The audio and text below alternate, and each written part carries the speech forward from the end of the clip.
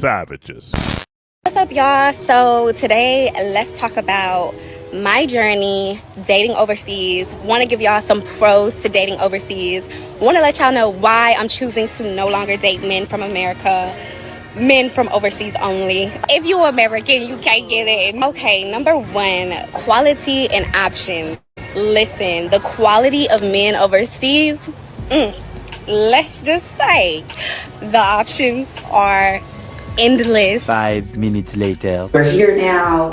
We know what we was doing. Me pushing 30 years old. At the time, I've had fibroids pretty much for like the past decade. I've dealt with cysts. I was just kind of like trying to consider, what if this is my only opportunity that I will be able to have a child? What if I wouldn't be able to have a baby again? All these things went into my mind. My baby father initially was all like, you know, whichever way you decide to go, like whether you decide to keep it or you don't decide to keep it, like I'm gonna be here regardless. Ladies, men always say that all over the world. We've all heard it's your body, your choice, even in different countries. It's hit her with the old school Tom Likas, Doug Flutie. Anybody from the old school Tom Likas? I know Uncle Guns know who I'm talking about. He said, listen, it's 4th and 10, right? And I got one pass and I'm trying to go over the top deep. And hopefully you a one night bust down. Hopefully I'm going to say, you can do anything you want, but what he's saying is, please let this lady suck this baby out of her and get rid of it. I know it sounds horrible, but I cannot.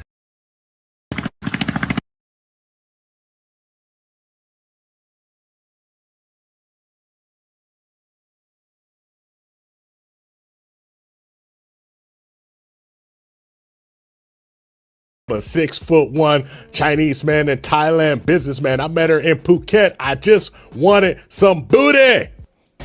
Stop the cap. Stop the cap right now. Stop the cap. So I decided to keep the baby. It goes to after that. He completely just like flips. Oh, rewind. Before I found out I was pregnant, me and my baby father had decided that we was gonna split ways. We decided that things was just not really working out for both of us. We was both like just growing in different directions. We decided that we was gonna just give each other space. I think that's an important fact. He goes his way, which he went back to Phuket. I decided to stay in Bangkok. We both was living in Phuket. We came to Bangkok for like a business thing. Now she's gonna sound like it was her choice to separate. Like if he would have been like, hey, stay in Phuket, she wouldn't have stayed. Or if he would have been like, let me stay with you in Bangkok. Come on now, Chris. Come on. First of all, there's a lot of cappage in this, but of course it's one side. I bet you dude would have said like, listen, man, I'm at home, girl, and I just got it in, and damn, I got a baby. And I ended up just like falling in love with Bangkok. 5 days later, literally 5 days later to be exact from him leaving, I found out I'm pregnant. You let him hit it raw, you didn't have second thoughts. Now you a single mom,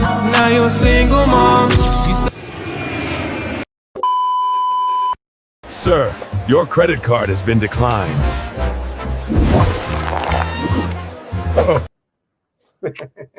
What up, y'all?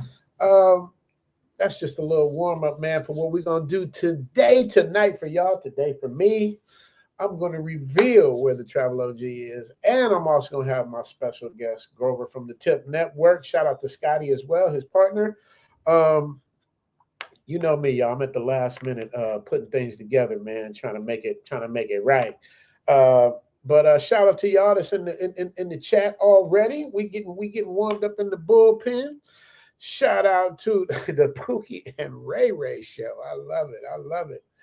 I am proud of shout out to you, man. Shout out to everybody, Maurice, Leslie, of course, E1976, of course. Leslie hits with the first $5 super chat up in here to get things started. Today I'm excited about this because I get to reveal where I am, man. I did it's kind of a cheat for my live stream because I did working on a whole video of how I decided where I was going to go, what it took to get there, what my options were, and so it's interesting because y'all gonna get a little cheat code of what's going on and where I am, man. But I am in a great space where I'm at, man. It is so cool. Sometimes you got to reset. You got to refresh, man. You gotta hit that reset button. That's why I try to fast. I try to do like 16-hour fasts. Try to. It does help you lose weight too, but it's also healthy, something to do. But for me,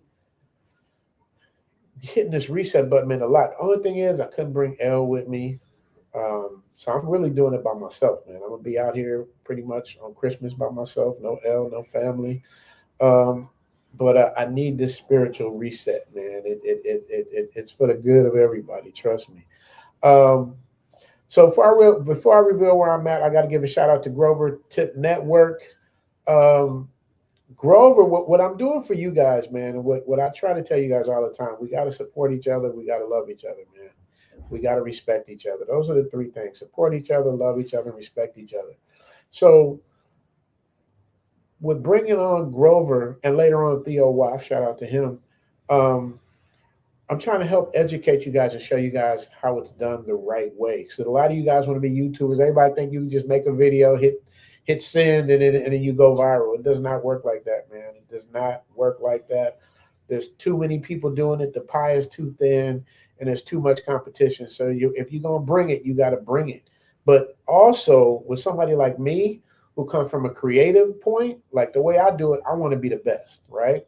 I want you to feel like you're watching a TV show, right? I want to make sure I take you on a ride every time. So when I leave this planet Earth, I got a legacy of great stuff that I left here for you guys, right?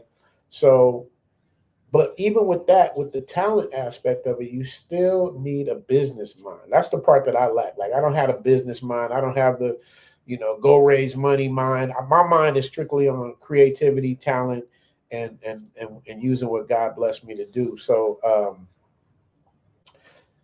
so when it comes to somebody like a Grover who understands the business side of YouTube and understands the algorithm and understands what you can and cannot do, because every week I get a check mark. I'm gonna show you guys. I did a preview about this. I mean, a little intro for Grover. I'm gonna show you guys. That's what I was working on, man. I was just finishing it up. There's a whole nother side to this. So you guys need to learn both sides. You got to learn who your niche audience is, and you got to learn how to work the algorithm so you're favored by YouTube. YouTube and I, we got a love-hate relationship, man. I love YouTube, but sometimes they be hating on me, I feel like. But what I do is I just keep on going. I just don't know how to stop. I just got to keep going. So talk about some things that happened during the week, man. We're going to talk about a few current events, man. We got to do that every week too, man. Shout out to Rob Reiner. Passed away, got evaporated by his own son. I mean, it's like this dude, if anyone saw Boys in the Hood, if anybody saw Boys in the Hood, put one in the comment section if you saw Boys in the Hood with Cuba Gooding Jr., Morris Chestnut, Larry Fishburne. If any of you guys saw Boys in the Hood, John Singleton, the director, will tell you his inspiration for Boys in the Hood was watching Stand By Me, based loosely on his life, not John Singleton's life, but Rob Reiner, like something. A lot of writer directors, we do things that influence our lives. Like some people will grab a book or a popular novel and then they'll do something from that. But other people use their life experiences, like John Singleton did with Boys in the Hood, like Rob Reiner did with Stand By Me. So he was influenced by that, man. Rob Reiner, since some of y'all too young to know All in the Family, like he's been around. He's been putting it down for 50 years, man. And to get murked by your son, that's insane, man. But that's the kind of world that we're in, man. So I want to give a shout out to him and his family. Me coming from a Hollywood background, he is like Hollywood royalty. The details were he was at a party. From what I understand, shout out to Gail at Night too, who first told me about this. He was at a party, at a Hollywood party, and his son was like trying to tripping out, asking weird questions to like famous people, like, what is your name? Are you famous? All this old goofy stuff. But come to find out, and here's the cold part. He murked his mom and his dad. right? But he's probably going to get off for reasons of insanity. And the reason why I think, lead attorney would know more about this than me, but the reason why I think he's going to get off is because he's literally insane, like on meds. He got all kind of stuff that he was going through. They switched up his meds right before he flipped out. Like he'd been diagnosed. I think they said he'd been to rehab like 18 times since he was 14 or something like that. Since he was 14. So, he got a strong case to get out of that, man, which is insane. But once again, that's the kind of world that we're in, man. So if he gets out, it's a good chance he's gonna get out of it, man. For murking his mom and his dad, that's crazy.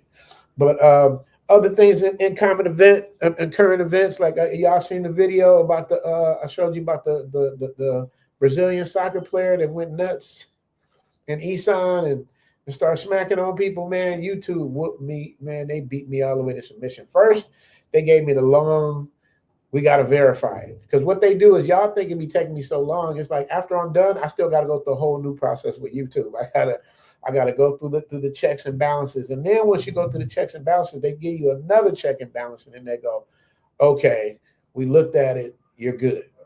So then I put it up, and then a couple hours later, they hit me right back, say, this content is, we're gonna hit you with the 18 and over. So when they do that, you really don't get no money. Like they basically just chopping you down. So the work you put in is for nothing. But so I went in and did the remix, man. And I said, okay, we're gonna play that game. If I can't come to the front door, I'm gonna come to the side door. You dig?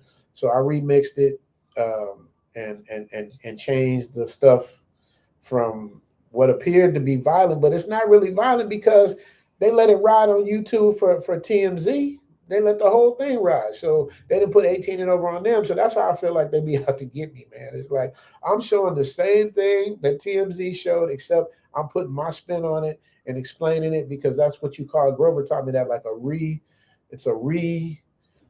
Grover tell me what it is, or something like a reinterpretation of what happened. So I'm not just like jacking their footage. I'm like explaining it, going through it and breaking it down. You know what I mean? Like a news report, but they still hit me in the back of the head, man, with the 18 and over. So, anyway, that's how that goes.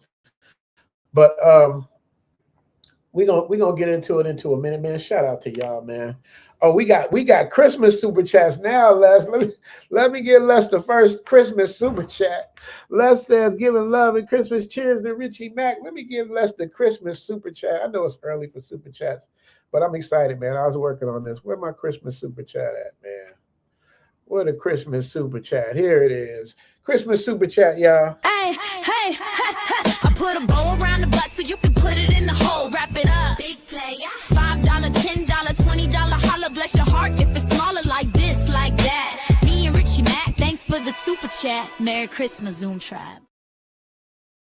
Now, you see, this is why me and YouTube have a love-hate relationship. Now, what I do was I will play around with what's crossing the line without crossing the line. You know what I mean? But everybody's completely covered. It's done in humor.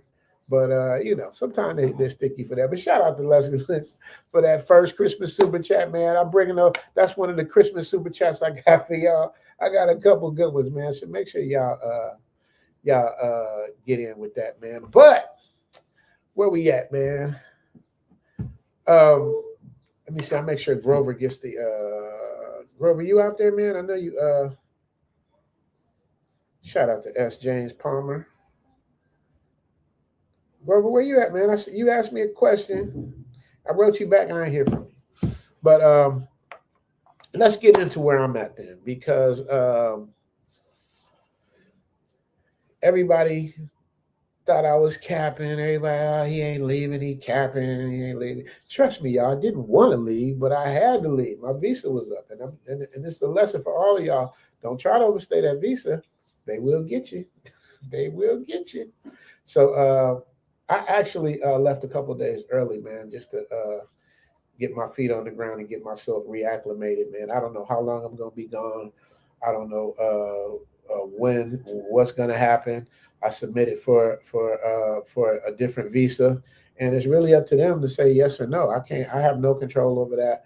But while I'm figuring it out, then we're gonna figure it out. You dig?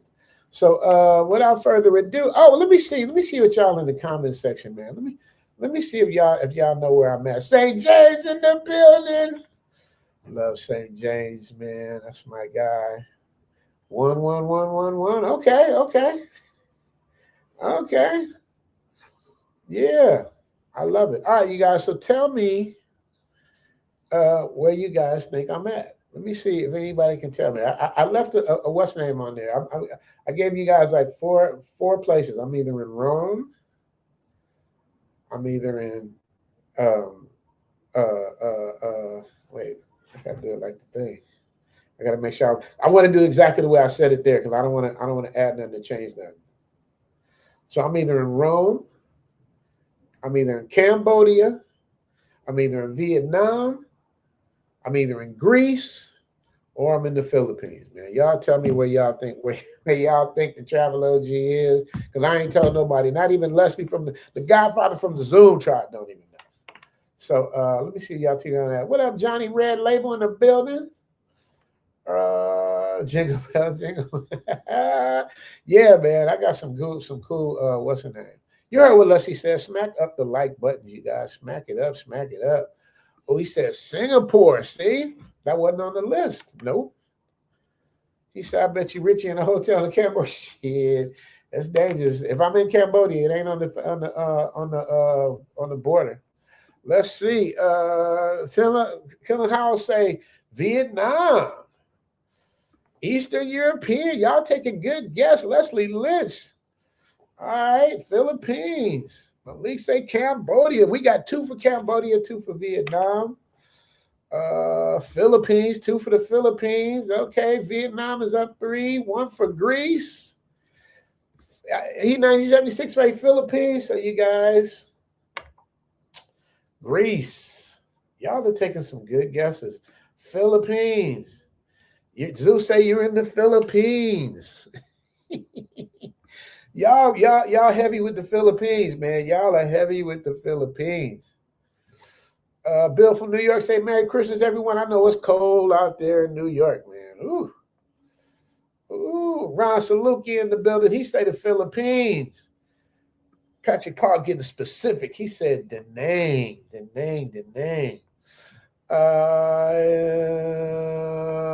Beretta, congratulations, man. He says he has graduated from accounting school. I'll see you soon. Just been busy. I understand, brother. I understand. Well, let me give you the other super chat since you've been busy. Congratulations to you. And let's shoot off some fireworks.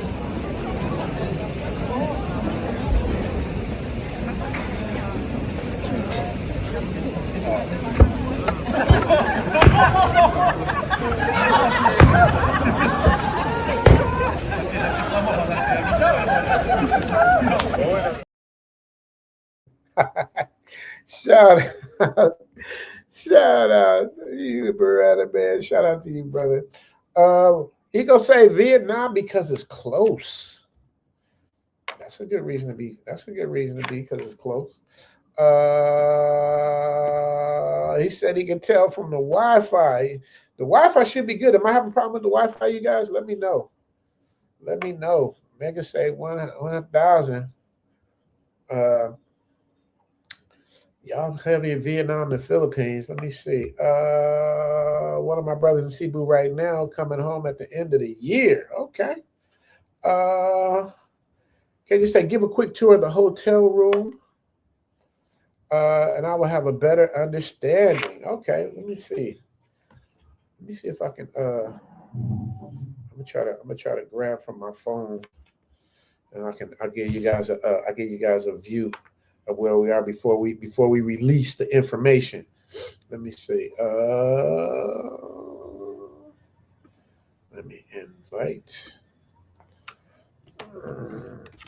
You guys, let me know if the reception is good. If we get clear signal, let me know if we get clear signal.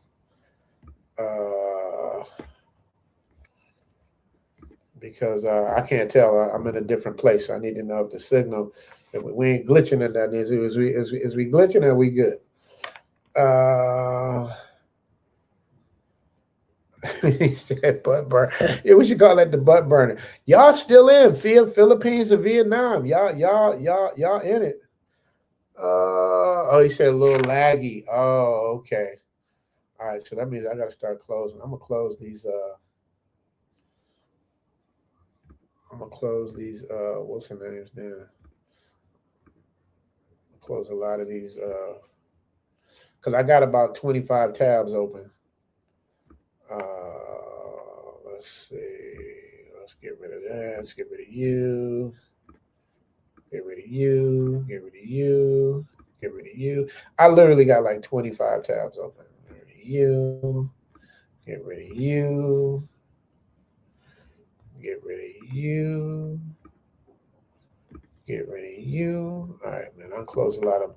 All right, you guys. So let me know. Are we still laggy? Let me know if we still laggy. Red Label say Cambodia. Okay.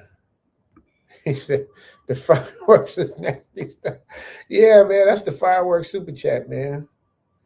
Bill said the reception is cool. Okay, we good. Keep freezing. One of y'all say good, the other say keep freezing. A little stutter with the internet. Okay. Let me see. He said good morning from Vietnam. Willie, your realtor's in the building. He said, wherever we know you're good. Wherever you're over the year, man, God is good, man. I am blessed, man. I'm going to give you guys a hint before I tell you. Like, I've never been here before. I've never been here before in my life. He said, well, you in prison? I hope not, man. Got a lot of partners that are, man. Shout out to them. But no, the closest I've been to a prison is a holding cell. That's it. And it wasn't for drink driving, man. I shot one of my little gangbanger homies with a BB gun. And his mom told, police came, Hawthorne police came, took me. That was one time. And then I was smoking the Cheech and Chong at school and in high school. They rolled up on us and took me in for that. Because I was like, you're a senior last semester. They took me in because I was 18, bro. It was crazy. He said, any idea how long to be made for your visa situation? I don't know.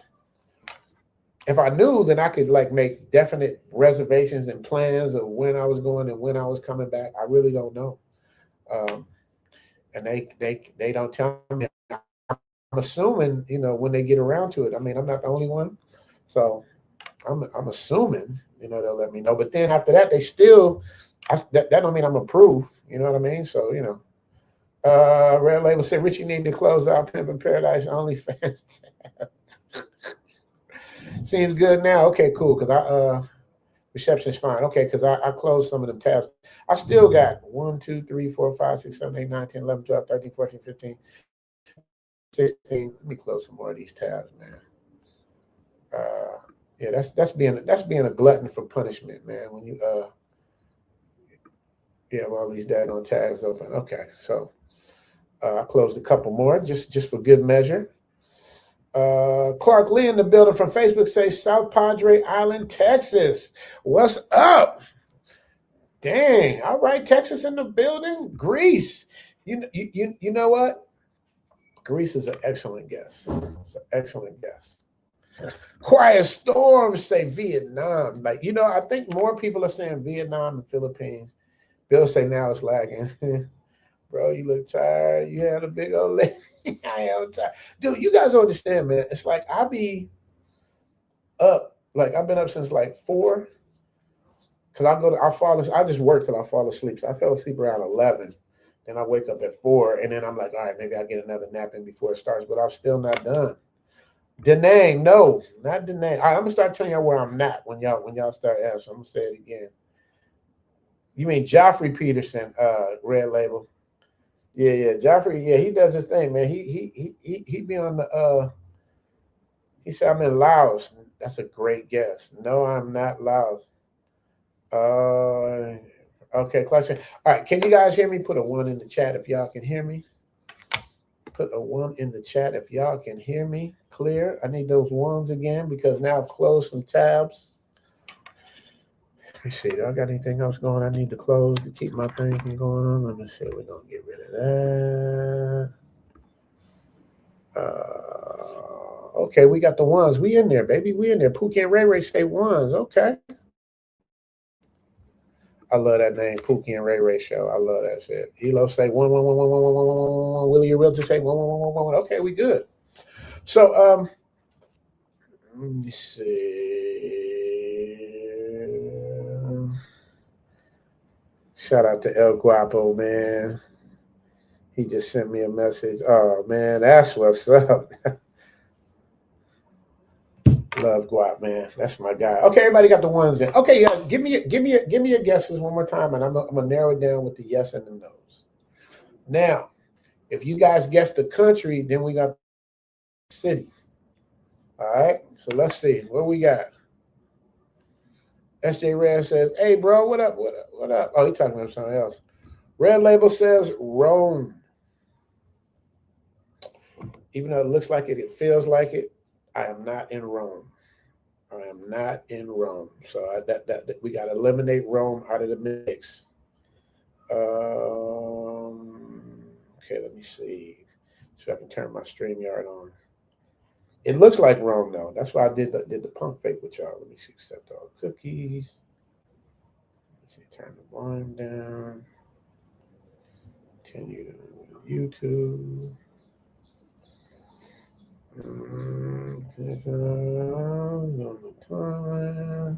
See if this works, y'all.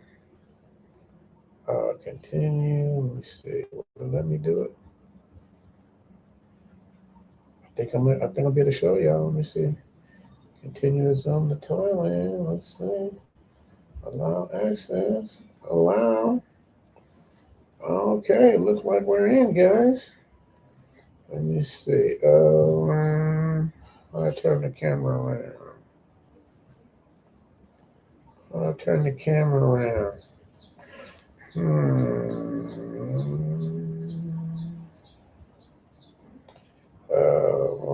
Zoom cam. All right, go. All right, turn that down. I'm backstage. Okay, so now add myself to myself. Let me see. Okay, now we can see. We got the lag. If y'all can see that.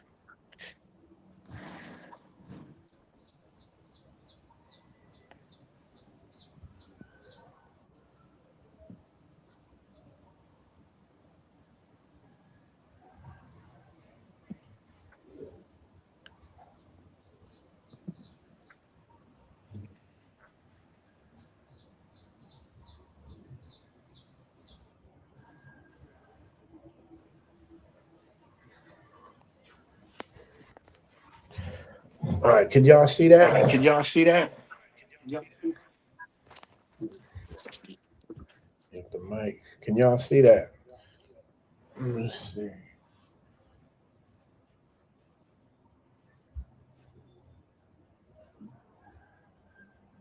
Let me see if that works. Nope.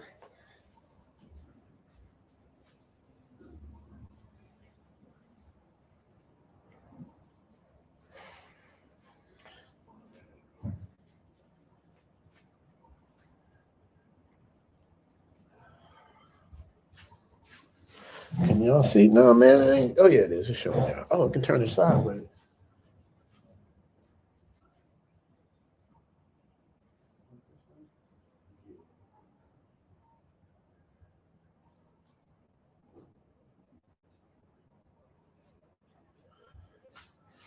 Let me see. Okay, yeah, that looks nice. Okay, you can see.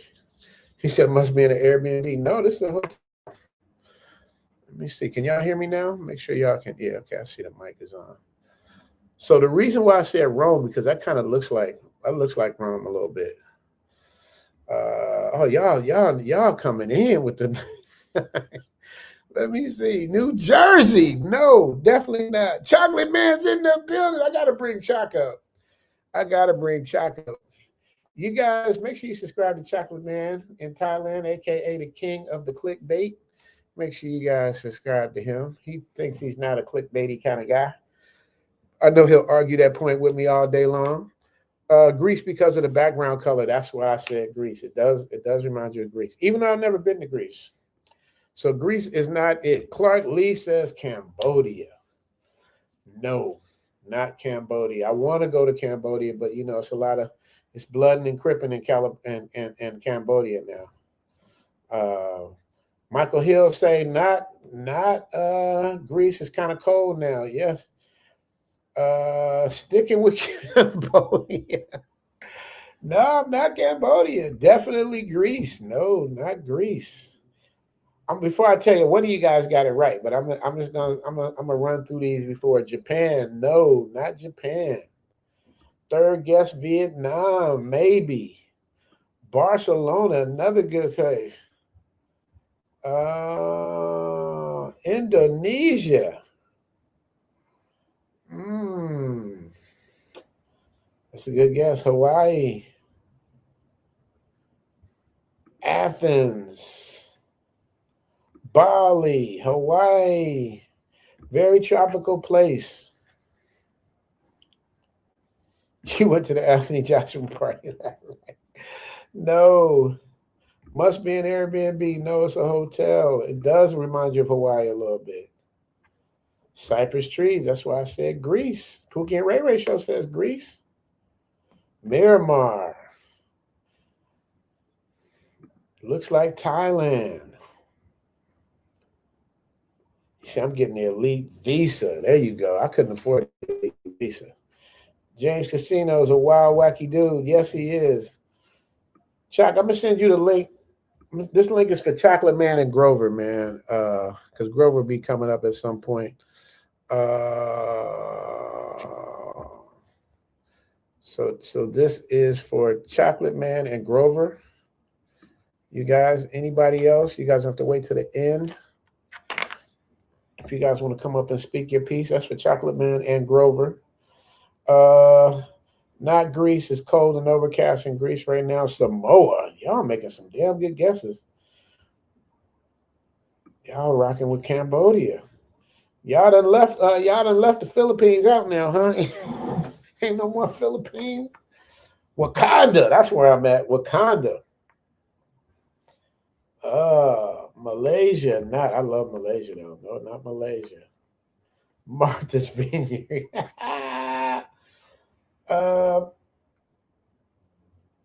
Where the hell is that at? Nhân Thanh, Vietnam. Oh, he was specific. Okay, so we're gonna rock with that right there. All right, you guys. So to give up the goods, this is where I am.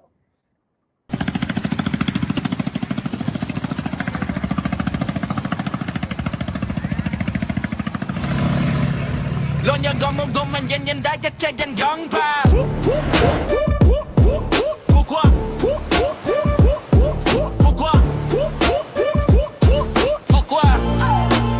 I got a spot in the cut. My back to the beach with a view of the ocean. Tribe, let me tell you, this is a spot where they can never find you. Indians and Russians got it on lock. The travel OG, the only black in the spot that makes me exotic. Ladies offer free massages and I like that. All right, first of all, that's cap. Ladies do not offer free massages here. But let's get serious for a minute. I didn't come to Phu Quoc because it was trending. I came here because it wasn't. I've never been here before, and more importantly, almost nobody else had either. No YouTubers, no algorithm chasers, no circus. Back in 2021, when I first landed in Thailand, it felt the same way. Like discovering a world before the crowd showed up. Before it became comment sections, thumbnails, haters, and people arguing about who ruined what. Thailand today is starting to feel like Vegas. Still fun, but loud, oversaturated, and everybody's got an opinion. So when it came time for me to step out, when my visa clock started ticking, I didn't want more of the same. I wanted a hard reset. And that's how I ended up here, on an island most people still can't point on the map. Vietnam is having a moment. The dollar doesn't stretch the way it used to in Thailand, and people are quietly migrating east.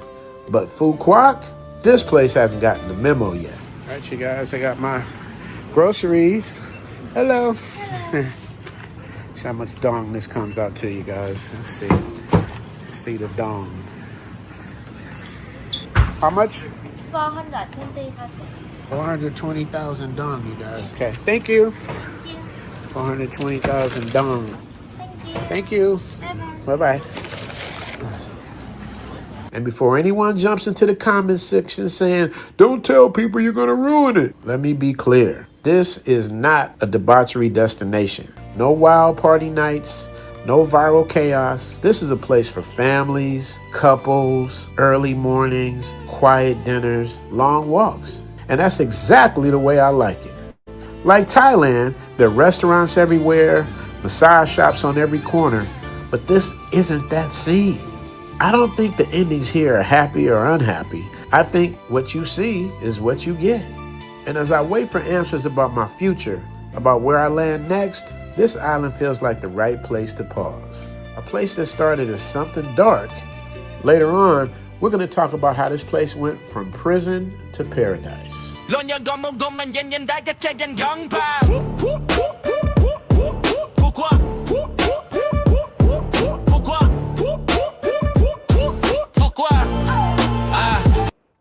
And that is where I am, you guys. A place that a lot of y'all never heard of, a place that I never heard of.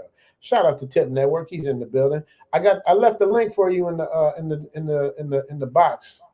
And when you get in the when I see you in the back, I'm gonna do your intro, man. I did one for Tip Network, man. Let me tell you guys, if you guys are subscribed to Tip Network, man, you guys are missing out. You better subscribe. I'm sure you are, because a lot of us we have a lot of the same subscribers, but man, they are really doing their thing, man. Chalk's in the building, Mr. Carnivore, the Carnivore King is in the building. Chalk, well, put your thumbs up when you're ready for me to bring you up. But Chalk is the king of the carnivore, man. This dude is eating nothing but straight pterodactyl burgers with no bread. He just going all the way in caveman style, man. The dude looked like he lost about 1,000 pounds, though. I will give him that. Shout out to him. Chalk is the Swiss Army knife. Chalk is the only brother, if you want to call Chalk a brother, is the only brother that was in Thailand before me because Chalk was the only one that I've seen in Thailand. So he shares the same sentiment as I do. You know what I mean? It's like we've seen such a drastic change with things, and that's what makes this place so dope, because it's like a refresh button starting all over again. It ain't the turn up crowd. It ain't none of that. It's none of the debauchery, no craziness. This is where you got to be like late 40s to appreciate this place, man. Late 40s and up. You know what I mean? Red Label said James with Fred Flintstone. Yeah. He did. The real meat eater. Yeah, he is, man. He is. I'm just watching him in the background, waiting for him to give me the thumbs up so I can bring him up. Chalk, you know, I talk bad about him. And I don't say nothing I want to say to somebody's face. So Chalk moved his mama out to Thailand and then dipped back to America. I'm like, what are you doing? But you know, Chalk is always gonna make it make sense. Okay, I got you, Chalk. Chalk's gonna always make it make sense what he does. And that used to be Chalk's slogan. It don't make sense. So Chalk, make it make sense, man. King of the clickbait, ladies and gentlemen, Chocolate Man in Thailand is in the building. What up? Look how skinny he is, you guys. Can you guys see that? Look at this dude, man. Chalk, I don't hear you. Got your volume going? You got your audio? What's good? Can y'all hear me? Hey, I can't hear you now. Chalk, look how skinny you are. Is that audio working? Can you hear me? Yeah. Can you hear me? Yeah. Chalk, okay, you got to stop now. You've lost enough weight, bro. You can stop right there. You can just end it right there. You ain't got to lose no more weight. Oh, this is weird. I got like a repeat in my headphone. I don't know. Something's going on here. Really? You wanna leave out and come back in? Can you hear me? Let me see. I want you guys to see how skinny this dude is, man. Chuck, look how skinny he Nah, we'll is. just Chuck. deal with it. Can Are you you hear me hearing though, me in Chuck? real time though? Yeah. Yeah. Can you hear me? We hear you. We hear you. If you guys can hear Chuck in real time, put a 1. I know I Yeah, I can can hear hear him. you. Okay. St. James said, Chuck. I see you, Chuck. Chuck, so you can hear me clearly? Okay. E1976 can hear you. Red Label can hear you. Oh my God. Literally lighted. You crazy. Yeah, this is weird though, man. This is like StreamYard's doing something different today. We hear you fine and see you fine. We hear you fine and see you fine. Can you hear me, Chuck? I just need to know because I got to ask you a question. I need to know if you can hear me first.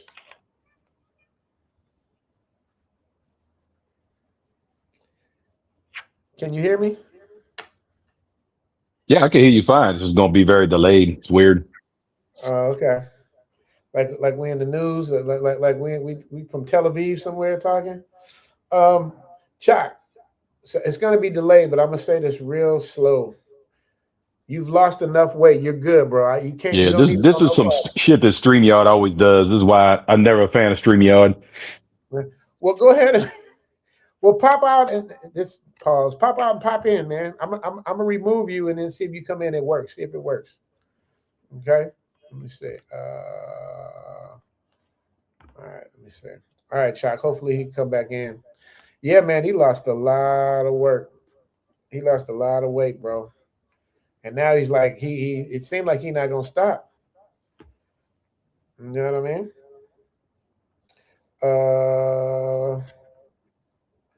Where is? Let me see. Let me see. Let me see. Chuck hating on StreamYard now. Let me see. Okay, I did. Let me see. Let me send this to Grover now. Send the invite to Grover because he's not in my email list for some reason.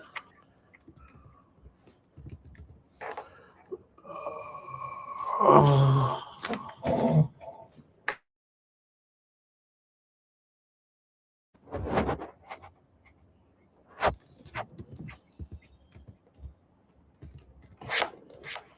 All right, let me send Grover his link. All right, so there we go. I don't know what happened with Chuck.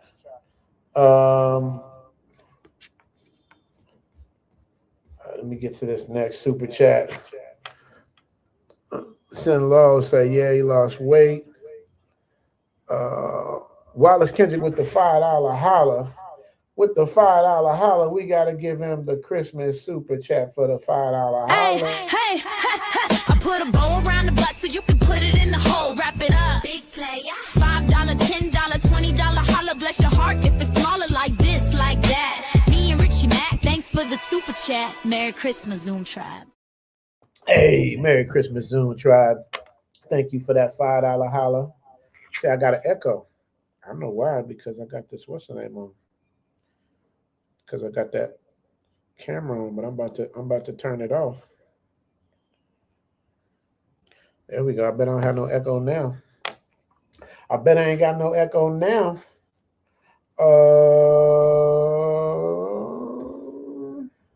And later on, we're gonna have Theo Watt come on and talk to you guys. Okay, Chocolate Man is back. Choc, give me the thumbs up if you're ready. All right. What about now, Choc? How's this? Is better? Yeah. Can you hear me? Yep. No echo, right? We good? No echo, no nothing. We good? We straight. All right, cool. So, Choc, man, I was saying to you, man, you lost enough weight, bro. You good. You're not going to lose no more, right? You straight, right? You already passed your goal. 20 more pounds, baby. 20 more pounds. We got to take it down to 200, and then we're going to come back up. Oh, wow. This dude. We're going to put it all on the flex, baby. We're going to get the guns up, baby. We got to get down. We still got this little poofer right here, though. We got to get rid of this little poofer. Right, right, and that so Chuck, real quick, man, tell us how this carnivore thing works, man, because you just went all balls to the wall, and you when you set your mind to something, you just do it. So tell us how this thing works, man. This carnivore thing. Yeah, it's not complicated. You beef, butter, beef, and or what is it? Beef, butter, bacon, and eggs. You know, basically, you're going to restrict your diet down to a very limited amount of ingredients, but you can still eat a normal size amount of meal. You can still eat like 2,500, 3,000 calories a day if you want. But yeah, you want to eat some high quality, good meats, eat some eggs, a little bacon, whatever. And then that's about it, man. And stop drinking all that, don't drink no sugary, nasty stuff. Eat good stuff, man. Just eat good quality food, man. And you're going to be all right. And watch the weight just shed off of you. Then maybe do a little fasting as well. You're going to be fine. You're gonna be fine, man. I talk about Chad. What do we? It wasn't called carnivore before, because I had that same thing. What's the Atkins diet? Which one was that? It's similar. Yeah, that's just low carb. Like on Atkins, you can eat all kinds of shit. Atkins or keto, whatever, you can eat all kinds of shit. With carnivore, the whole reason I did carnivore instead of keto, I've done keto before, I've tried carnivore before, but the whole thing with carnivore is it's very simple. And like me, I'm an addict. I'm a food addict. So if you give me options, I'm gonna mess up those options. That's the problem. I'll jack them up. So it was just more sense for me on carnivore. It's like, if it ain't meat, I don't eat it. I just don't do it. So that keeps me from making mistakes and eating the wrong thing and making deals with myself. And that's my biggest problem. As an addict, you make excuses for why you can do this or do that. You tell an alcoholic, well, I'll just have a near beer, and then I'll just have like a light beer, and then, okay, well, I'll just have one shot of vodka. And that's what happens with an alcoholic. Same thing goes on in my mind. I'll eat something and I'll be like, well, I could just have a little bit more. Well, this only has half the amount of sugar as this. So I keep making those deals with myself. And that's how I keep getting that repetitive, repetitive fat gain basically from eating food, because I talk myself into it. So by this way, I can have another piece of bacon, and then I can talk myself in having another piece of bacon, because that's okay. Okay, so what did you cut out completely? What did you used to eat that you don't eat anymore? And how long is it going to be before you eat that again? I was eating out like every fucking day. Like every day I would eat out. Every day I'm eating all kinds of, just whatever you could name. I'd eat Italian one day. I'd eat Thai food one day. I'd eat regular American food one day. I'd eat a cheeseburger this day. I was all over the map. I ate any kind of food I wanted to eat. I was like, fuck it. I'm going to eat what I want to eat, because, I'm retired. I can do what I want. But what did you say? I'm never. Now, is this during this diet phase, or is this forever? Once you get to where you want to be. I mean, this can be a lifestyle. I've been doing this for over 4 months now, and I don't even, I just had a whole plate of eggs and bacon. And I don't even think about it. It's like, it's whatever. Now I've ate a food that tastes good. I'm satisfied. My craving for food has been satisfied. So I don't need to eat anything else. My body is going to react to that in a positive way, because all the fuel that I've just taken in, it can use, because I'm fat adapted. So it's full of fat, it's full of protein, it's full of this, full of that, everything that my body needs. So my body's like, okay, cool. This is all good fuel. We're going to use all of this. So I feel energetic. I feel comfortable. I'm good. What about vegetables? Like there are, again, like if you're on keto, they'll still eat vegetables. They'll just eat low carb vegetables, like a lot of green vegetables, like broccoli and beans and stuff like that. And that's fine. But the problem is that they do have carbs in them. So you can build up on carbs. Or again, I get in that situation where I start making those deals. Well, if I can eat this vegetable, then I should be okay eating a potato. Or I should be okay eating some carrots. Those are very heavy carb. And that's going to take you out of ketosis. That's the whole point, is to remain in ketosis, where your body is burning fat instead of sugar or carbs for energy. Mm-hmm. Now, you cut sugar out completely? I don't eat sweets at all. What about drinks? You didn't really eat a lot of sweets before that. I only drink water. I drink water and soda water. That's it. It's the only thing I drink. I don't even drink alcohol. You don't drink any alcohol? Mm-mm. Wow. Okay. And then you were also putting in your 10,000 steps too, right? Every day. Yeah. Yeah. If I don't get my 10,000, I try to do other stuff. I try to run, or now that I'm out here by the lake, they have some steps I can start doing stair work on. I try to, it's not necessarily about the distance. It's more about getting a good, maybe anywhere between 5 to 1,000 calorie burn a day just on exercise. Okay. That's what's up. You by the lake, you got to go to Easy Rider. Have you been there yet? The burger spot? You can just get them to take all the shit off and just give you the meat. Yeah, I don't eat out at all, period. Oh, you don't eat out at all? Nope. I cook everything. Oh, wow. Damn, boy, that's some serious discipline. Grover, I see you in the back, Grover. I'm bringing you up in a minute, bro. I see you back there. I'm glad you made it. Give me the thumbs up so y'all know you can hear me, Grove. Yeah, okay, cool. So Chuck, I watched the episode that you moved. You found the spot. So you're over by the lake. I know where you are. I'm not gonna give up your location, but you're over on that lakeside. That's the way we go on the way to play golf. So I know exactly where you are. I think I know exactly where you are. Yeah. How you liking the spot? You gotta go past this area to get to the golf course. Right. Frank is over there. Yeah. I got. There's a lot of people over here. Alex is over this way. I mean, there's a bunch of people live out this way. But that's the natural progression in Pattaya is to start out downtown, partying, blah, blah, blah. Then you get your little girlfriend and maybe move to like Jomtien or Pratamnak or whatever. And then you get married and have kids and you take your ass to the east side. That's how it goes. Yeah. I tell everybody, it's like Las Vegas. Nobody in Vegas lives on the strip. Nobody lives on the strip, bro. Nobody. It's the same thing. It's Las Vegas, man. And every week you got somebody coming in thinking they're the only person with that idea. Every week, I have friends who live in Vegas. Every week, somebody's coming in. They want them to host. All you have to do is look at the Vegas desert and how all the housing is encroaching on the desert now. Like that used to be a spot I slept at in my van. It was outside a housing development out there, and you can see it's just going closer and closer to Mount Charleston and all the other stuff out there. Right, exactly. SJ said a walk and talks with James Casino. Yeah, man. You still doing your walk and talks, Chop? Yeah, I just did one yesterday. Okay. I might do that out here where I'm at, man. I might do a walk and talk. See what it is, man. That's the truth. You have to pay me residuals. That's trademark though. You have to pay me residuals. No, yours is walk and talk with Chop. Mine is walk and talk with the Travel OG. So you can't get it. That's like McDonald's trying to get Burger King. It ain't gonna happen. I'm sorry. Yeah, everybody in the chat will agree. I own the space. Sorry, man. You gotta pay me. Now, everybody in the chat agree you are the king of the clickbait. Now, do you want to admit that in front of what does it say right there? What does it say right there? What does it say in my title? What does it say? I can't. Let me see. Blind. Put your fucking glasses on, Richie. I don't know why you such a glass. I don't have glasses, bro. Glasses on. I don't understand why you have such a hard time with it. I don't have glasses, man. Let me see. Just buy some then. Shit. There's an optometrist there, I'm sure. I don't know what glasses gonna make you look sophisticated instead of looking like that little bug-eyed raccoon you do. You get one in, huh? All right. You see, there you are. See, he always start off first. I'm gonna get on that irreplaceable booger on your nose. I'm gonna get on that irreplaceable booger. That's all right. How many books you sitting on? How many books you sitting on? What does Chuck say? Exactly, man. In Thailand, clickbait is not a crime.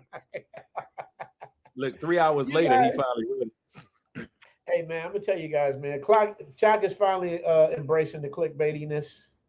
Hey, man, if it works for you, Richie don't think he clickbait. That's the shit that cracks me. I'm like, I don't clickbait.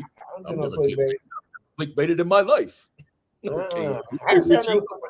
I may be clicking that van life. Look, he's talking about the van life. Chuck left his van and came back, man. Why did you leave van life so early, bro? What do you mean? Why did you leave van life so early? You wasn't planning to come back. You didn't watch my video? Broke down, but I know everybody else don't watch it. Can you explain it to us? Yeah, what did I say in the video? See, so now I gotta go through it. I gotta go through it. You didn't watch the video then. I made it quite clear in the video. I would like to know why you quit van life. I made it quite clear in the video that I wasn't going to tell you. I made it quite clear in the video. No, you said in the video, keep watching and you know, and you'll No, find that's out. not what I said. Nope. Go back and watch the video. And you said the Go back van and broke watch the down. video. You did. I watched it, Joe. I watched it. You Okay, said the that's not van what I broke- said. I said watch the What video. did you say then? You must have That's said not some I clickbaity shit said. there, because that's I what I said heard. quite clearly. I said quite clearly. I don't always tell you guys everything. I said it quite clearly. Right. And then you Mhm. also said, I like to see what y'all come up with in the comment section. I saw that. Exactly. I want to see what the theories are. That's fine. That's funny to me. I want to see all the theories, but that doesn't mean I'm going to tell you. The damn king. Even Willie know the damn king of the clickbait. You know what I mean? Yeah, that's what it is, man. Chocolate want to know. He said, I got a Twitter in Vegas. Huh? He's talking about you. No, he's talking about you. Nah, man. You are the king of the clickbait, Chocolate Man. But anyway, man, we ain't gonna go back and forth with this. You are the king. I'm gonna bring up. I want you to stay on with us, Chuck, if you can. I'm gonna bring up Grover now. Now, Chuck, I know you know Grover from the Tip Network, right? If you don't, you're about to know him. So this is what Tip Network. Tip Network is. I'm going to show you. Tip Network is it's a man-centric channel that that just kind of like blew up. I mean, I like all that stuff, all that network and everything like that. I'm just not in that space. I don't participate. I'm not really involved in it. I love it, man. I love it. He does his thing. He matter of fact, I'm gonna show you how he does it, man. Shout out to Tip Network. So you guys take a look at what I'm talking about. Every single week I fight with the YouTube algorithm. Yellow check marks, delayed approvals, age restrictions. Sometimes I don't even know what rule I broke because YouTube doesn't actually tell you. They'll send you a 2-page document explaining every guideline under the sun, but they won't tell you which one you violated. Now here's the irony. If you use copyrighted music, they'll tell you exactly what you did wrong down to the second. They'll give you options, fix it, remove it, or dispute it. But for content, it's vague, it's unclear, and it leaves creators guessing. I've done news style reporting, no blood, no gore, no profanity, and still yellow check mark. Still 18 and over. Did I bring that on myself? Is my opinion too dangerous or too real? If I could do it all over again, I would have played it safe. Corny, kid-friendly, wrote it straight to the bank. But that's not who I am. I wanted to speak to my peers. Hard-hitting visuals, real conversations, topics that matter, even when they're uncomfortable. And that decision has consequences. Which brings me to my next guest. We started around the same time, but he figured out something that I didn't. He surpassed me in views, subscribers, and consistency.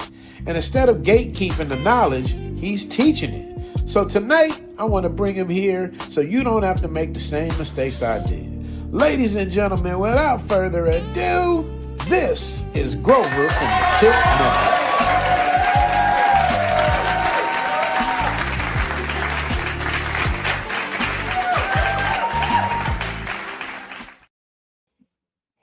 Yes, y'all. Hold on, where's Grover at? Hold on. There he is. Man. Bro? Hey, how's my audio? You got me? Yeah, I got you, bro. I got you. Man, that's the best introduction. I toured the world playing music and didn't hear no damn introduction like that. I feel semi-special. Man, how is the Zoom tribe doing? How you doing, Richie Mack? Man, I'm good, bro. I am good. Hold on. I am so good, man. That's what I told you I was working on. I was like, I'm still working on your intro. You know what I mean? Yeah. I like things to be, professionally done. You know what I mean? So then when I edit it together, everything will be like cool, man. But before we get started, I wanted to ask you a quick question. Now you're doing classes for this, right? Can you explain us what it is that you're doing and so how we get people involved? I'm doing a content creator school where I'm going to cover everything from things that you really have an issue with. Like most people have issues with thumbnail composition. Most people have issues with editing. I mean, I know you don't have a problem with editing, but most people don't know how to edit, what programs to use. People have a real hard time leveraging just the AI tools to making their content better. I think a lot of times when you talk AI with content, people actually think that you're doing your entire content with AI, and that's going to get you kicked out of YouTube. But you can use AI tools to assist you, increase your productivity, and really what it comes down to is understanding. And I want to help people understand what YouTube really is here for, because YouTube sells you a bill of dreams. Hey, we're here to share and connect, and you could have a platform where you can get your opinion out. But that's not true. YouTube is here to do something different. And once you understand that, it becomes very easy to operate, because you start thinking more operationally what YouTube wants to do. And all of a sudden the magic of being successful kind of leaves, and it becomes a scientific method.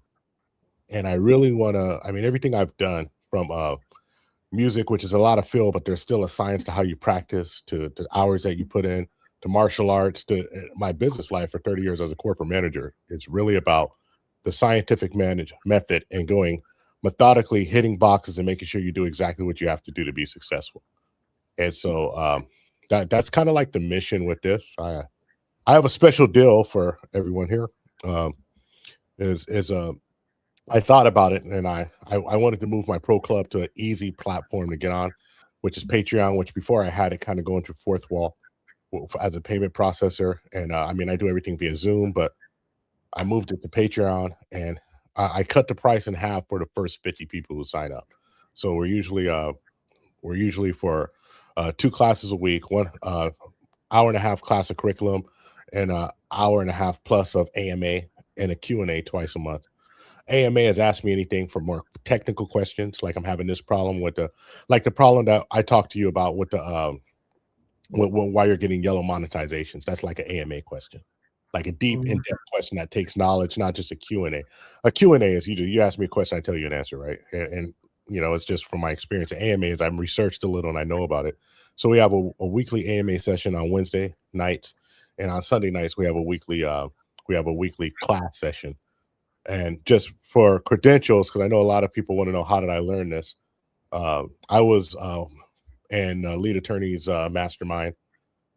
He actually was gracious enough that he several times have mentioned that, like, at times where he would ask me a question, I would lead the mastermind for an hour and a half at times, just about knowledge that I knew, because I make VODs and he's a really excellent live streamer, but VODs they're different. It's a different algorithm. It's a different method. As you know, you do live streams and you do VODs, and they both behave differently. So if anybody out there is interested in learning, I'll tell you this, and Richie Mack, you're going to be a little immune to this because you're outside of the country. You're in a place where your currency is doing things for you. I seen that $15 damn groceries. I would have spent $80 at the whole paycheck. I mean, Whole Foods, and you over here, it's at $15.63. I was disgusted. But it wasn't a lot of stuff, though. Don't get me wrong. It was basic. Don't think I get a lot of stuff at Whole. Man, I get a pack of meat, like not steak. I get like some chicken thighs at Whole Foods, and like some salad. And don't let me grab a little wine for me and the wife. Jesus, I'm out the money, man. So yeah. You're going to be insulated. Folks who don't have that, who they're looking for, maybe they want to start their channel and they want to get extra channel. Not only is it going to be half price for as long as they're in there, I usually charge $100 a month to operate. That comes with access to a Discord where all of the classes are recorded and kept. Where I'm building a course itself that's actually housed in a Discord as I'm building it, so you can see the editing process and everything I do with it. But it also comes with a free half-an-hour consultation for anybody who's on this stream, or the membership of the Tip Network. Of course, if you're a Tip Network member, you're going to get the same thing. I can't give anybody something I'm not going to give my members. That's just house backwardsness. That's disrespectful. Yeah, I can't disrespect my members. I got members who's been with me before. Like when my membership tier was, I would just type thank you, like you didn't even get membership videos, right? So like those people, of course, they have access to it, but I believe this, and I say it all the time, and I don't think people understand how grateful I am.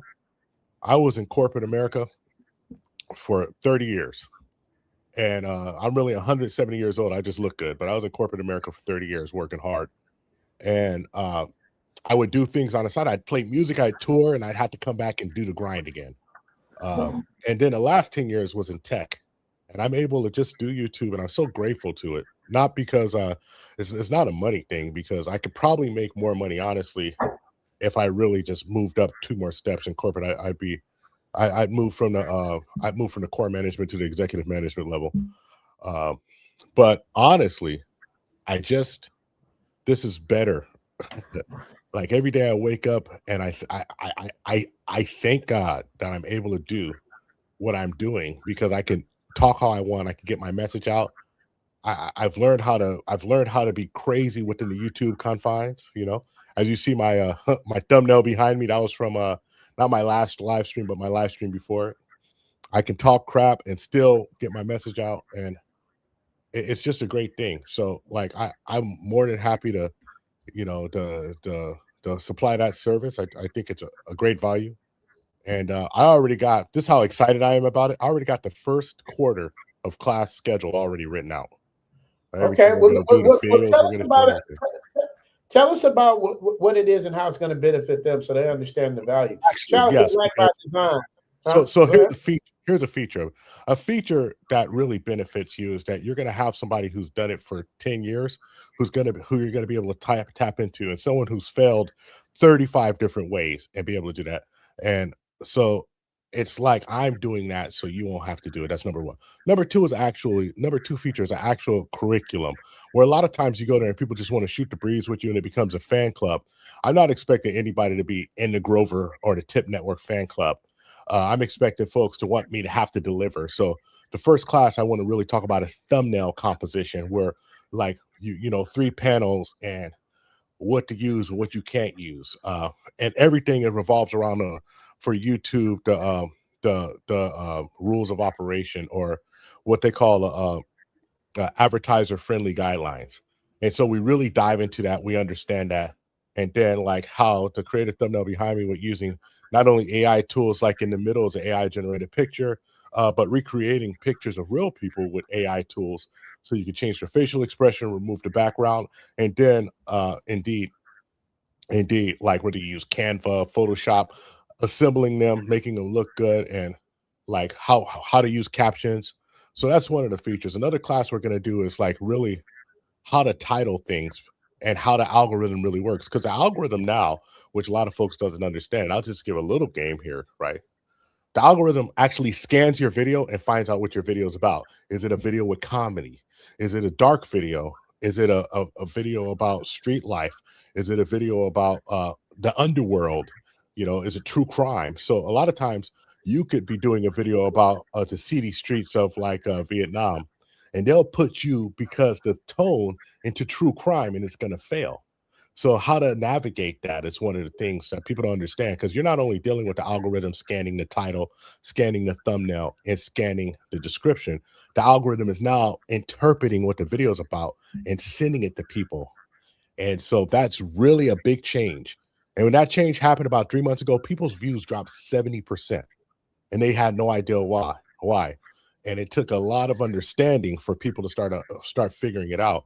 And the way we figured it out was YouTube actually told you they were changing the algorithm, and Gemini AI is actually in charge of the algorithm now. So now Google's AI is now in charge of the algorithm, and it's actually interpreting what your video is about and sending it somewhere. So you have a video about Vietnam, it's going to be sending it to a bunch of people who love Vietnam, but it may not actually fit into that niche, and your click-through rate will drop and the video won't get pushed as much. So how to navigate those things is a great feature. So I'm really here to show people, and it's in the easiest terms, is how to get some type of financial benefit out of YouTube. Because let me tell you something, if you're putting a video on YouTube, and I want to be clear, YouTube is benefiting tremendously off of you. I don't care if you're monetized or not, YouTube's putting ads in it. And if it's a great video and you're not monetized and you do 100,000 views, YouTube will make 100% of that ad revenue off of you. And you get paid every 1,000 views, as you know. And so I want to teach people how to get a little piece of that slice and benefit from it. So, you know, you need an extra few $1,000s a month. Maybe we can do that for you. Of course, it's up to your hard work. Nobody can do it for you. But I started off I remember when I got my first little measly $100, I was so impressed. And now we do very well. We do very well. So, you know, the Patreon is just Tip Network on the Patreon. I dropped it in the back chat, and I'm very, very excited. And the biggest thing, another feature, is that access to the Discord. Because let me tell you how I really got good at YouTube, really understanding. First of all, I got the best YouTube partner in the world. Yes. Okay. Shout I out got to the Scotty. best YouTube partner in the world. I got the secret sauce. This man, like, I edit 50% of the tip network now. I didn't know how to edit a lick, and I literally learned how to edit by watching him edit, watching his style, and then I just started copying him. I'm not gonna lie, I just started copying him, and then he said, "Okay, now that you got this, now make it your own." And so, like, Scott's patient, and it is funny because our backstory is that I've known him since he was 19. He actually worked for me, and so we've known each other. I mean, I think he's 40 something now, so we've known each other for a long time, and that was the backstory through up and downs. And I gotta say this: congratulations to my guy Scott. He is a father. He had a kid. He has a newborn. His ass has. I don't think he slept for a month. Last time I see his face, he looked sad, man. He looked.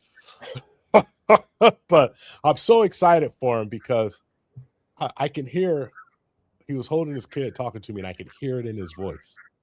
I can hear the change already, and so but it couldn't have happened to a better man. I know he's gonna. Why do you say he looks sad then? Oh no, he looks sad because he ain't slept. Oh, I said, how? He's like, he told me the most horrifying thing. He said, man, when I get 4 hours straight, I'm so happy. I was like, yeah.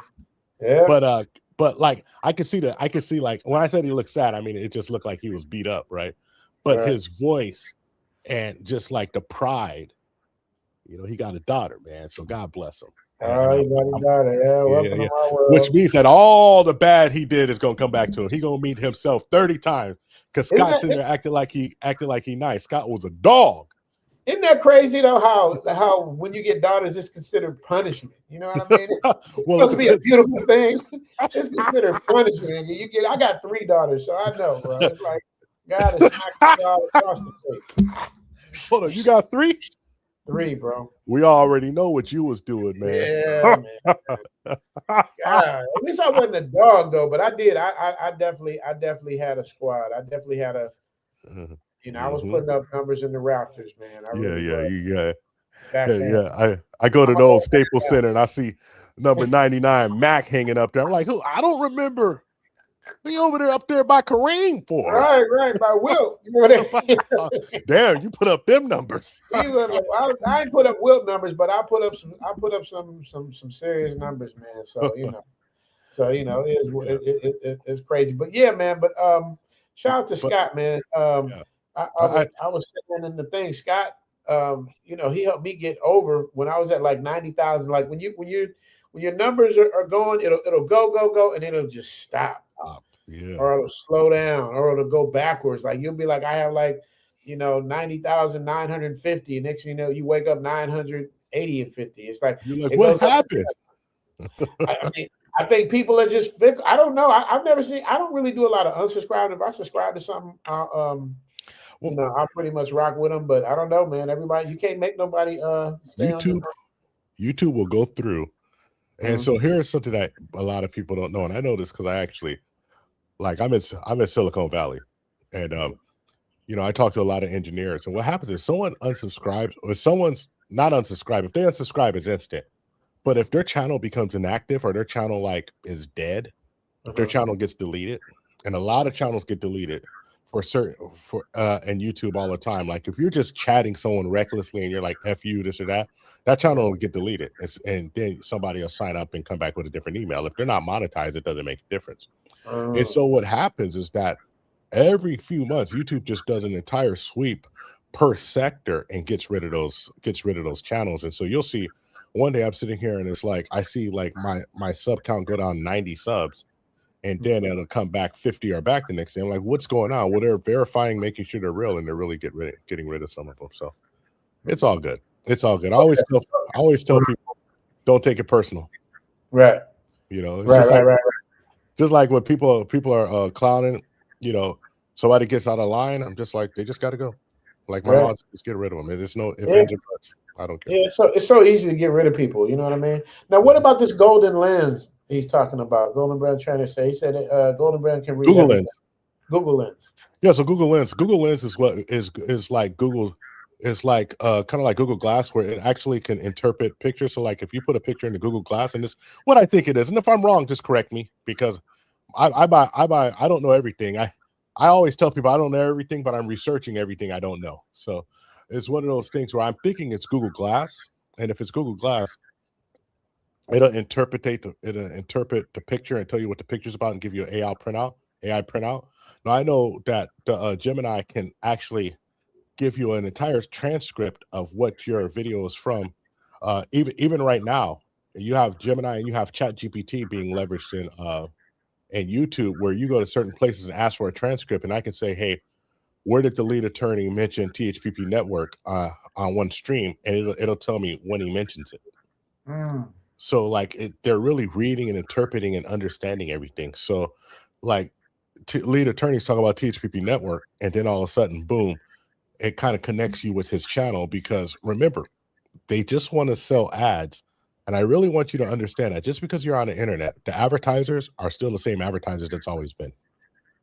The same people who advertise on television, and that dinosaur box that's on my wall behind me that I look at for less than an hour a day, and I don't know why I even have one, is still the advertisers who come on there. They're the same advertisers who come on YouTube.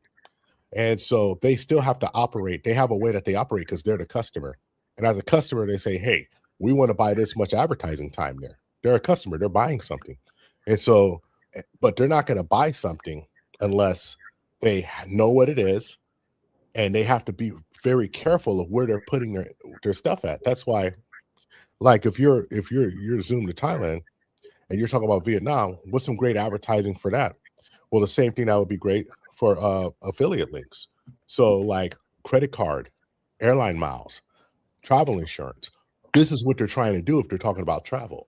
And that's how, when you talked about travel space, your payout should be a lot bigger than someone talking about, I don't know, arts and crafts. That's the lowest one, I think, is arts and crafts.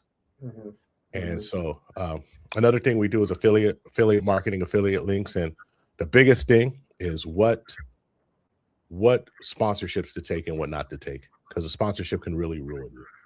Being connected to the wrong person, I mean, it's really bad. Because if you're connected to the wrong person, it comes out that it's a huge scam. You got to be very careful, because the last thing that your audience will ever forgive you for is if that you send them to a place based on your good word and they get absolutely destroyed. That is a fact. That's a fact. And especially my audience is mostly Black. And I know how I used to talk about people. You know, like if I think someone's grifting or scamming, I've done in the whole time I've had the channel, we've done 3 ad reads. And people get on my case like, why are you doing this ad read? And I'm like, because when I was buying a car with my wife, and my wife was signing up for the car with me, right? They pinged my wife and said, hey, are you buying a car? And I was like, okay, I like this company.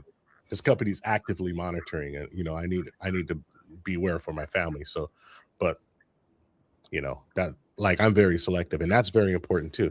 So we cover the entire business aspect of YouTube, from building your channel up to getting your channel operational, to hiring help to maintain your channel, because as you know, and I know, it can turn into 100%, 90% of your time is just on YouTube, and the other 10% of your time is sleep. And that's just the absolute. Now you haven't brought yourself a business, you've purchased yourself a job. And if you wanted a job, you could just work for someone else. Right. And so, that's the beauty of it, though, right? It's like you said, you can make more money working where you're working before, but it's the freedom, if you want to call it that, the freedom of doing your own thing and running your own program. You know what I mean? So I got the best boss in the world. Yeah, you know what I mean? And when you enjoy what you do, you're not working, in my opinion, you know? Yeah. Oh, well, especially if you work for other folks. So, man, I'm going to tell you something. If you are dealing with human resources, and like I had a human resource issue that lasted 2 years at the last job I was at, where this person was just lying, and they were telling me, we know he's lying, but we gotta follow it up. If you're dealing with that, you better be making $150,000 a year, or you need to leave, because it's just not worth it. like I was so sick, you know. So I always think if we're gonna do it, if you're gonna do something, I want to help you because you can't be great without being grateful. And so I want to have an immense value. 2 Q&As a month where I just drop a link and you just ask me whatever, and then 1 AMA a week where you ask me a technical question and curriculum. So I think like I'll be busy, and you know Scott will be in and out. Soon as Scott gets a hold on the newborn situation, then you'll have 2 content creators and not just one. You know, and 2 content creators who think of things differently. Scott's a godsend, bro. You really lucked up and got blessed with that one, man. You know what I mean? So let me see. So let me put up Grover's. Let me see. Grover, how do I put up your? Oh, I know what to do. I know how to do it. I just copy the link. Yeah, hopefully you could copy it from the back. Yeah, that's what I'm gonna do right now. Let me see. Let me see if that worked. Did it work? Did it come through? Okay, guess not. I'll put it in here. There we go. All right, there you go. So you guys, there's the link to the Tip Network, you guys, if you guys want to join what he's doing. That's the whole reason why we're here, is because I need help. You know what I mean? And Grover's a wealth of information. So it's like, you know. Well, I'm willing to help. I'm willing to help people. The nastiest thing is that people get it and they hide it from you. But let me tell you something. I've had mentors. Like I've had the best mentors in the world, and like honestly, I had a Palestinian Jewish mentor, I had a Chinese mentor, and I had an old super redneck mentor. And when I say super redneck, like I thought he was no bones about it.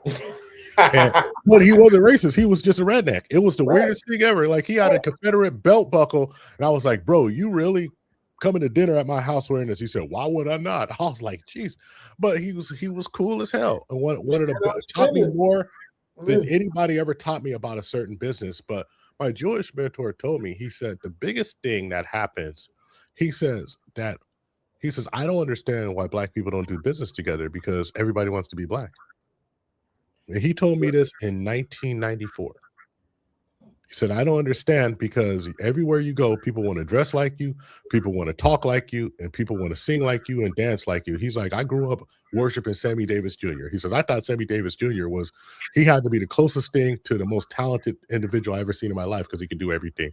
So you guys can do everything, but you don't work with each other. And he's like, and he never did stuff for free for people, but he always charged a super fair price. Like he did some financial work for me, and he was like, this how much it costs other places, this is how much you pay me, we're good. And so I learned a lot, and I just take it forward to like that's why when I was setting up everything and I was moving to Patreon, I said, well, let me just put it at half price for a while, and just, you know, I'll take 50 people at half price. The first 50, hey, first adapter should always get the love, right? Right.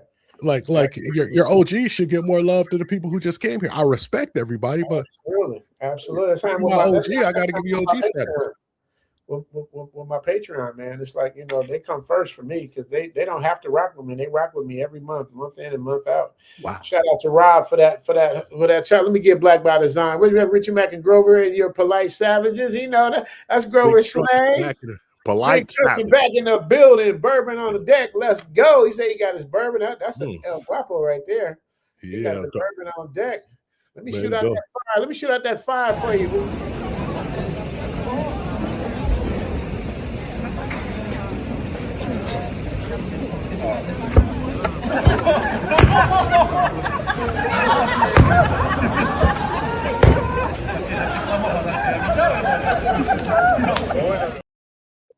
All right. Now, Grover, can I get in trouble for that?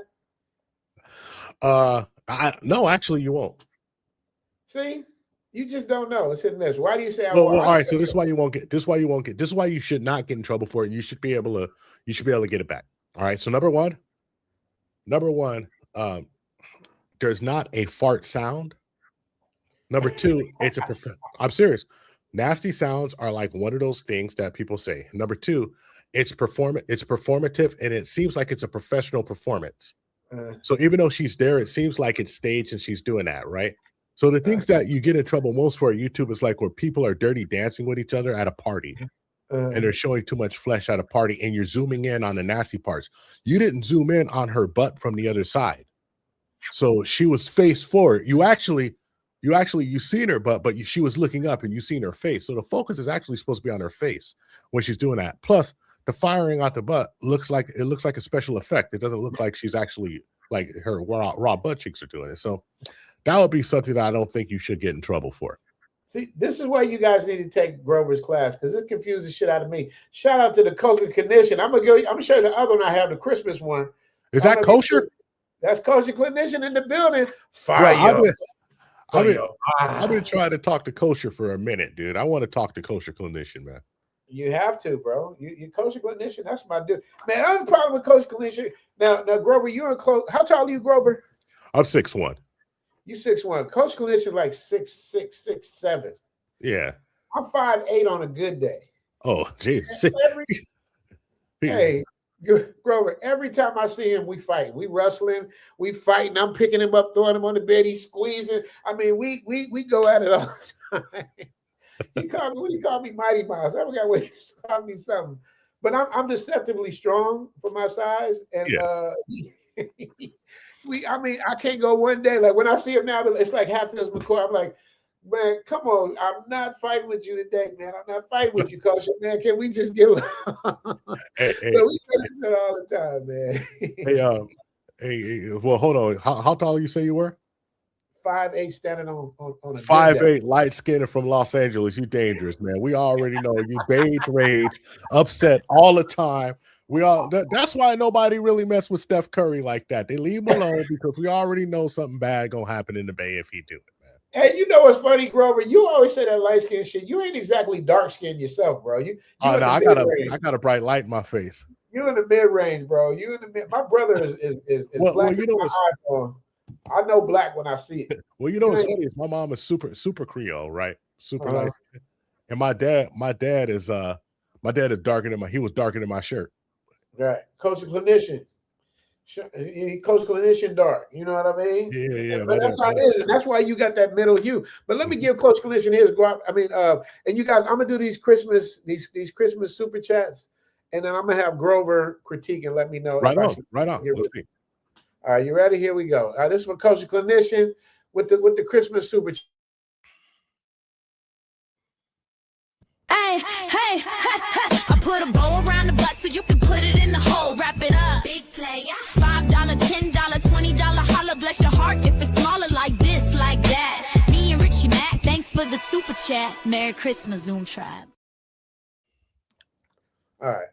So that one, if you played it, like you're an hour 27 into the live stream and it's the first time you played it, you should not get in trouble for that. Now, this is why you shouldn't get in trouble for it, right?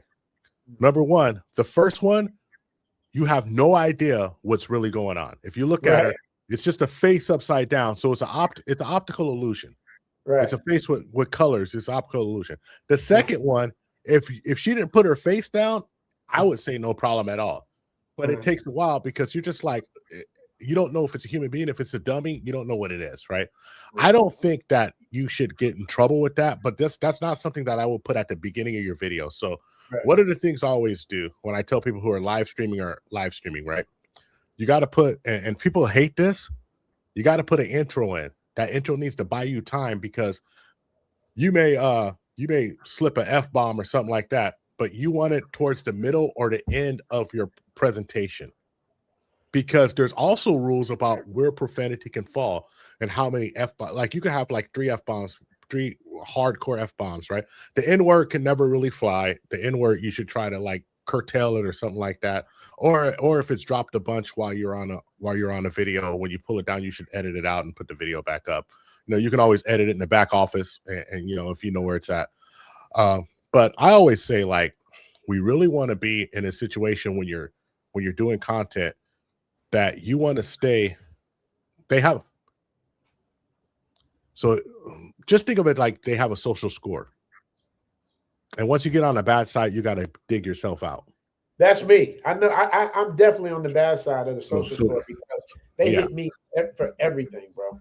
Right. Now, how do you hold on. think I want to give a shout out to the International Quiet Storm because he's on everyone's chat, and I actually got a song in my background called "The Quiet Storm" because of my guy, and he's been a great supporter. So I want to give a shout out to him. I guess we do have some crossover with us we and do. Guam. We absolutely do. Quiet Storm That's supports awesome. all of us, man. I don't know. And he's coming to Zoom Fest 2026. He told me so. I'm really excited about that, man, because I like giving back. Yeah. It ain't just about receiving all the time. I love to help change people's lives. So people like Quiet Storm that's been supporting, man. It's all day long. By the way, Coach and Clinician said to get with you. He's a fan of your work. I didn't know you guys didn't know each other, have each other's connect. I don't know.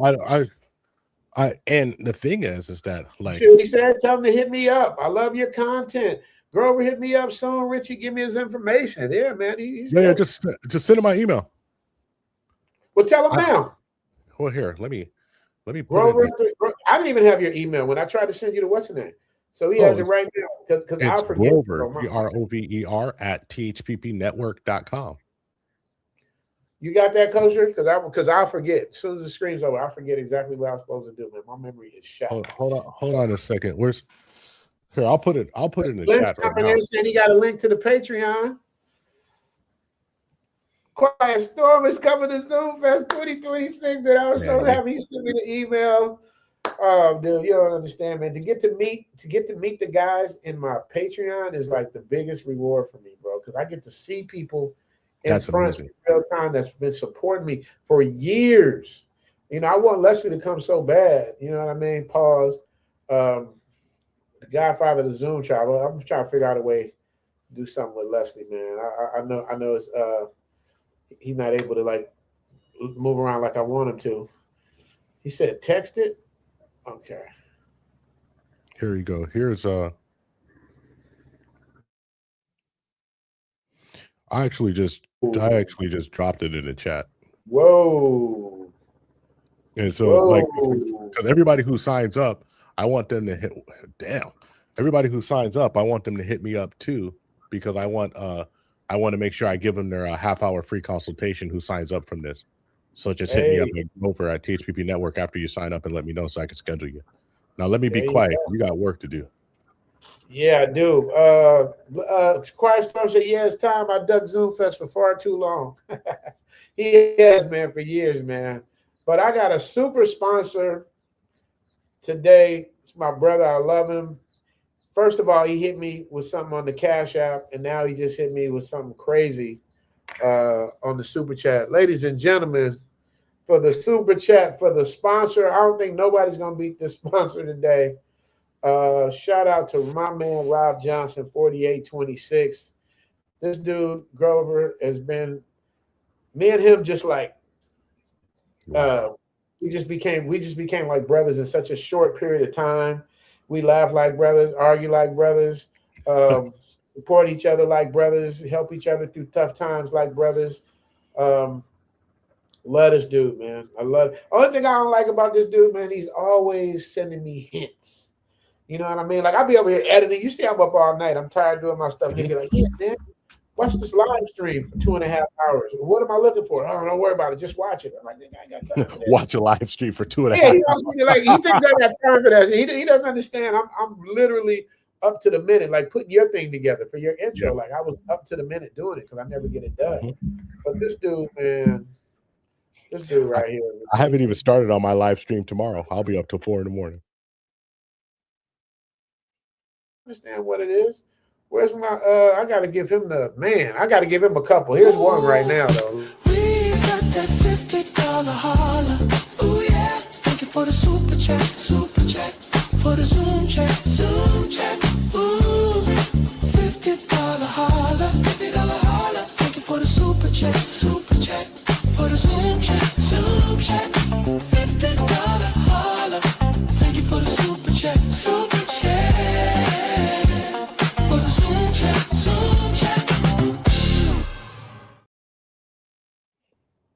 All right, Grover, give it to me straight. Oh yeah, that's a demonetizer right there, boy. All right, so I'm gonna take that one out. I'm gonna take that out. It don't matter how late I do it. She's working out, man. She's exercising. Bro, there is no workout in the world that's spread eagle on it. Come on, dog. All right, you guys. Well, that's the last time you're gonna see that. But I got much more because he gave. Go ahead. Only one thing I would do is I would start out like to see it a clear, like a far view, and then I'd zoom in on her face. So I would never zoom. I would never show. If she's just the full picture is her spread eagle like that, then it's someone doing gymnastics. When you spread, when you go straight to their butt, and you can see the crease of their butt through that white. You know, I mean, I didn't take the video, man. I'm just telling you. Listen, you got Adobe. You can zoom in, bro. All right, all I'm saying. All right, well, that's one. Here's the next one. Richie. Mac. Zoom. Fest. Welcome to the land where they all smile. Suwadi Kai, more fun than the law allow. Your vacation turned into a staycation. PS5 Thailand, that's the PlayStation. Y'all used to talk that ish. Richie Mac, zoom to Thailand is the thanks I get. Positive, coming by the thousand. And once they come to visit, see it's hard to come up out of it. Yeah! Hey, woo! Yes! All right, Grover. Well, you're good except the point where you zoom in on her butt. When she turns around and you zoom in straight to her butt. I zoomed on her butt? It's about a quarter of a way in. She's dancing and she turns around and it's a little close up of her waist and her butt area. So when she's dancing like that and she's doing those dances, it's not really that provocative. When she turns around and it kind of puts an emphasis on her butt, that would be a little risque. All right, so I gotta get that but it also depends on how your channel's doing. So like right now, our channel's in really good. Our channel's in. Oh, I dropped the email again in the chat. But our channel's in good standing, so like that stuff really wouldn't affect us. But if you're in bad standing, like if every time you upload, they're saying, "Hey, we got to check it because we don't trust you," then you got 90 days of bad luck where you got to go through being really good for 90 days, and then they'll say like, "Okay, you've gone 90 days, you've gone a quarter, and you're good," and then you'll get back to more of a normal upload schedule. And so the thing is to go back and challenge everything or cut things out that the problem is and challenge it after you cut it out or where you think the problem is, and then try to get some of that stuff retroactively so it can get back on the good graces. How do you cut something out? Like I can't cut something out on the content, can I? You cut something out on the live stream, back office. You can blur it in the back office. Well, live streams, they get me damn near every week for that. And the reason why it doesn't bother me is because my super chats are going to give me just as much, if not more, than what I would make on a live stream video. So that's huh? Then why don't you just make your why don't you just turn off monetization for your live stream before they even like after you're done with it, turn monetization off before it even uploads, then you don't get a yellow on it. There you go. That's how you learn. If you're not worried about it, then I'm not worried about it. That's why I want to talk to you about it. I don't know if I should be. You know what I mean? I would turn off monetization, and I would just have I would make a tier for members only live streams, and I would put it there after, so that if they don't catch it live, your members can catch the replay. And I'd put it like a super low tier. I wouldn't put it like nothing crazy. I'd put it like, you support me with like whatever entry level is, and you can watch all of these replays with all of the bells and whistles on it, and you can go hard or upload it to Patreon. Yeah. Shout out to Red Label. Red Label is always doing memberships, giving out memberships for that. So that's what it's really for. So I'll do that. All right, here's the next one because Rob done gave up. He's Rob, man. Rob, if I could connect my stream deck, I'd be playing stuff. Man, come on, man. I wish I got it. That's what Guap does. Here's the what about this one? 95, 96, 97, 98, 99, 100. 95, 96, 97, 98, 99, 100. 95, 96, 97, 98, 99, 100. What about her? That's actually okay because it's exercise. Okay. You get away with that 100%. Know why? Because because they're going to look at it and they're going to say, is that a real exercise or not? And and you can't get mad at somebody for being happy for doing exercise. Now, if she was facing the other way and it was just her booty in the thing, it'd be different. You mean like this one right here?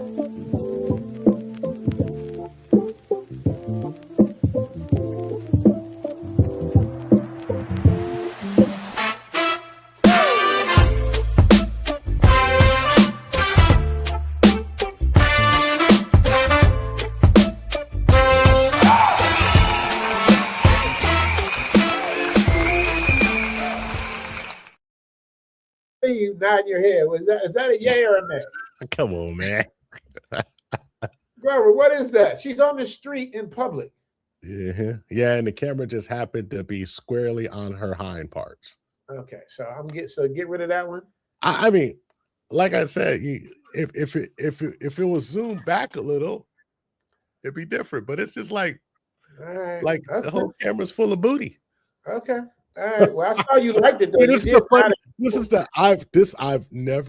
this is hilarious to me, dude. Because you know damn well that one was. You know why I say that? You know why I say that, Grover? Because she's out in public, and if you can wear something in public, how can it be against the guidelines? That's my thought process. Okay. Well, let me answer. Okay. In San Francisco, there's nude beaches. Okay. That's in public. Not necessarily. It's in a specific area, though. Yeah. Just nude everywhere on the beach. It's there at Baker Beach in San Francisco, and you could be totally topless there in that whole span of beach. I've been there, and let me tell you, the people who are topless are not people you want to see. But you wouldn't think that you could film stuff there. Okay. All right. I'm not arguing with you because you know better than me. All right. What about this one? Ahí, está bien. Me lo tiene grabando Génesis uno y el otro no sé dónde está.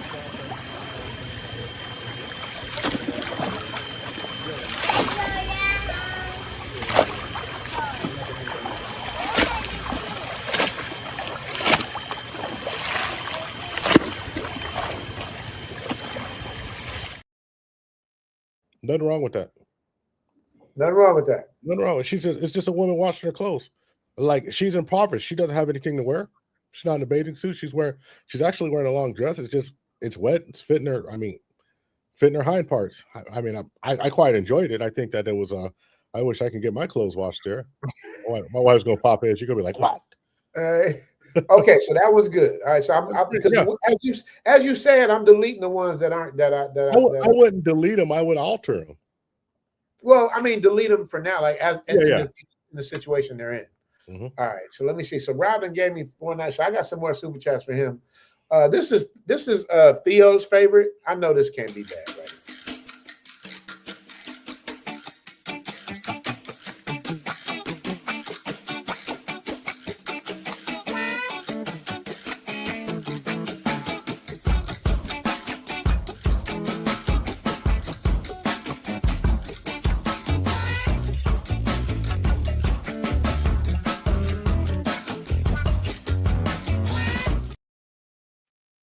Nothing wrong with that. Okay. All right. So nothing wrong with that. I mean, there was no nip slip. I thought there was going to be a nip slip, but no nip slip. No nip slip. No. Yeah, nip slip. A matter of fact, go ahead. Matter of fact, that's less than like a Pantene commercial most of the time. Yeah, for some reason Theo loves that. I wonder why. That's his favorite one because she's looking him in the eye. That's what he likes. Theo freaky deaky. Yeah. All right, here's this. Like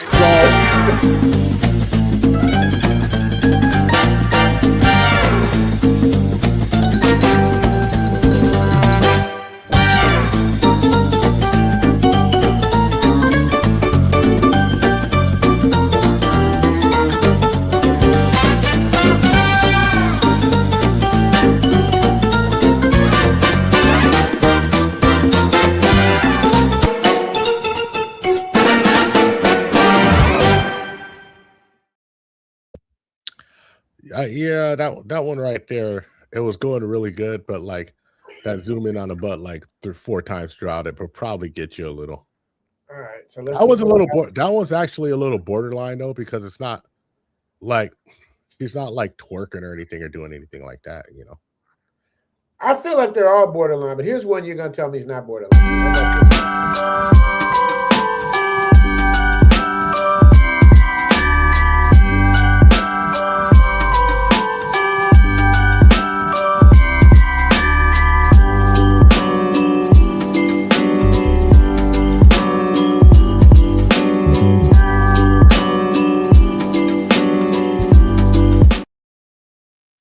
So that was out of that entire super chat, 10 seconds was focused strictly on her ass. But can I give context to that though? Just I want you to be the advocate of what I'm saying. Mm-hmm. The context of it is she is fully covered. Mm-hmm. So like one thing that I think that I had to put myself in the mind, and I had to think like the person who's watching this is an absolutely blue-haired 15th wave extreme man-hating feminist. Oh, that's a wrap. So you think about that, and like the kind with the bull ring and purple hair. She's 355 pounds, and she's a they, them, she, me, and like if you say, "Hey, ma'am, how you doing?" I'm they, and you're like, "Damn, well, which one are you today?" Right. And you know, like you called her Jolene today, and it was Joe, and you misnamed her and dead named, and like your HR is talking to you, and you know, like I live in the Matrix. I get it. I mean, when you would put it in that context, I would always say like I take my sensitivity, which actually my baseline sensitivity is like I done seen people get shot, so I'd be like, oh, that's interesting, you know, like cool, whatever. I done seen all types of crazy stuff. I worked at I did security at swing clubs before for side money, so like I've seen some stuff, and I gotta ramp what bothers me all the way to the top, and I gotta operate at that level while I'm doing YouTube. So like my super chats, I just do goofy stuff, or I'll do like, you know, I mean, I have a lot of profanity, but I try to make sure that I like for sexual hinge content, it's something that's pretty much universally known. You know, it's universally known that advertisers don't like it, and there's a reason why. You know what happened in YouTube before, right? They got sued from somebody. Well, there's the first adpocalypse, which is funny because this is right when I started YouTube. I wasn't monetized, and took me 2018. So it's the adpocalypse, and what happened was, and the only reason I knew it because I watched Jimmy Dore. Jimmy Dore is a political commentator, and they were having videos, and somebody was uploading videos, and at the very end of the video was corn, but it was only like 10 seconds of hardcore corn at the end of videos. This dude thought it was a joke. Well, an advertiser got a hold of it and actually watched the whole thing and said, "You have us advertising on this," and so then they went and they like shut down all the advertising and had to redo everything. YouTube wasn't going to get any ad revenue, and YouTube was not revenue positive at this time, and so they got that's when they started making their terms and this, not really being strict when they enforced them.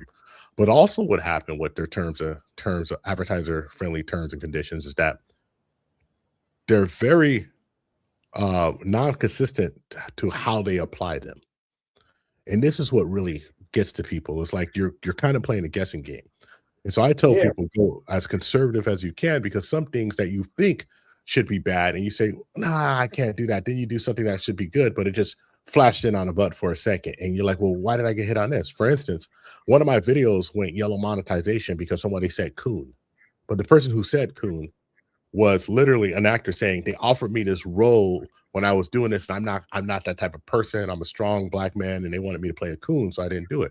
Now, in that context, it seems like you should never, like that context should do everything. So I felt very secure leaving that there. And 3 months after, it got a yellow monetization. So we went and cut it out in the back office and challenged it, and they took it off. But it was just that word.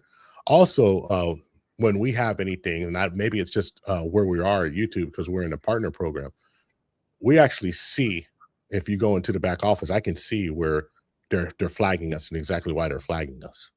And so that's very helpful. Wait, you can see what? Like on the yellow monetization, when I go into the creator studio, I can see where they're flagging us.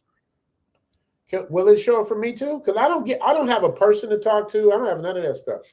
What do you mean you don't have a person to talk to? You talk to me all the time. No, I'm saying I don't have like you got somebody at YouTube. Huh? No, you got a YouTube. What's the name? I didn't get one when I got 100,000. They say when you get 100K, you're supposed to get a what's his face, a manager or whatever. Yeah, we got one before they asked us before we got to 100. See, I never got one, and that's another thing that pissed me off. Chow Time Pod. I was one of Red's coaches from Chow Time Pod, and he got one at he got one before me. He got one at like 60,000. AV has one. Wow. Yeah, I don't understand that. Like that's when I knew way back then before I even got my thing. Like how they did that. Leslie said I can give him his. This is Leslie's personal super chat because Rob's giving so much. I'm gonna do like 12 super chats. This is Leslie Lynch's right here. Let's see it. Where's that right here? Where's Leslie at?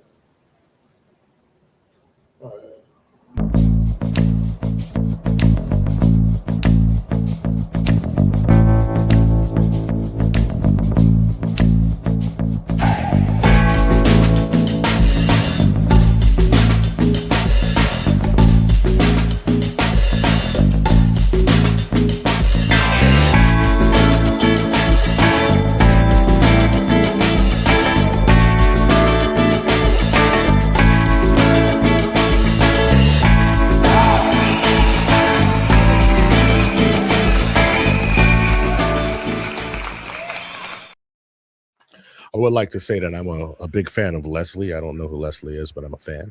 Leslie's the godfather of the Zoom tribe. He's the OG in the space. Well, Leslie, I'm a fan because that super chat was super chatting. Super chatting. Yes. So you're gonna tell me what?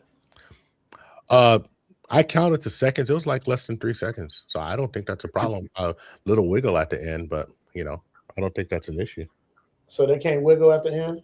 No, I don't think that's an issue. I think that's okay. Okay. On the Thai side of town, what about this?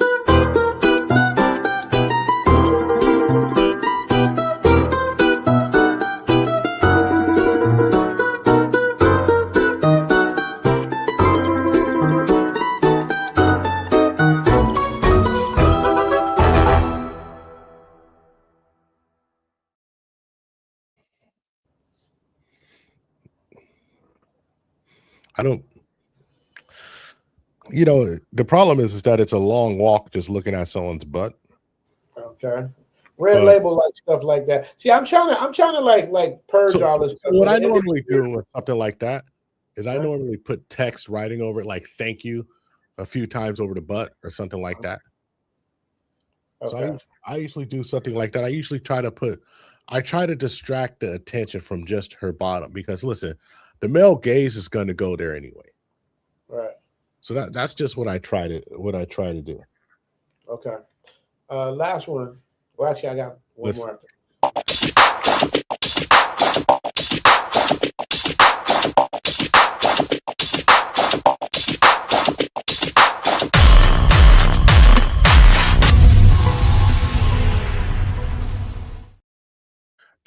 That is textbook perfect super chat. It like if you look at that super chat, it has everything that you want a super chat to do. And so, and this is what I mean. First of all, it's perfect within advertiser friendly parameters.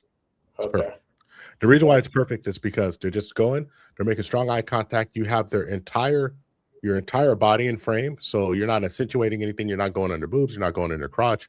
You're not going in anything like that. They're walking to a music, so it's almost in your mind. It's almost like a modeling shoot or a catwalk shoot. So it looks professional. The way they're doing that, it looks choreographed. So you can say, "Hey, this is choreographed." They're in a bathing suit, which is totally fine. There's Baywatch existed. There's bathing suit friendly. There's no, you're not showing their butt. You're not showing their boob. You're not showing anything like that. So, it's pretty cool. And the girl with all the tattoos is pretty cool looking. And as far as advertiser fits. Now, as far as the super chat itself goes, for the male gaze, it's absolutely excellent. I mean, if you have a majority male, 80-95% male audience who's going to be watching it, they're going to enjoy it. It's encouraging, and it says thank you at it. So, it's for a super chat wise, you're saying thank you. For advertiser friendly wise, you're saying thank you. So that to me, that's a really, really good super chat. Really good. Okay. So that's the one. Okay, so that's the one that I can keep. I would try to get more and more like that. Even when women are dancing and you're showing their butt, I would just try to be far away like you were there. You were far away all of that time there. IMF says, Tip, what if a twerking video but a zoom shot shows baby? Yeah, I see. Damn, would that be okay? Oh, see, I didn't read that. Yeah. What you would do with that one was that you would chalk that up as science. Okay. And you would say that the lady identifies as a hen. Rob Johnson wants to know what's the Tip Cash App. You better let him know. I dropped it in the chat. I am Gorilla One dropped it in the chat. That's your Cash App? My Cash App is $THPP Network. $THPP Network. $THPP Network. Yeah. Is THPP a mod on your channel? I don't think so. You want to make him a mod? You should. I can't. No, I was just gonna say I would drop it in. I would drop it in because I can't. Well, put something in the comments so I can make it. I can make you a mod. Yeah, I've been commenting on my personal channel because I didn't even see that I was on my personal channel. Then I see that I am Gorilla One is dropping it. You see, Andrew Tate got his ass whooped. Yeah, he got beat. He got beat quite properly. Really? When was this? I think it was earlier today or yesterday. Wow. He's still talking his shit though. I gotta say that. I gotta say that his he was very gracious on his loss? Yeah, he was very gracious. He should be. You know. Richie McRae, Leslie writing in cash, boy. There it is. Leslie put it in. Leslie put it in. Oh, okay. Okay. He got that work though. He looked good for about 2 rounds. He got tired. He looked very 44. Wow. Fighting a 22-year-old. All of that stuff is a 22-year-old. Okay. Yeah, I think all of that stuff is just ridiculous. I think that like Jake Paul got knocked out. I was very pleased. I'll be covering that on my I kind of like that. I mean, but you know what? I still give him hard. The only reason why I had an issue with Jake Paul is because he would always do lopsided fights. He's gonna do somebody twice their size or they're old and retired. He fought somebody in their prime and got what was supposed to happen. Like it was supposed to go down like that. All right, let me eat one more of these Rob Johnson super chats. This one is called Lose Yourself.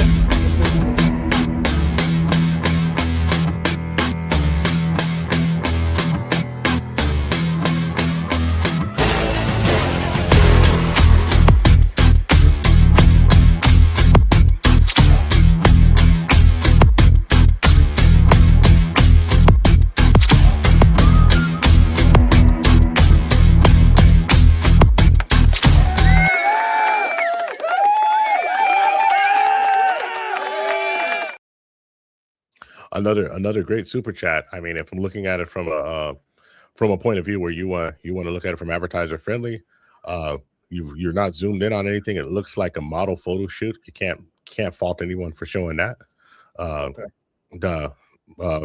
There's music behind it, which means that it's a change. It's actually meant to do something. It says thank you from the male gaze. I mean, everyone's well proportioned, pretty. I think the future MILF is really great. And so I think that just me looking at it from an operator, I'm like, hey, this is something I feel really good putting up. And me looking at it from a spectator is something I'd enjoy to see. And like most people, when they do the super chats, when they push them, when they're really trying to reward folks, because when you're putting up these super chats, you're trying to show appreciation to the people who are supporting you. And how can you do it? You're already giving them the best content you can, right? Because it's not like you came out and said, I'm gonna just give some crappy content. It's like, no, I got the best show I can for them. I try to give them all the information I can. And I'm doing something. You did something extra. Let me give you something. And so I definitely understand that. Yeah, that's the whole point. That's the whole point. This is Willie's personal one. What about this?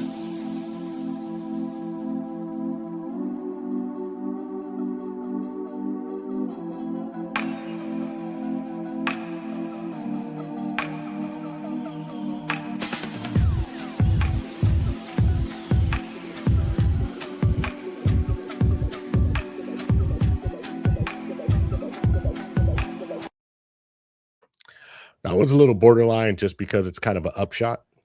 Uh-huh. So if you have an upshot and you're looking up into the butt, he said up into the you're looking up into the butt. No, it's really different. All right, so just think about it. Just think about all of the stupid, perverted stuff that you've ever known, right? Right. Well, upshot is literally a corn category. Upshot is almost upshot and upskirt shots are corn categories. Don't ask how I know this. I'm a married man. Right. That's right. So, and most of the time, like over 50% of the video was kind of zooming in on that upshot. Now, if you were panned back a little, it would be different. You know, now one of the things I do is like a picture inside of a picture inside of a picture, you know, to create that kaleidoscope effect. Uh-huh. And I do that to break it up a little. Sometimes I do stuff like that.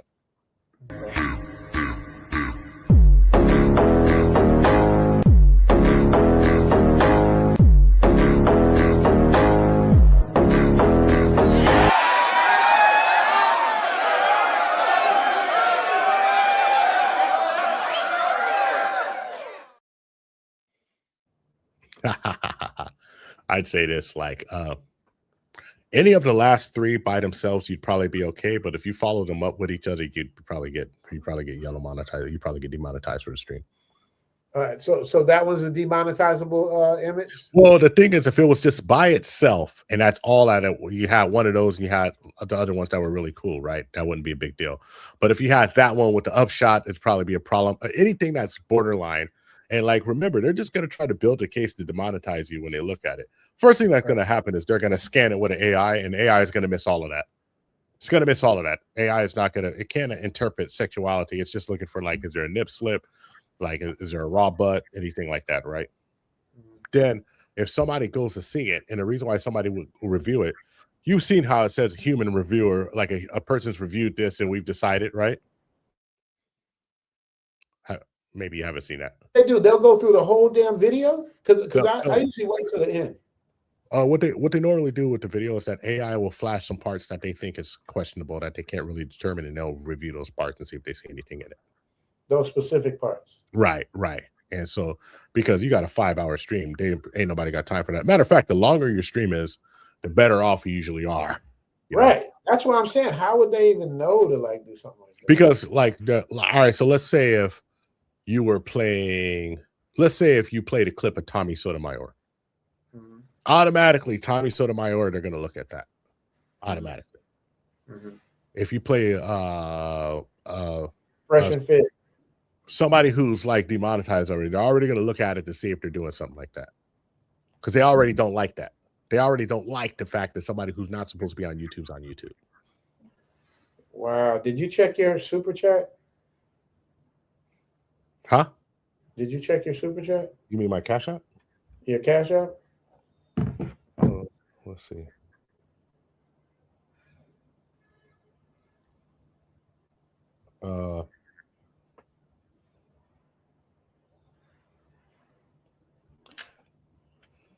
Yeah, I haven't. Oh, damn. Yeah, I just got.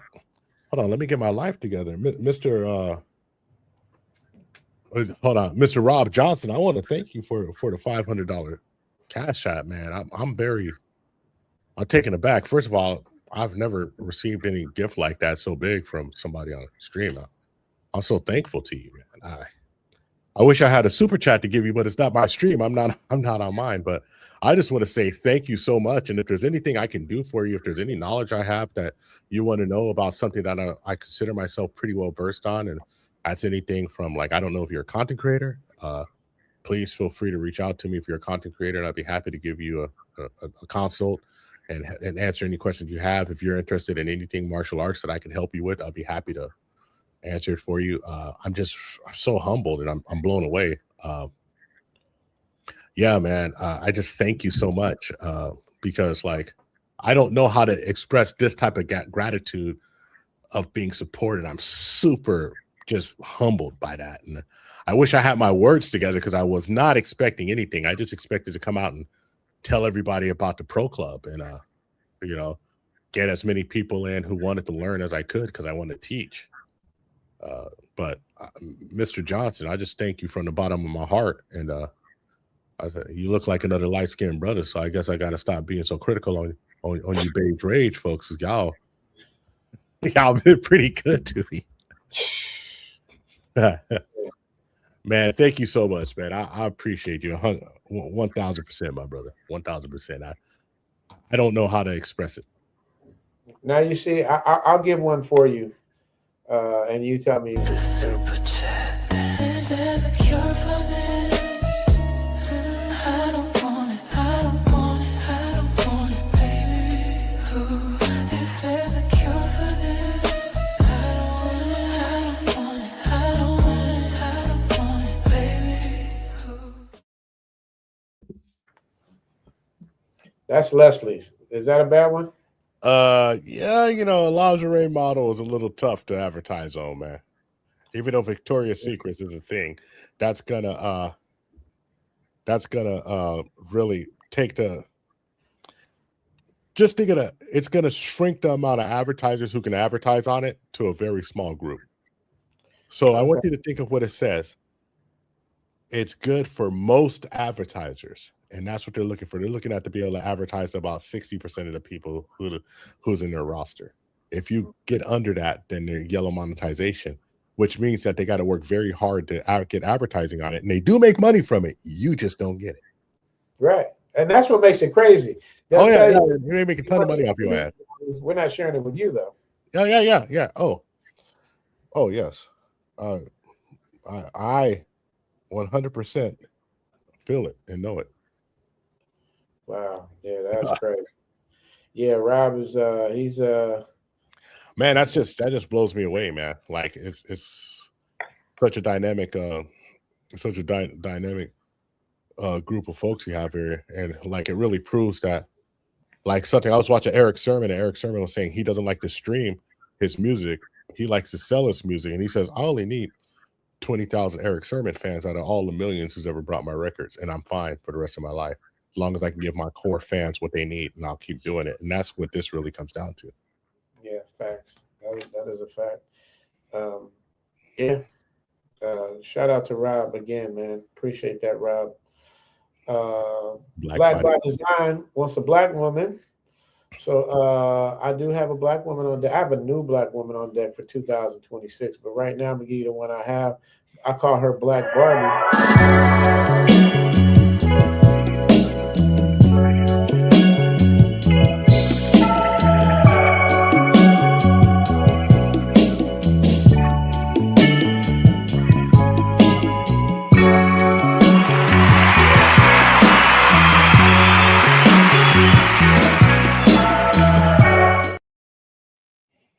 Yeah, that woman got some beautiful skin color right there, boy.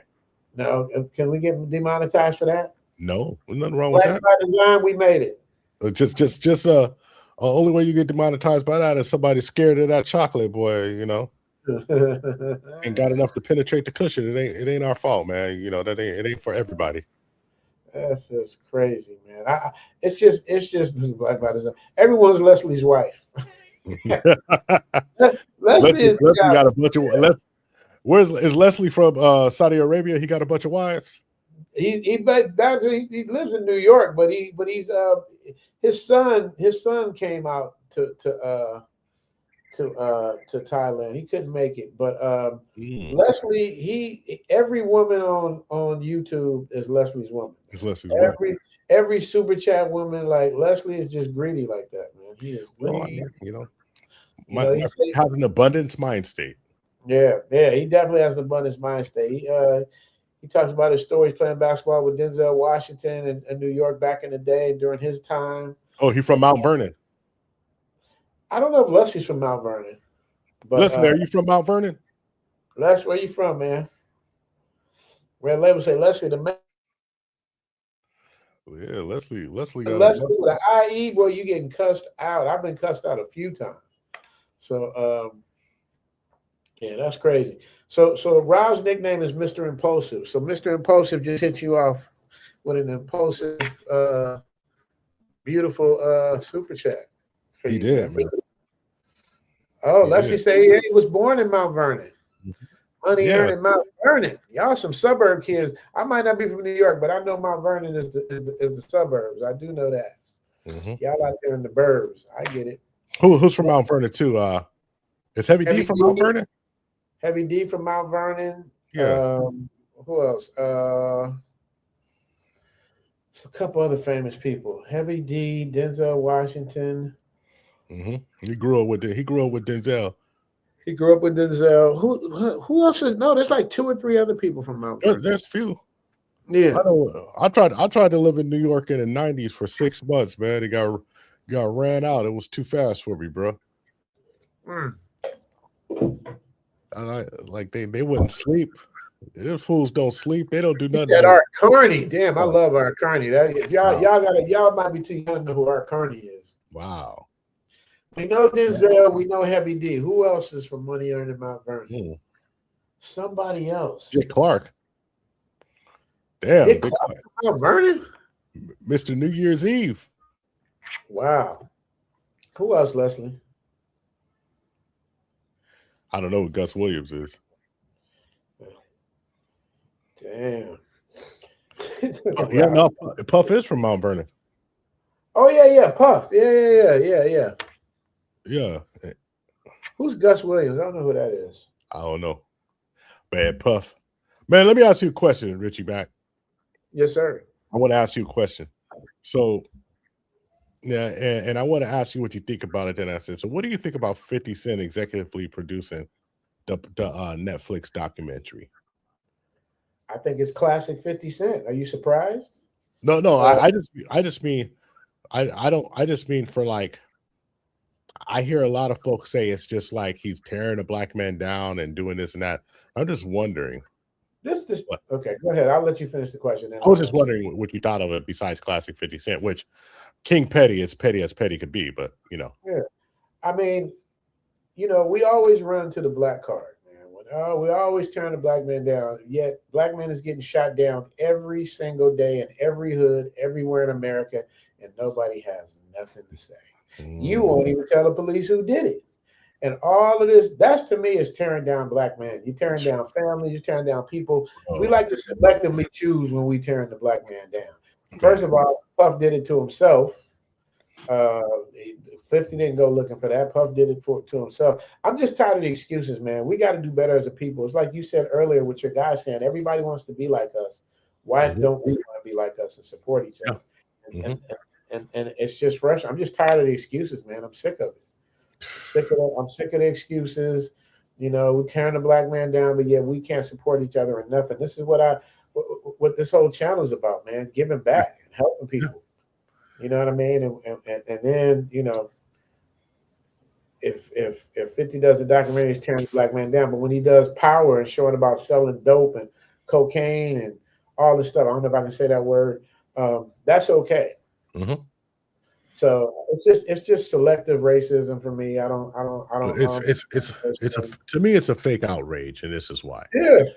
It's a fake outrage because there's 17 documentaries on Puff while he was in trial. Yep. Now 50 makes one after he's sentenced, when it's not going to affect him at all. At all. And there's a problem. So I don't listen. Do I think 50's petty? We all know he's petty. I don't know if he's a Cancer. I don't know what he is, but whatever his zodiac sign is, it should be Petty Pendergrass. I understand that.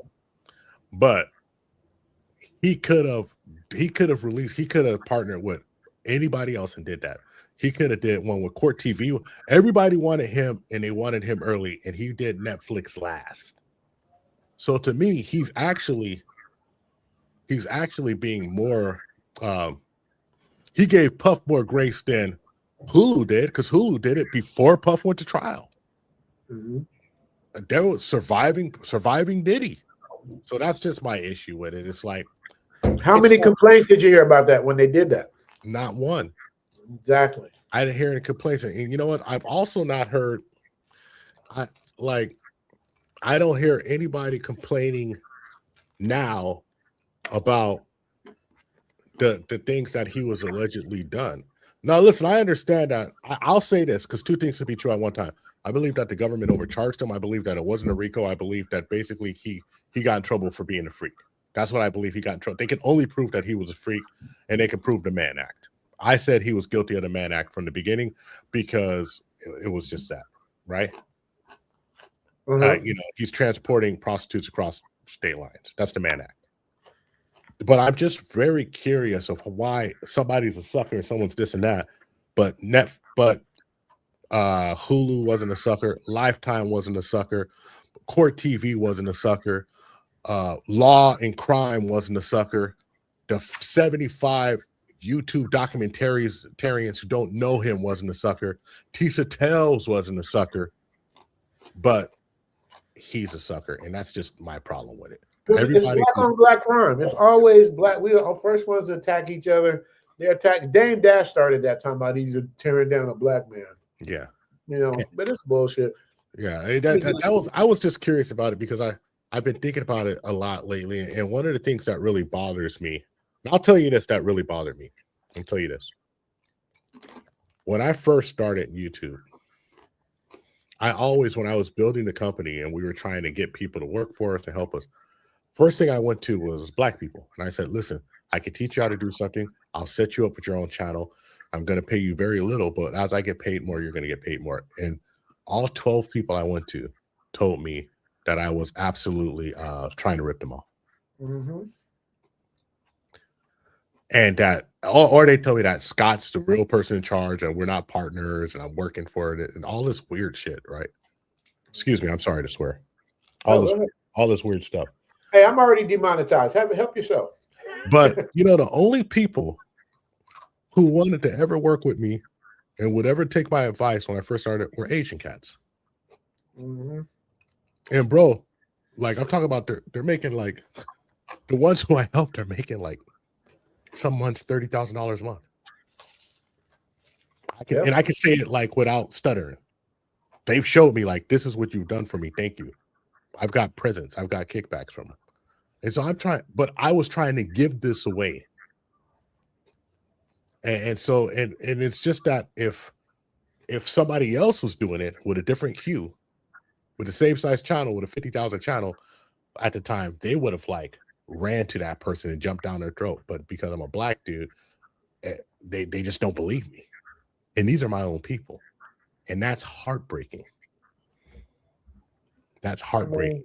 And like me, I'm okay to criticize. I think we should criticize ourselves. We should fix ourselves.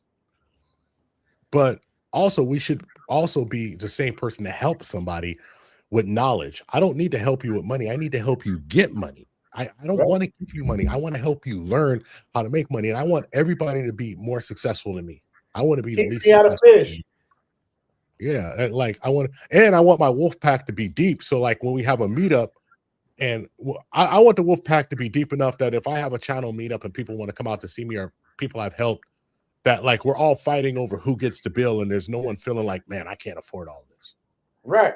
That's my dream. My dream is to have brothers who know how to behave, who bad, fly, got fine women, fine wives, and living a good life. That's all I want, man. And that's all I've ever wanted since I was in college.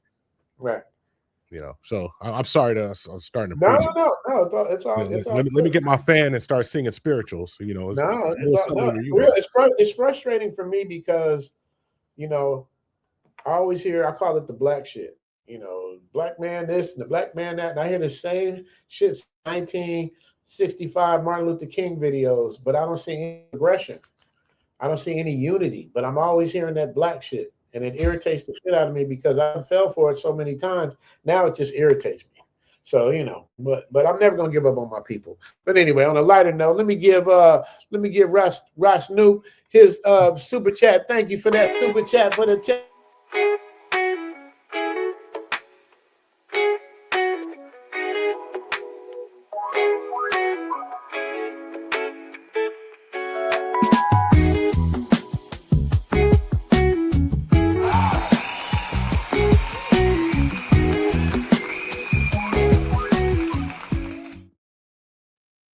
Shout out to Rasta Noop for the $10 holler. Man, I want to give a shout out to that dress. Yes. Now, can I get in trouble for that? Hell no, that dress is, well, I mean, you might get in trouble from the fabric maker because that dress is holding on for dear Jesus, but like that was nothing wrong with that, my friend. Well, man. So, you know, so the Bill Tranny says all TMZ produced documentaries. I hate when we don't trust each other off rip. Let me tell you something, Black by Design. I hate it too, but what do you let me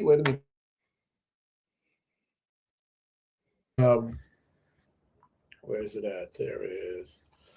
I hate it too, Black by Design, but what happens when you keep getting burned? What happens when you can't trust your own? If you notice, every successful Black person, I can damn near say every, and you usually can't say every in anything. I would say 99.9% of really successful Black people move away from Black people.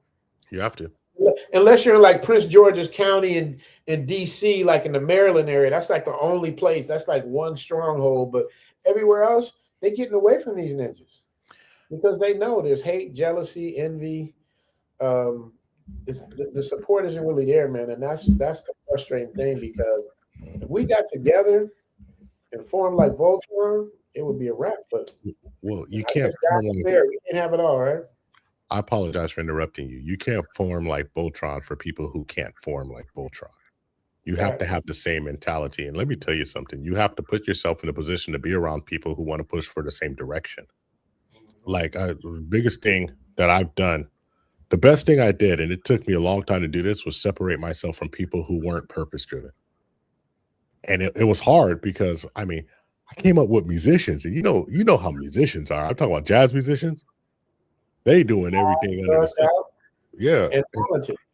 Man, the person who got me to go on a road when I went to Europe, he was a musical director of a funk band. He's gone.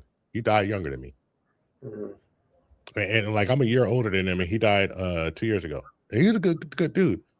And you know, drinking. He wasn't a big drug guy, but a lot of drinking, just unhealthy living, staying up all night. I had to separate myself from those folks. Not that I'm better than them, but just Jesus. I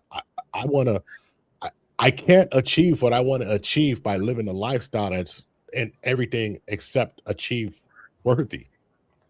Yeah, I agree. You gotta be like-minded people. That's what Zoom Fest is about.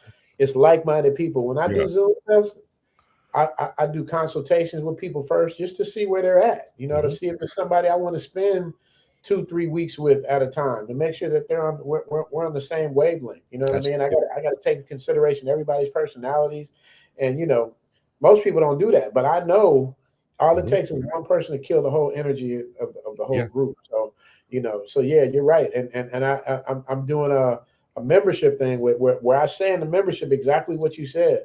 I want to be around a bunch of brothers that's arguing over who's going to pay the bill, not arguing over the bill. Yeah, it's and if you create that type of atmosphere, it's so beautiful. But Zul in the building, African Islam in the building. Well, let me say, Black by Design says when you're in groups like this, that's a start. Absolutely, it's home for me. You know what I mean? Like this keeps my faith in my people, because I know, you know, it's few and far between. But when you get some good people that lock in, it's locked in forever. So you know that's the part I love. Let me give him for that $2 holler. I know I gave your sister last time, but I'm gonna give you a Thai woman, because I'm going through these, you guys, also to see what Grover's gonna say is acceptable and not acceptable, because I'm gonna purge all these ones that aren't acceptable. Because next year I'm trying to be advertiser friendly without losing who I am. So it's a tightrope. So. No money, no honey. Good boy goes to heaven. Bad boy goes to Bangkok. You know why that's good? Because it's quick. So all the stuff that you could get in trouble for, it was less than 3 frames, 4 frames. Okay. So it was super quick. It's 7 seconds long. That's for like for my $2 hollers. I give them a quick one just to say thank you. So that works. I'm gonna go one more time. No money, no honey. Good boy goes to heaven. Bad boy goes to Bangkok. So there's only 2 parts that would be questionable, and they go by so fast that you're not going to get caught with it. So one, you know, she's twerking, she's doing the small booty Thai twerk, and you know, So, and she's moving fast. So since she's moving fast, it's also better, and it's from the angle it's at.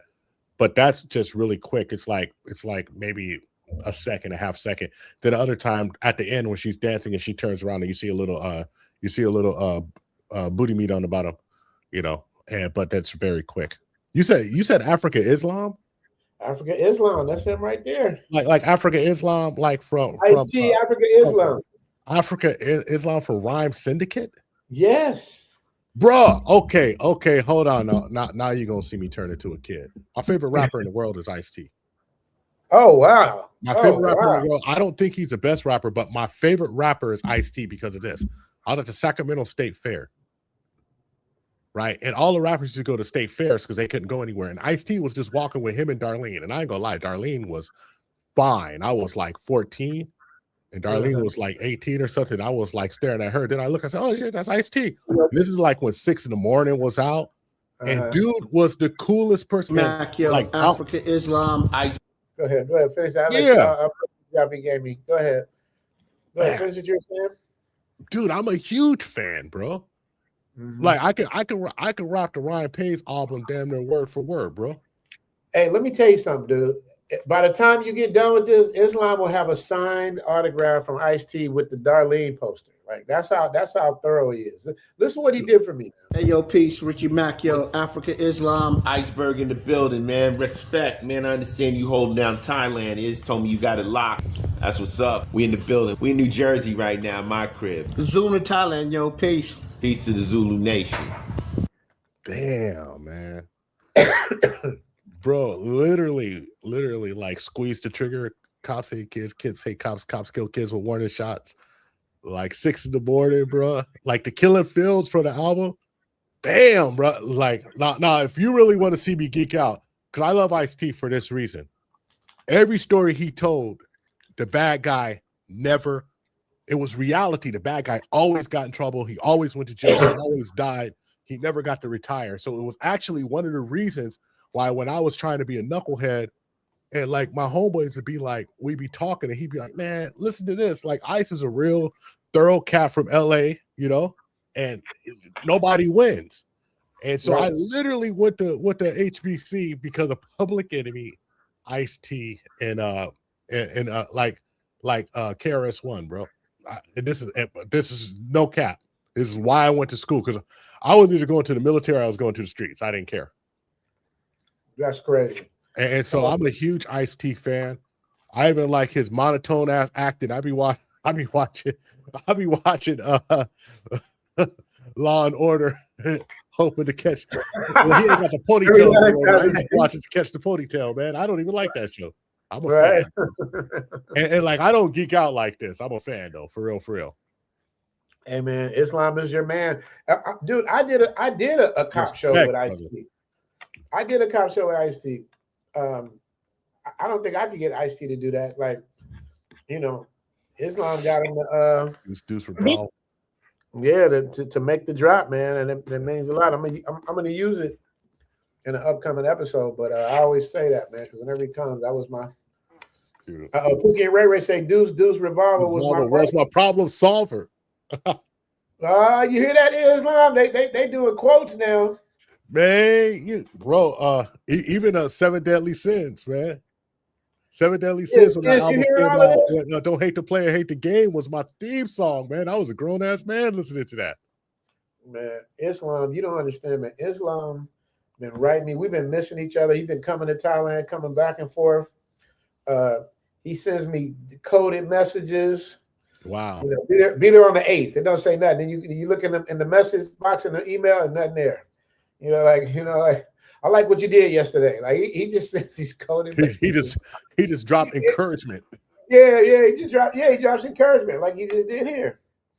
Man, he said we put in work, sirs. Yes. Yeah, dude. Like I think that it was important.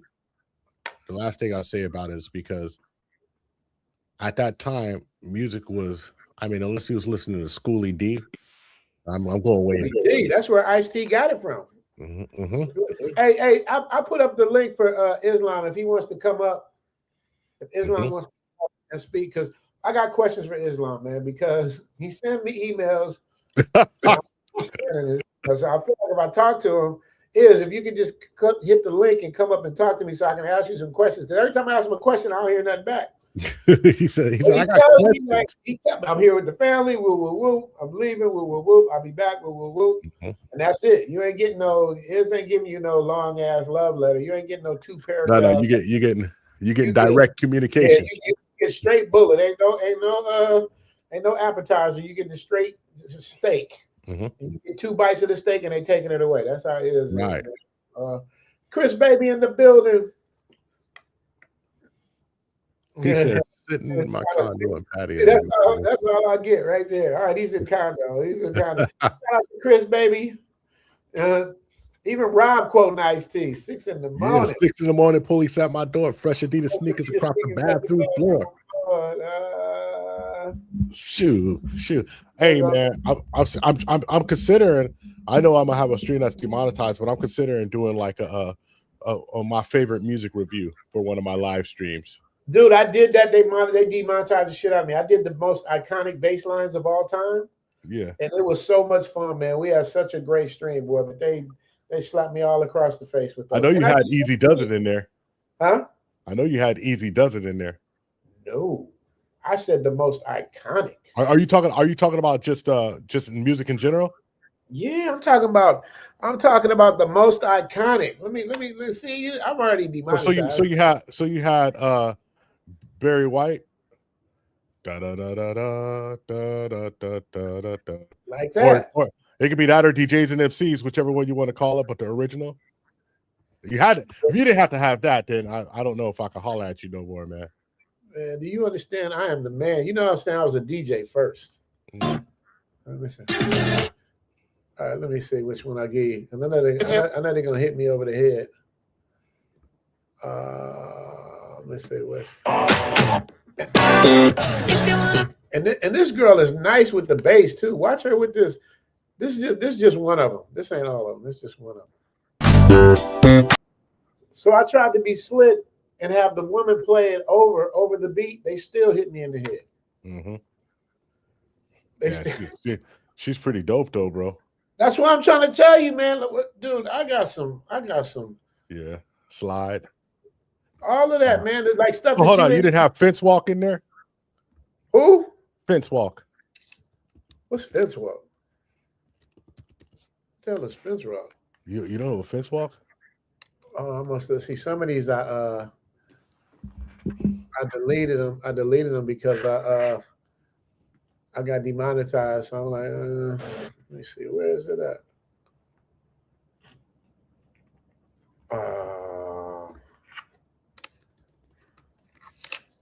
Fence Walk by Mandrell. No, I got when I tell you the most iconic, I mean like do do do do do. Trust me, Fence Walk by Mandrell is it, man. That's what Africa said. Africa Islam, no Fence Walk by man. It's Africa Islam, man. Shit. I don't know. I'd have to hear the bass line.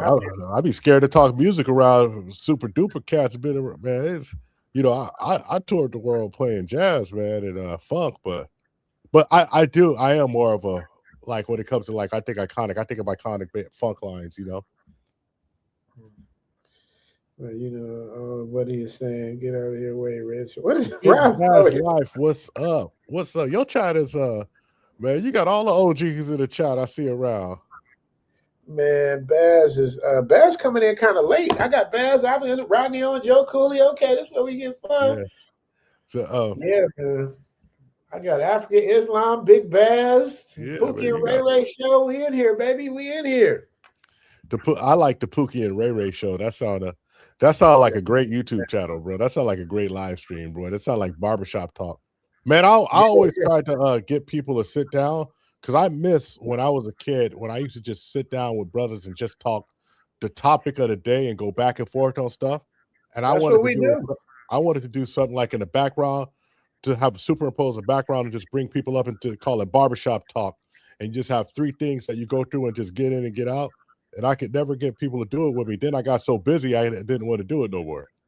You kind of just gave up. Yeah, because you gotta have. It's hard to do. It's hard to do like content with folks because first of all, I'm very select.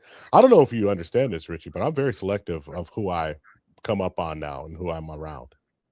Yeah. Because what happened was I had to talk to someone in the back end, and one of the things is when people do stuff I don't like, I don't. If I know them, I just talk to them. Like I have a way to contact you, so if like me and you had a problem, I just talk to you, and that's it. Right. And I wouldn't say nothing. So every time I've had a problem with somebody, it's never been public. If I know them, you know. Right. And if I do Right. criticize them, it'll be very surface level. Like I just don't like this, but I'm not talking about them as a person. But somebody Right. did something I didn't like, and then I talked to him, and I realized that he was kind of doing that all over the place. And I was like, okay, well, I can't be up on panels with people acting a fool because then it makes me look like a fool, right? Absolutely. Yeah. It tarnishes your brand. Yeah, that's why I got some guys that I absolutely love, but I just the shit they be saying, I'm like, damn. And you feel comfortable saying that in front of the whole world? Like, damn. Like my mom watches me, bro. Right. My mom watches every dude. This is hella funny. I am an old ass man. Hey man, wait, hold on. You tell me your mom watches everything after I just finished showing you all this ratchet shit? She gonna watch it. My mom ain't gonna care. You know what my mom gonna say? You know what my mom gonna say about you? What? Where he from? He looked like our cousins in Louisiana. That's what she gonna say about you. But she don't care about that because my mom understands the entertainment industry because I played music for so long, right? Right. So she understands the entertainment folk. I done played in pit bands for exotic reviews and stuff like that. I played wherever I could. So she doesn't worry about that. She worries about how I conduct myself. Right. That's what she worries about. And like my father was really big on conducting myself in a certain way and having integrity. He was really big on that. Now, speaking of that, because I know you and I, well, we have a lot of like as well. Is like we really, really loved, admired, and miss our fathers. You know what I mean? A lot of people don't have that father's my hero like you and I have. Did he name you Grover after Grover Washington? Is that where you got the name Grover? My dad's name is Grover Cleveland Reese. My name is Grover Cleveland Reese II. My great uncle's name was Grover. Got you. So it was way before Grover Washington. My dad, when my dad found out there was a Grover Washington, he was pissed. He was pissed. Oh, look who's in the building! Theo's in the building. Theo, what's up? Theo's in the building. Last time I see Theo, was here with you. Yeah, well, we're gonna see him again. He's gonna come back and talk about this AI so we can have a full panel at the end. Let me see. Well, if I could say this about my dad, because I'm always this time of year is very difficult because my father's birthday is November 19th, and my sister passed away on Thanksgiving in 2008. And so like I'm close with my family. But my dad taught me so much about integrity.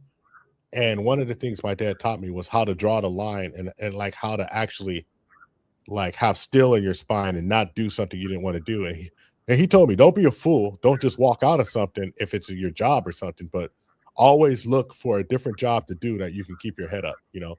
And so he understood taking care of your family, but he also understood the importance of just being a man and being honorable. And so I'm very fortunate. And also, like I was just before I came on, I was with a friend of mine who he suffered through a lot of self-inflicted injuries through drugs, but he always straightened up to come around my dad because he respected my dad. And that's the thing that I don't think like a lot of women who choose to be single mothers, because I don't care what anyone says, they're now saying I'm a single mother by choice. They're now saying I don't need a man, I can do it by myself. I don't think they understand that like even when my parents separated, no dudes, my homeboys would come to my house and they'd be like, your dad here? Oh, like they would straighten up because there was a man representation there. You know what I mean? And so I think that's very important. And you know what that means, Grover? Wait. You know what that means when you say man's representation? You know what that means? What? Accountability. 100%. You did some goofy shit, you will be held accountable. Physically or verbally. So go ahead. Oh, my dad was going to be physically. Yeah. You wasn't getting away with nothing. He didn't care. And that's what we don't have no more. There's no accountability with anybody anywhere. So you can do and say whatever you want. People can hide behind fake fake characters and be somebody else. Everybody can hide. Nobody can stand up and be accountable. So that's what makes it so wild. That's why I've never used a screen name. I just use my name. I am me. I've done stupid stuff. I've done cool stuff. Hopefully the cool stuff outweighs the stupid stuff. That's life. I got to be honest. Sometimes I wish I could do a little fake little profile and talk smack back. I was going to do that, but then I thought about it. I'm like, how much time would I be wasting doing that? It might be a cheap thrill, but how much time would I actually I talk crap in my chat all the time because I think it's fun and it builds engagement, and that's kind of a hack. But like honestly, when it really comes down to it, I don't have a lot of time anyway. Like I probably get to answer the first 20 messages, the first 20 comments. And honestly, I need to look at comments for because your comments are a key performance indicator of how you're doing. When you do something, your comments will tell you like if you have 1,000 views and no comments, you know that they're not really enjoying it, and most likely your engagement's going to be really low. So you got to take these performance indicators on the YouTube side of the game. Yoda said, "Yeah, I sent you the link, Yoda." Oh, you talk about Theo? Yeah, I call him Yoda. I was telling my nephew about Theo because my nephew's a systems engineer. There's Yoda. He calls himself the the AI passport, bro. Theo, throw the thumbs up when you're ready. Okay, you got the hands and the thumbs. Okay, Yoda's in the building, ladies and gentlemen. Let's hear it for Theo Wild. There he is. What's going on? Yeah, I teach AI on Saturday night. So the AI class just ended, and it was pretty good. One student came in and he built his own language model. So he implemented it in what's called a multi-agentic RAG AI environment to make an application. It was pretty cool. I liked what I saw. So I'm very proud of him. He did it well on his own. We're doing what's called a chain of thought as well. It's doing a lot of chain of thought exercises. I was going to do a lot more with it today, but we got to a certain point, but it was a lot of hours. Class was over 3 hours long, so had to cut it short and say like, "Hey, look, we'll do more later on." Wow, so we got to back up a little bit. You just jumped right in like we were in class with you. We weren't there. Let's start over. I was like, everybody can understand what's going on. Oh, hold on a second. Let me get ready for Theo. Hold on. Yeah. You got your glasses? Okay. There you go. so first of all, look at Snuggles. Snuggles even left a super chat for Theo. First of all, Theo. First of all, how are you? How's your health? My health is improving. I'm doing really well. My health. I actually took a sabbatical, so I stopped working in October, and I've been out of the office instead. I'd reduce my stress, so my health is increasing. My weight is decreasing, which is good. Blood pressure is down. I went back into therapy for the second part to recover from parentification. So it's working extremely well. It's because I'm using AI actually. So I'm using it to make models for me. Okay. So AI is like for any of you guys out there that don't know, don't understand, don't learn, or don't want to learn AI, you guys are going to be left behind like horse and carriages did when cars were invented. You're going to be left behind like kerosene light was when electricity was invented. There's no way around it. It saves my life. Like before I was complaining because I do everything by myself. At least I have AI to help me now. AI, look through this because I still stuff and do everything. AI does everything. And if you guys don't know, if you just know the basic stuff, hey, what year was George Washington born, and ask some stupid shit like that, which you can, but this eliminates libraries. This eliminates everything within seconds. So Theo has, in my opinion, you kind of pivoted over to AI, Theo, because you weren't pushing AI last year, right? Is this something you pivoted over to? So Chat GPT 5.1, 5.2 is actually good. So I was using foundational models like with Anthropic before for certain activities, but I really wasn't impressed with what AI was. When Chat 5.1 came out, I was using it last month and I gave it the standard test. It passed my test, and so I gave it another one and another one. I was like, "You're passing every single one of my tests. Like, what the heck?" Within seconds. It started within seconds, yeah. And it started creating a behavior profile for me to understand who I was. And I was like, "Holy, oh my goodness!" So I started engaging into it, and I did something what's called chain of thought, which is you ask it a question like, okay. I create a theoretical environment, and then to make the theoretical environment takes me a while. It takes me a few hours, and then I say within that theoretical environment, what would have happened in this case? What would have happened in this case? What would happen here? Like for example, like if we go like Thailand, right? One of my theoretical environments is the United States Army leaves Vietnam in 1968 July. So what happens to the Thai economy from 1969 to 1980? Like those kind of things, those kind of factors, I can actually ask those kind of questions, and it understands and can give me the correct answers or answers that are rational or reasonable. And I kept on going with this huge thought exercises, and wow, I was impressed. So then I used this chain of thought again for developing my coursework. So of course I'm teaching, right? Sometimes I need course material. The most difficult thing for me to do is actually create course material. I prefer to just use somebody else's course material because I can teach it, but making my own is a real pain in the butt. It takes a lot of time. So with ChatGPT, I could direct it and say, I need it like this, I need it like that, and it, boom, knocks my course material. Love it. It just makes me into a more effective teacher. I could teach many more students now with this. So very happy with the situation. I do like this version. I just want you guys to understand though, I like ChatGPT 5.1, 5.2. Anything before that, I was like, no, man, you're too juvenile. This isn't working. No. This one though, my goodness. Yeah. But Theo, that's the thing. That's the part that you're missing. 5.1, 4.8, whatever it was, that was so 2 months ago.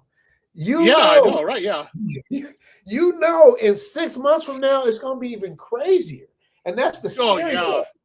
That's the scary part. Like it. I like it. I'm like, go for it. Like, whatever it is you want to do it, because it is helping me so much. So, again, just talking about physical health. My therapist and I use ChatGPT in combination to clear up various problems that are in my head. Because there are some things that my therapist says that I will not trust him because he's a human being. But if ChatGPT says it and says this is historical data, this is how humans act in a certain situation, I'm like, okay, I trust it. Okay, I can trust this data point. So my therapist is like, cool, you trust the system, you don't trust me, I'll take it. I'm like, okay, great, let's move on. Let's get through it. Okay, I understand. So I really like this system. We went through, like I was telling you, like other people, I've been going back and forth between, like, should I try to marry a Brazilian or should I marry Thai? Right? And I flip-flopped back and forth with this, right? Kept on going. ChatGPT and I. Are you listening to this? Are you listening to this, Robert? Are you listening to this? This is what he's using his ChatGPT powers for. Man, you got problems. Should I marry beautiful or beautiful? Let me see. Yeah, but what we have to go through is say, what kind of data am I? What's my profile regarding what is it? What do I avoid? What my values are? What fundamentally do I want? And going through the exercise, both Brazilian and Thai women were eliminated. Interesting. Yeah. Would you get Japanese women? Japanese women are coming up to the forefront. So are Polish and middle-class Medellin. If I keep my eyes open.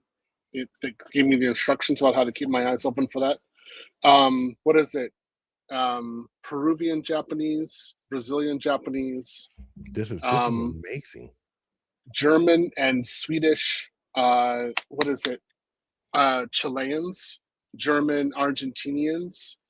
Those are the ones that I should be going for, based upon my risk profile. Wait. This dude has turned Chat GPT into Miss Cleo now. He has used it.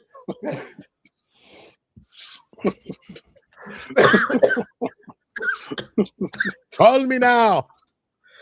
So I went through with Thai, and I just explained things with Thai like this is. ChatGPT knows I like Thai women, but we went through like this is what I'm willing to accept in a relationship. This is how I think a relationship is supposed to be structured. This is how it is, and it's like, no, man, it's not going to work. You're not going to be able to be with a Thai woman.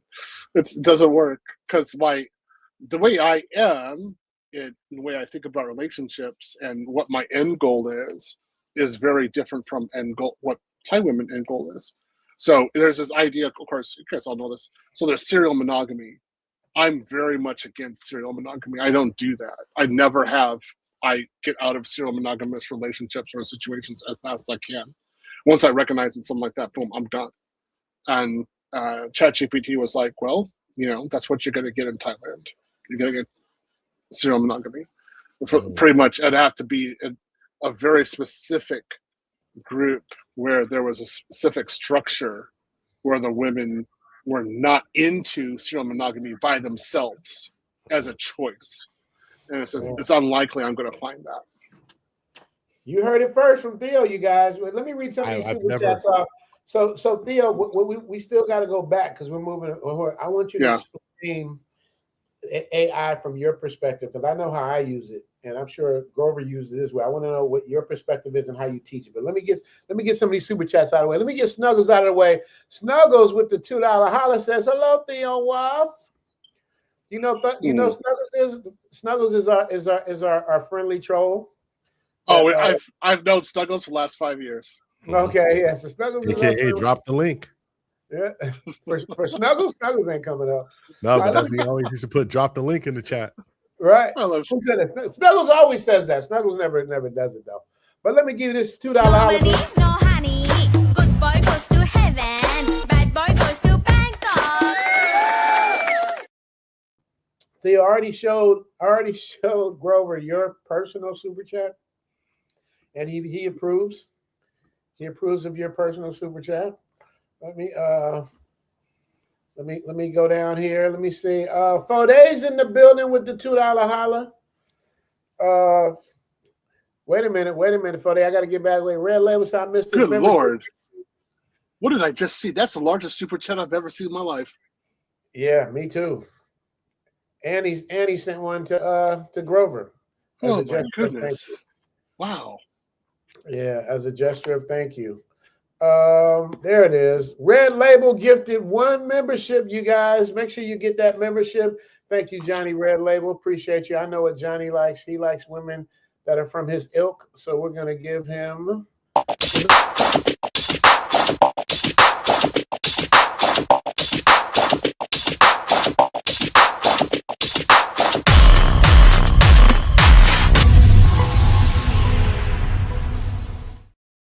Shout out to Johnny Red Label.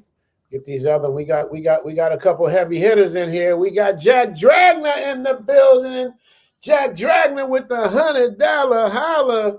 Now, what makes Jack Dragner so special to me is because he's a fan of the channel.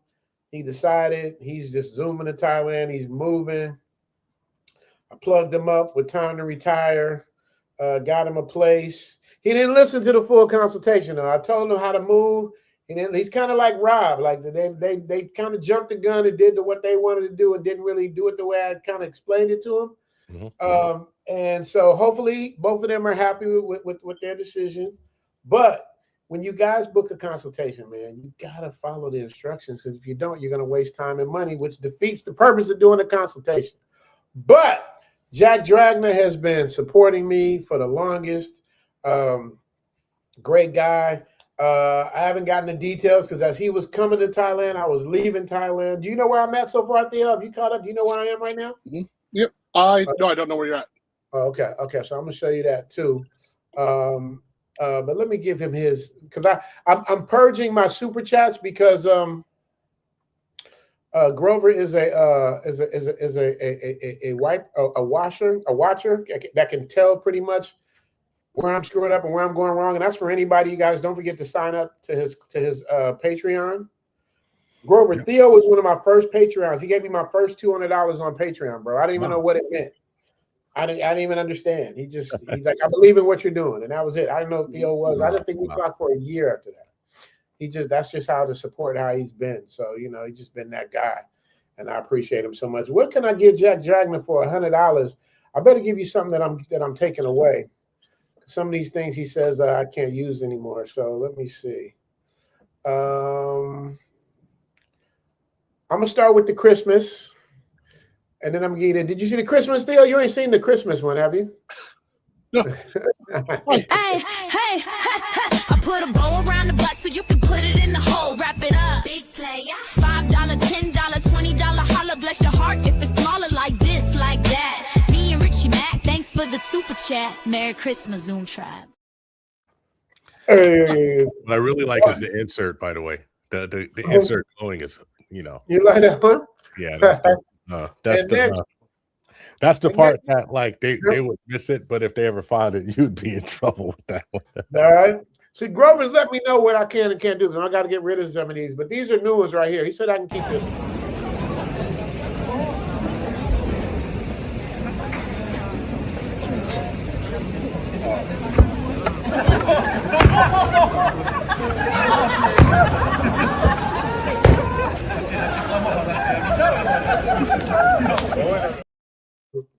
The fireworks. Did you see her shooting them out the fireworks? Did you see that, Theo? That's the first time. I had not seen that one before. Yeah. That's some crazy. Goodness. Let me go ahead. What are you gonna say? I got. No, I mean, all I do is AI development. I'm doing development constantly. I barely watch anything fun on YouTube anymore. I'm just developing all the time. I can understand. I definitely understand that. Jack Dragner, since he's in Thailand, I'm gonna give him this one because this is gonna have to go away. So I'm gonna give you this one. Walk on away with this one, Jack Dragner.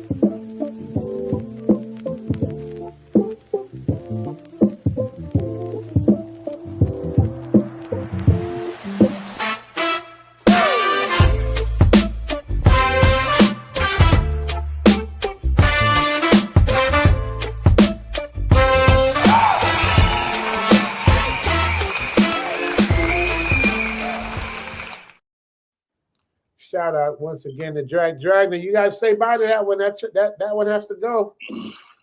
Bumblebee booty has to go. You can tinker with it. Huh? You can tinker with it. Yeah, I tinker with it. Yeah. How do you tinker with this? How do you tinker?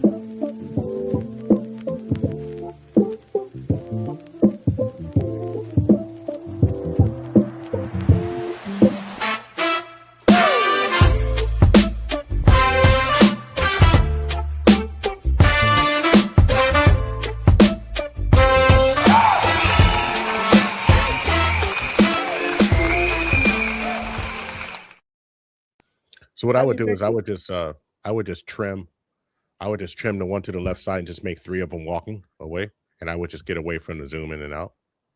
Okay. I would just take it, duplicate it, put them next to each other, and just have them walk, have her walk away, and then, if I would spend a few seconds on the booty, then I just zoom up to their face, and nice and easy. Okay. All right. He said, "How can Bumblebee be offensive?"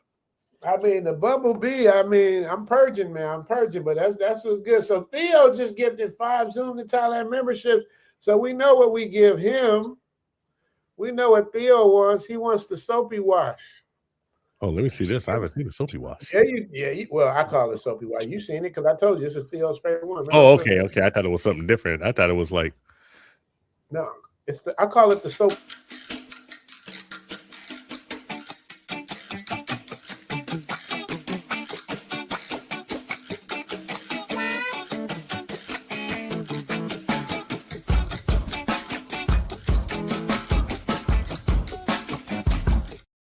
Wait, I gotta stop it for a second. You guys, I can see Theo and I can see Grover in the background. Grover's going like this, and Theo's like this. I'm gonna play it again, but I wish you guys to see them as they're watching this. It's the funniest shit in the world. But go ahead.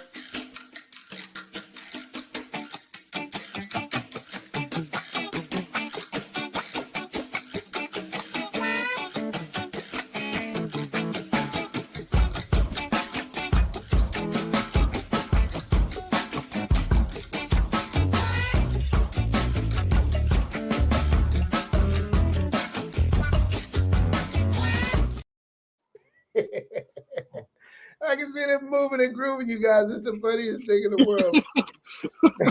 Yeah, I like it. I definitely like it. Yeah. And they yeah. It's impressive. It's impressive. Impressive. Black by Design has a question for Grover. He says, "How can that be offensive?" Oh, well, hold on. It's not offensive to me. Yeah, it's not offensive. It's offensive to green-haired, the wolf septum-ringed species who shims. You know, what can I say? Yeah. Shims, I like that one. I like that. I like that. That was a good one. What you Yeah, want, that was. Beans wrote something earlier. I missed it too. I forgot what he said. What were you saying? Beans, what up, Rich Mac? How are you feeling? How are you feeling from the home of the #1 food in the USA, Chicago? Hey, I challenge anybody in this stream to tell me the food is better than Chicago. Pound for pound, nothing. Pound for pound. Now, you got California, got the Mexican food, and certain parts of the South got the barbecue, and certain people have the pizza, but Chicago got all of it. I will say that I'm a big fan of Chicago deep dish. I'm a big fan of deep dish. Oh, just it's not. So we're like a lasagna, to be honest. It is kind of like a pizza. Chicago. No, That's I mean great. the deep dish more resembles lasagna than actual pizza. I mean, it's so thick. My goodness, but yeah, it's pretty good. It's pretty tasty. So yeah. Okay, so you guys, so I'm gonna let Theo do his thing. So before that, Black by Design, Mississippi catfish and spaghetti. Ooh, that's what my mama from Mississippi, boy. Ooh. I like that. I like that too. Yeah. That's what got Clay Thompson shooting like 8% from the field because Meg Thee Stallion cooking catfish and spaghetti for him. They shoot 8% from 3-point. Catfish and spaghetti. I've never had catfish and spaghetti. It's good. Yeah, I like it. Yeah. Yeah. I'm from the South. I've never heard of that one before. Drew said pause. I don't know which part we pausing on, but Drew said pause. And the last one says salute to Darth Wath himself and the travel OG. I call him Yoda. I've never seen you wear your watch either, man. The show because Theo sponsored underprivileged, not underprivileged, but a person that couldn't afford Zoom Fest, and I got to do something nice for Theo, so I got him a watch. Yeah. Rolex. I have. There are watches all over the place. People have given me. Thanks for making me feel unique, Theo. But how many have Darth Vader? How many give you a Darth Vader? Yours is also unique. I decided to stop wearing any and all watch, especially biometric watches, and I just decided to go back to the way that I lost weight when I was in Japan, just old school, like because that was very effective. And just say like, go out and exercise, go out and take steps, go a certain distance, and then how many albums am I listening to? So what I used to do is my step distance was based upon how many albums to which I listened. Wow. Because most of the time I wasn't listening to an album in my house, right? I wasn't streaming with YouTube like that. So I'd be like, okay, I want to listen to 3 albums. I'm going to go out and take a walk. I have to do a certain distance, get this and that done. I listen to the music, come back, have my exercise, have my activities done. I lost a lot of weight in the process. I kept my weight thin. And I noticed that when I was doing this biometrics with the Apple Watch, I was getting bigger. And I thought, something weird here. Like this isn't working. So let's just throw that away and go back old school. And it's working. Yep. I got you. I got you, but I wish you had told me that before I bought the damn watch. But it's okay. You still have it. I just did it. I just did it in November. Yeah. Yeah. Okay. I started doing a series of changes in late October and then November. And I'm just like, I gotta live differently. This isn't working. So it's like, okay, gotta do this and that different. So regarding Thai women, kind of, you're thinking like, what was my thinking regarding AI? It's attachment types, and like what kind of attachment type do you have? So if you're like, I don't like serial monogamy.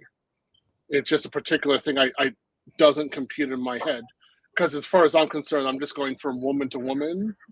So I don't like that. So I'd rather just stick with one woman, have not just a long-term relationship with her, but actual marriage. That's usually how I operate. And ChatGPT said, well, you can't do Thailand because you're just not going to get that. And then we went to other countries. So like, again, Brazil, I wanted that Brazil. It was like, no. The big one, which I was really surprised about, was its analysis of Russian and Ukrainian women. And ChatGPT was like, their profile is worse than Swedish women. And I know not to date a Swede, not even to attempt to date a Swede, because you will not get married. It's not even going to be possible. So there's like, no, what Russian and Ukrainian women do is with their profile is that they're very affectionate. They have this view of being loving, but they're marriage adverse. They have this independence about them, and they like your money. They'll definitely appreciate the money you give them.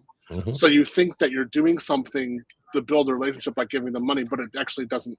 That's not how they operate. And I was really surprised. I was like, wow, I never even thought about that, even when I was there, because I didn't even see it. But it's like, yeah, you're not going to get married. You can date them, though, all day. We went through analysis of Latvian women. Same thing. It said, no, they're the women.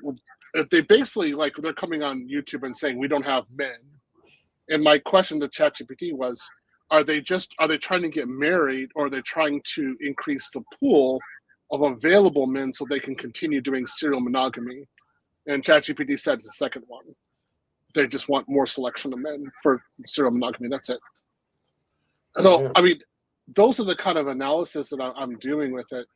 And just basically, like, if you want to get married, where should you go? Like, this is the big question. And, of course, Nairobi is one of the big recommendations. And then certain places in Colombia. And the big one is Japan, of course. So, it's, again, you have to understand who you are in your profile, and you have to put that into ChatGPT. You have to be honest. Say, this is what I want. This is how I deal things. This is the profile. This is who I am. Like, this is the outcome that I expect. This is the time frame that I have, and it'll be like, okay, this is how it'll go down. Yeah. Okay. So tell me about just the AI platform which you're teaching now. How does that work? Well, I teach, like, next week we're going to teach about, you can actually install an AI engine on your computer and have it do work for you. And so we're going to have to do that, start doing that next week. We do, for example, AI in combination with your programming environment. So it gives you recommendation for code while you're actually programming. That's actually a very useful thing to do. But the big one is chain of thought. Chain of thought on ChatGPT 5.1 is beyond anything I've ever even comprehended. So it keeps a running tally of a certain topic that you have, and you can expand, and you can get it to be much more detailed in giving what you really want. And what I use it for is understanding human behavior and social engineering, social behavior. So I used it, like, I don't know how many times. So we're talking about, like, the battle that's going on, the sexes in the United States, right?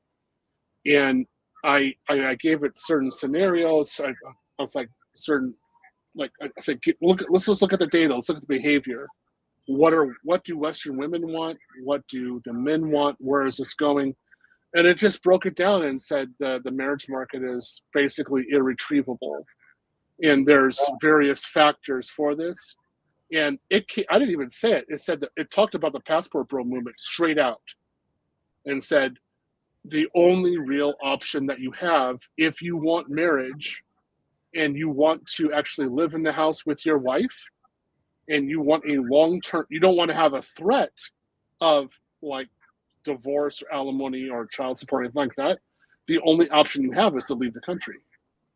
And you have to go to an environment where the culture has women who are aligned to your values. I went into scenario over that. This again, chain of thought. You just keep on adding one factor into another, keep on having one explanation. And it was like, oh yeah, it said two things. It said, first, you have to be a passport bro. And the second thing, you have to save yourself. It'll be impossible to marry with any kind of safety in the United States. I was stunned. Could not believe it. It was like, hey, but Theo, we got to be honest. I've been told you that. Yeah, I mean, she to figure that one out. The fact that it came out and said it. This was based upon the data, right? Upon behavioral analysis, and we went through like the feedback loop about why women will be less likely to get married, and why they will not have children. Like Western women will not have children. I went through the entire explanation over this, and says basically, no, the more passport bros happen, the more Western women are going to double down on what their actual values are, and they're just going to rationalize it away. And I was like, wow, that's just totally impressive. Like, okay, that's fine. I don't have a problem with it. It was just, we talked about berserkers. That was a wonderful conversation. What are berserkers? What's that? Berserkers are a certain group of guys who have a very high emotional IQ. They look good. They're fit. They don't necessarily have money, but for most women, they get the feels. They get the tingles. But these men are relationship adverse, particularly towards fatherhood. So they just kind of go from woman to woman to kind of just social, like they just move around. And when, they're 50 or 60 years old, maybe they'll recognize what they lost, but they just go from woman to woman. That's it. They can date multiple women at a time. And I said, like, basically, let's use these people. Like, what is the effect of the berserker vis-a-vis the passport bro? And ChatGPT said, it was a good question, and said, basically what's going to happen is that more women are just going to go to berserkers and stay with berserkers, because they think if they can get a berserker, it just shows that passport bros and other men aren't worth it. So you froze up there. Wait, you froze up. You said if they can get a berserker, what? If they can get a berserker, if they can date a berserker, then passport bros don't know what they're doing, essentially. But the ChatGPT specifically stated you have to look at the outcome. The outcome is the berserker isn't going to get married. He's just going to keep on going from woman to woman. So it gives the wrong signal to the Western woman that she can still have marriage, that she's still viable in the market. The reality is the berserker is a zero, and the passport bro can at least have a family. Now, how do we tie this into you teaching AI and all of that stuff? How do we? So these are scenarios.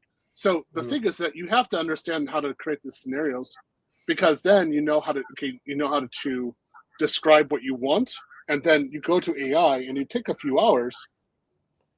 AI will generate it for you. Interesting. It's a thing. It generate it, but you have to understand how to explain it. And what I've seen with prompting is that's the prompting. Prompting. Yeah. So I have students who, like, they have proper structure in their thought. They win. They're like the Apollo program, launch straight out. Yeah, you save so much time if you know how to prompt correctly. I have 3 different GPTs. I use ChatGPT 5.2. I use Perplexity, and I use Google Gemini.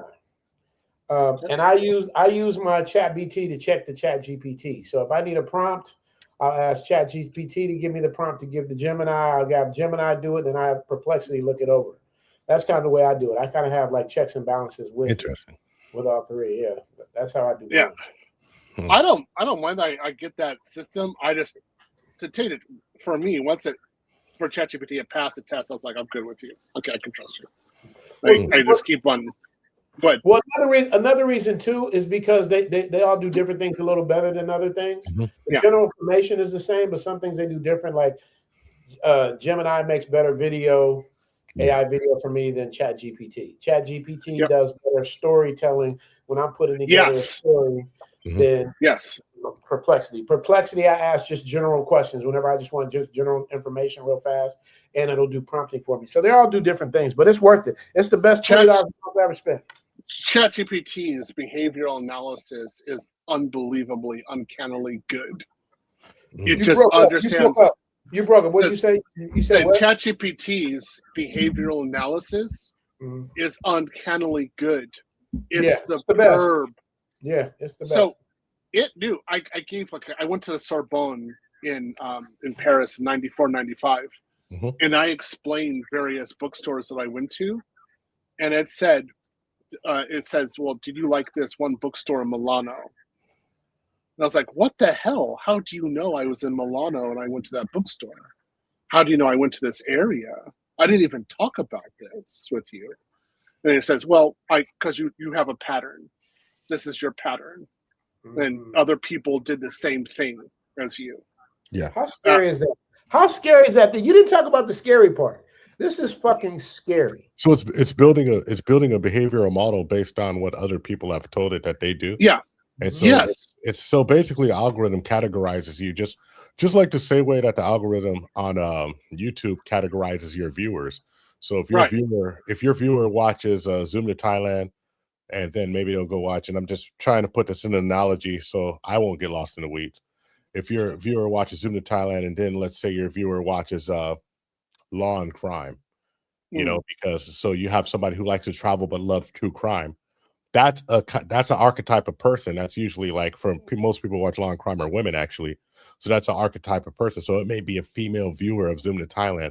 That might be 5% of your viewers. So if it's resonating, if you have something that comes out and it really resonates with them, the algorithm's going to suggest it to those people because they believe that that's based on that behavioral model, that's what they're going to do. And so like it's really uncanny. ChatGPT is really uncanny because of what you said earlier with the, I think you call it a chain of thought. Yeah. So I use ChatGPT to write prompts for everything else. I'll tell ChatGPT, please write me a prompt for Gemini AI to make a video. And then I'll tell it exactly what I want the video to do. And ChatGPT will put it in Gemini AI's language for the perfect video. So I literally have a super chat where Kevin Samuel says winter is here with his eyes glowing blue in a white suit, and he turns into an ice giant. He kind of starts transforming into an ice giant from Game of Thrones. And I describe all of that. Now, if I go straight to Gemini and describe it, it gave me like something that looked like Max Headroom. But when I described it to ChatGPT, because I've using the prompts so Kevin Samuels, it actually put together Kevin Samuels and with the prompts, and it was pretty. A matter of fact, if I could show it, it would be like, you folks would be like, wow, that's pretty damn. I mean, it's Kevin Samuels basically. And then what I had to do was put a voice changer on it because I didn't want to use his voice because I wanted it to sound unrealistic, so I made him have a demonic voice. Oh, can you show it? Is it possible? You try. I don't think I have share. I would have to share my screen, but I don't know if you guys could hear it. Okay. Well, we tried. I'll show you what mine is. Like there's certain. I get a lot of exercise equipment, and I want to do certain modifications to it, and I need a welder, right? And so what I did was I said I want this arm, and I showed the example of the arm, and I said I want this arm to be welded to this position, but I don't know how to explain this because I'm not a welder, and I'm going to have a welder do it. So what I need is for you to understand the material for the arm. I need to be able to. I need to have the vocabulary to go to the store and actually get that, and then I need to be able to get a welder and actually have the welder do the work. ChatGPT gave me all the vocabulary, the entire words, everything. I was stunned. Like, I couldn't believe it. There's another one, like there's another piece of equipment that I created as a modification. And like only a specialist company can actually make it. And so I explained it all out, and I explained how like the load bearing and the gravity and everything's going to work. And first it said, yes, it's going to work. I made sure it did its own check. And I said, I need you to explain how I actually start this conversation with a specialty company. Gave me all the words for it. That's everything. crazy. Yeah, like I think that we've just got into the position to stop using ChatGPT like an Encyclopedia Britannica and start using it like an actual tool. Oh yeah. What I tell people, like, because I teach a school. My school is not technical like your school. I have a content creator school, and one of the things I tell folks is that you want to be an early adopter, because if you're a late adopter, you're going to get lost. And so, one of the things about surviving the game is realizing where the game's going and start adapting to the game, so you can ride the wave and not get swept up in it. And I think that's so like with everything, you could sit here and there's a lot of angst against AI. And listen, I don't want AI slop. I don't want like people making. I see a video of Theo choking a woman. I'm like, Theo's chokes women, and it's some AI recreation. That's ethically horrible. But when I'm trying to figure out the best route and the best restaurants, because I have a traveling food channel to go to while I'm somewhere to maximize my time, it would be foolish of me not to use the best tool I can, because I'm spending my money to shoot this content. I agree with you. So the way I look at it is that you're becoming AI enabled. And there's a difference between what we always say, AI won't replace your job, but human beings who are AI enabled will replace your job. They're the ones who are going to come and get your work. And I didn't really understand this concept until I saw these new AI prompts and integrations that are possible. And I was like, oh yeah, here it is. This is it. And it magnifies your ability to work. It actually magnifies, and if you actually know what you're doing already, it makes the quality of your work and the scale of it much greater. And it could, it's a productivity quintupler. Oh yeah. One of the things, but I will say this still, because before I was just working for myself, I was working for the largest delivery company in the United States, and all of the warehouses, the largest food delivery company. So everybody won't think I'm working for Amazon. All of the warehouses, they were trying to automate it. As soon as they partnered with an AI company, they were trying to automate all of everything. So there's going to be jobs. I'm just going to be honest. There's jobs that they can't wait to get rid of, and a lot of jobs are being lost by attrition. Somebody quits, they don't replace them, and they introduce some tools so you can be a little better. That's one of the things. But I will say this: you really don't have a choice but to get on board, because nobody's going to not. As a country and as a world, everybody's pushed all their cards into the table on AI. China's done it. The United States has done it. Brazil has done it. The UK has done it. Everybody. It's not just us. It's worldwide. You don't want to be one of those people rebelling against it out of simply, I just don't like technology. Because now you're starting to sound like your father when he said, I don't want you to, you don't need to use a computer, just do it by hand. And you're like, no, everybody's going to use computers in the future. Or like, I don't want to, just think of how stupid it would be. Like, I don't want to have email. I just want snail mail. Right. And that's what it comes down to. Like, or not using a search engine. Yeah. And I remember, you had to use a search engine. It was a tool. And with this one, its ability to do analysis and provide content is beyond what I could have imagined. And it's actually like, okay, well, as I say, the baseline. So what we do, for example, is I need an initial template for a solution. So I ask it, I say, just give me the initial template, and then the students will fill it out. And it's like, okay, here you go, here's your initial template. Wow. So now I have a starting point for the students to use. We're doing scripting, I just asked it for a series of scripts to be used, and it's like, okay, here you go. Yeah. And I was like, great, so that it's initial, and then you can do modification. Though I always tell my students, see, like you get like 95, you get like 90% or 95%. You still have to use your brain to figure out what's wrong in it, and you have to do a modification inside of it. For someone who knows what they're doing, it's just a multiplier, because like, oh, I've got most of this. All I have to do is change this real quick. Boom, done. Right? A machine won't know what to change real quick in that environment, because those are usually variables that really aren't communicated. And so you have to find out some way to communicate that or actually get it in. That you could do a chain of thought, but it takes a while. But that's why I say, students, you still have to know what you're doing. You have to know what you're talking about. For my students who are like, they're capable, they've studied, they use AI as a multiplier. For students who aren't, they use AI to defeat themselves. Yeah. Like, wow.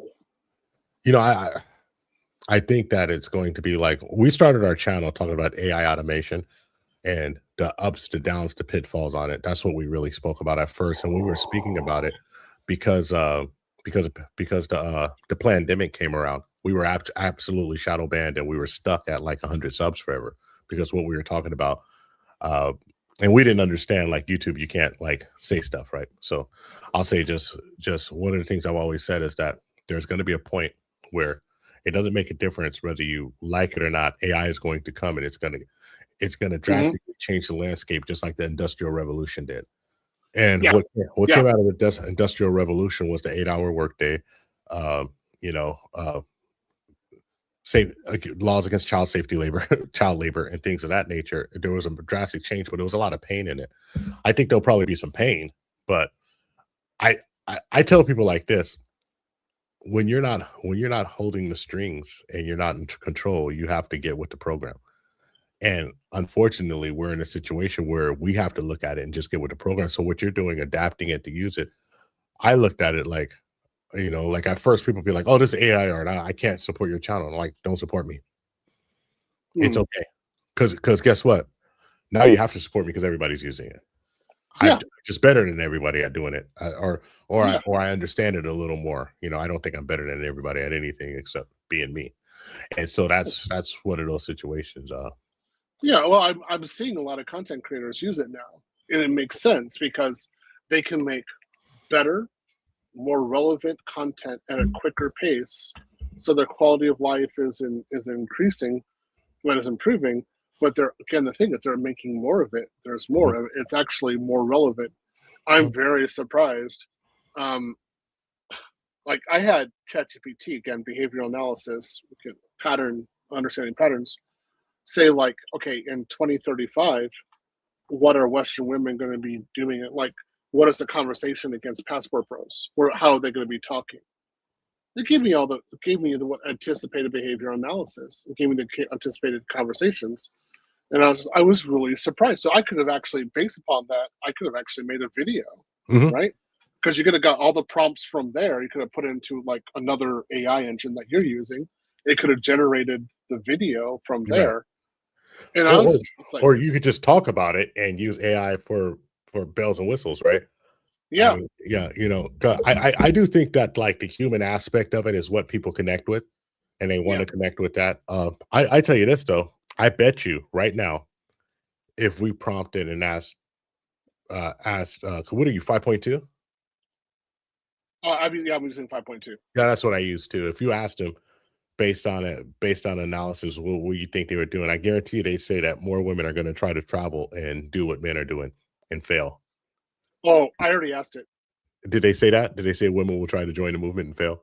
They said no matter what women do, the Western women do, their outcome will be failure. Jesus Christ! Yeah, there's no way they can actually produce the same results that Western men are. Damn. You know the saddest part about it, that's 1,000% true, but they don't even get it. They don't get it. Hey, Theo, you cold, man, because you said that shit. But they don't even get it. Let me get this super chat out the way real quick, man. Real quick. Ahí, está bien. Me lo tiene grabando Génesis uno y el otro no sé dónde está.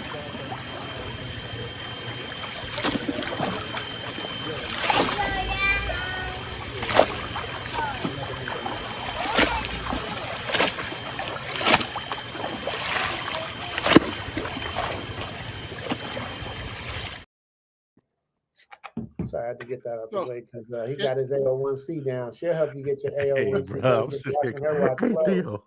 You did.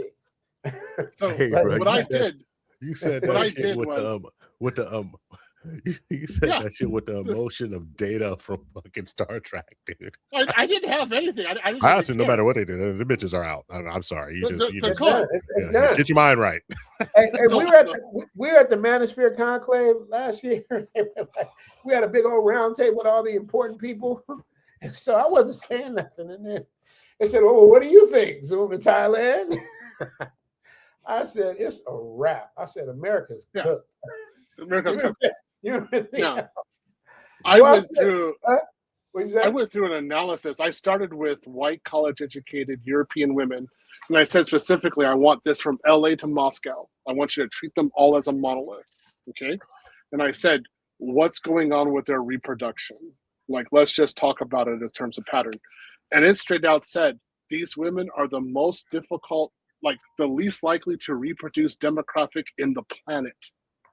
And I was like, what? And they're like, yeah, these women don't reproduce. And they started going through and explaining why. And I was like, I hit this from this point of view and this. You know what ChatGPT said to me straight out? He says, This is says, hilarious. He says, you're looking at a version of these women that doesn't exist anymore, and you need to have a formal grieving process. Yeah. And it gave me the grieving process, and it says they don't exist.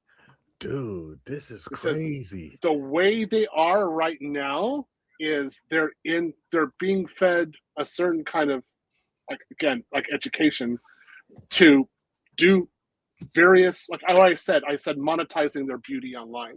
Okay, that's what they're doing. They're monetizing their beauty. And they understood that I was being polite.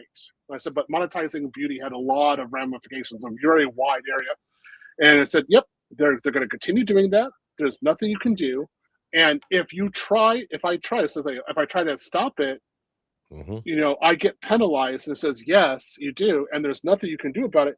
And so I talked about path, and I said, like, what about the parents? Like, the parents are seeing their daughters do this. Grandparents are seeing their daughters doing this.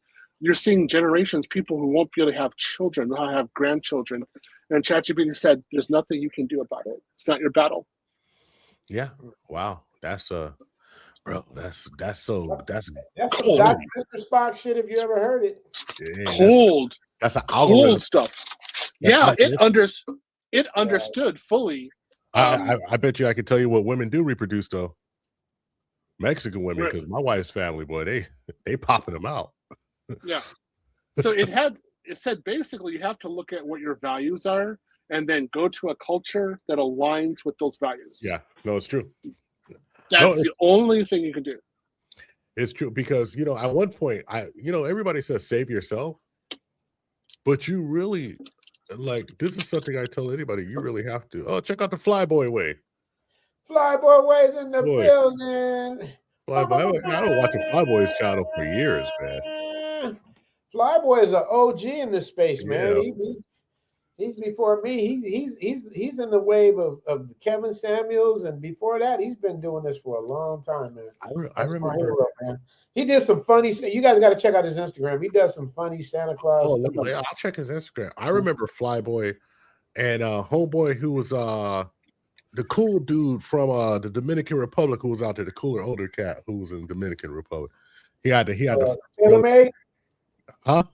TaylorMade, the one I call TaylorMade. I will watch TaylorMade and Flyboy Way before I even knew anything about it. I was like, man, these cool brothers, man.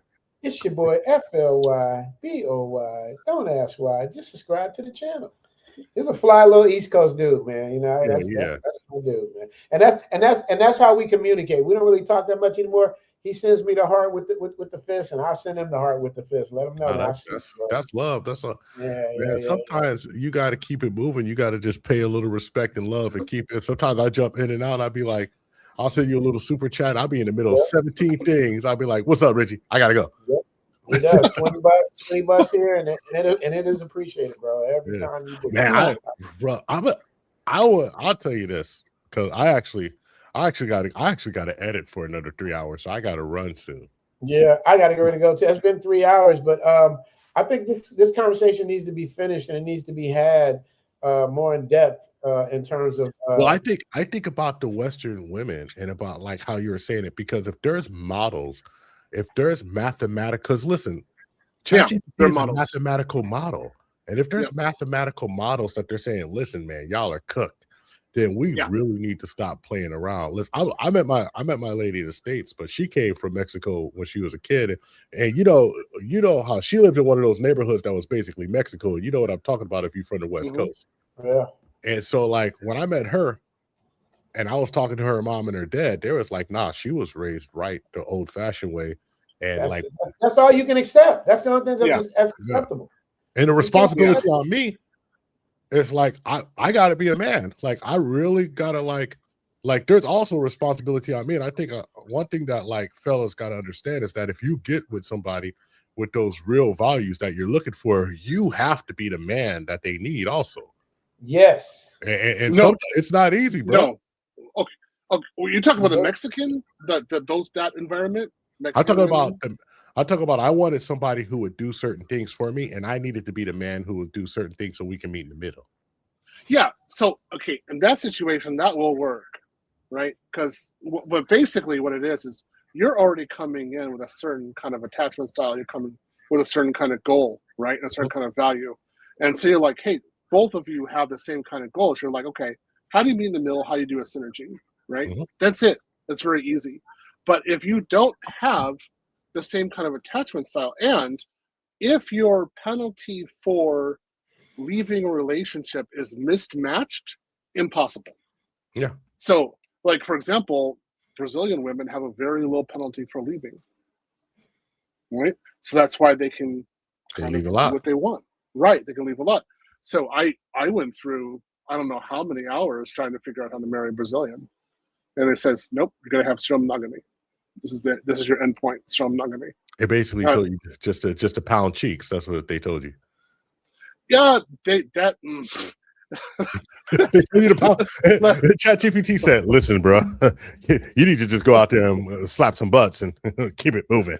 It said basically that what I want, because we're talking about I wanted to have a daughter. We're talking about how my desire to have a daughter.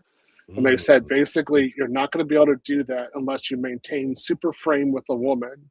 Yes. And I basically said, like, I'm not doing that because that means I have to exert energy to get that. I don't do it. And then he went through and said, so you want the woman to be self-regulating, right? I'm confident in what I want a relationship. Sounds like Japanese to me, bro.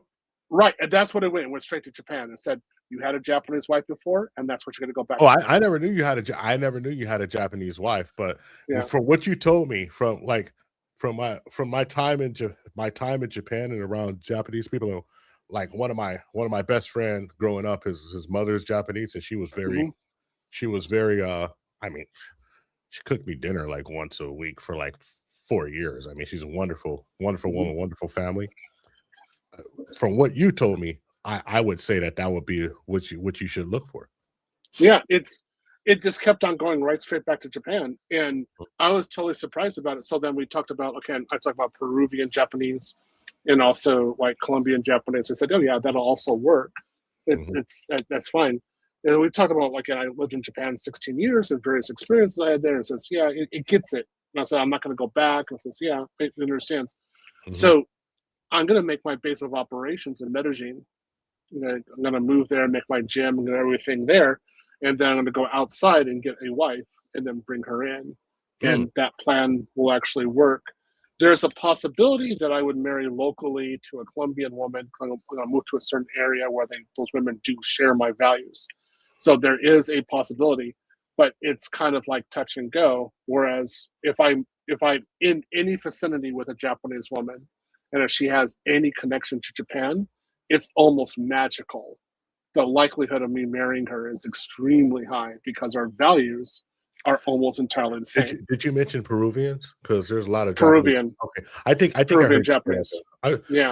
So I got to run, but I want to leave you with this, and this is very important. Like and it's probably a reason why. Like when first time I talked to you, we were on stream. I was like, I really like this dude.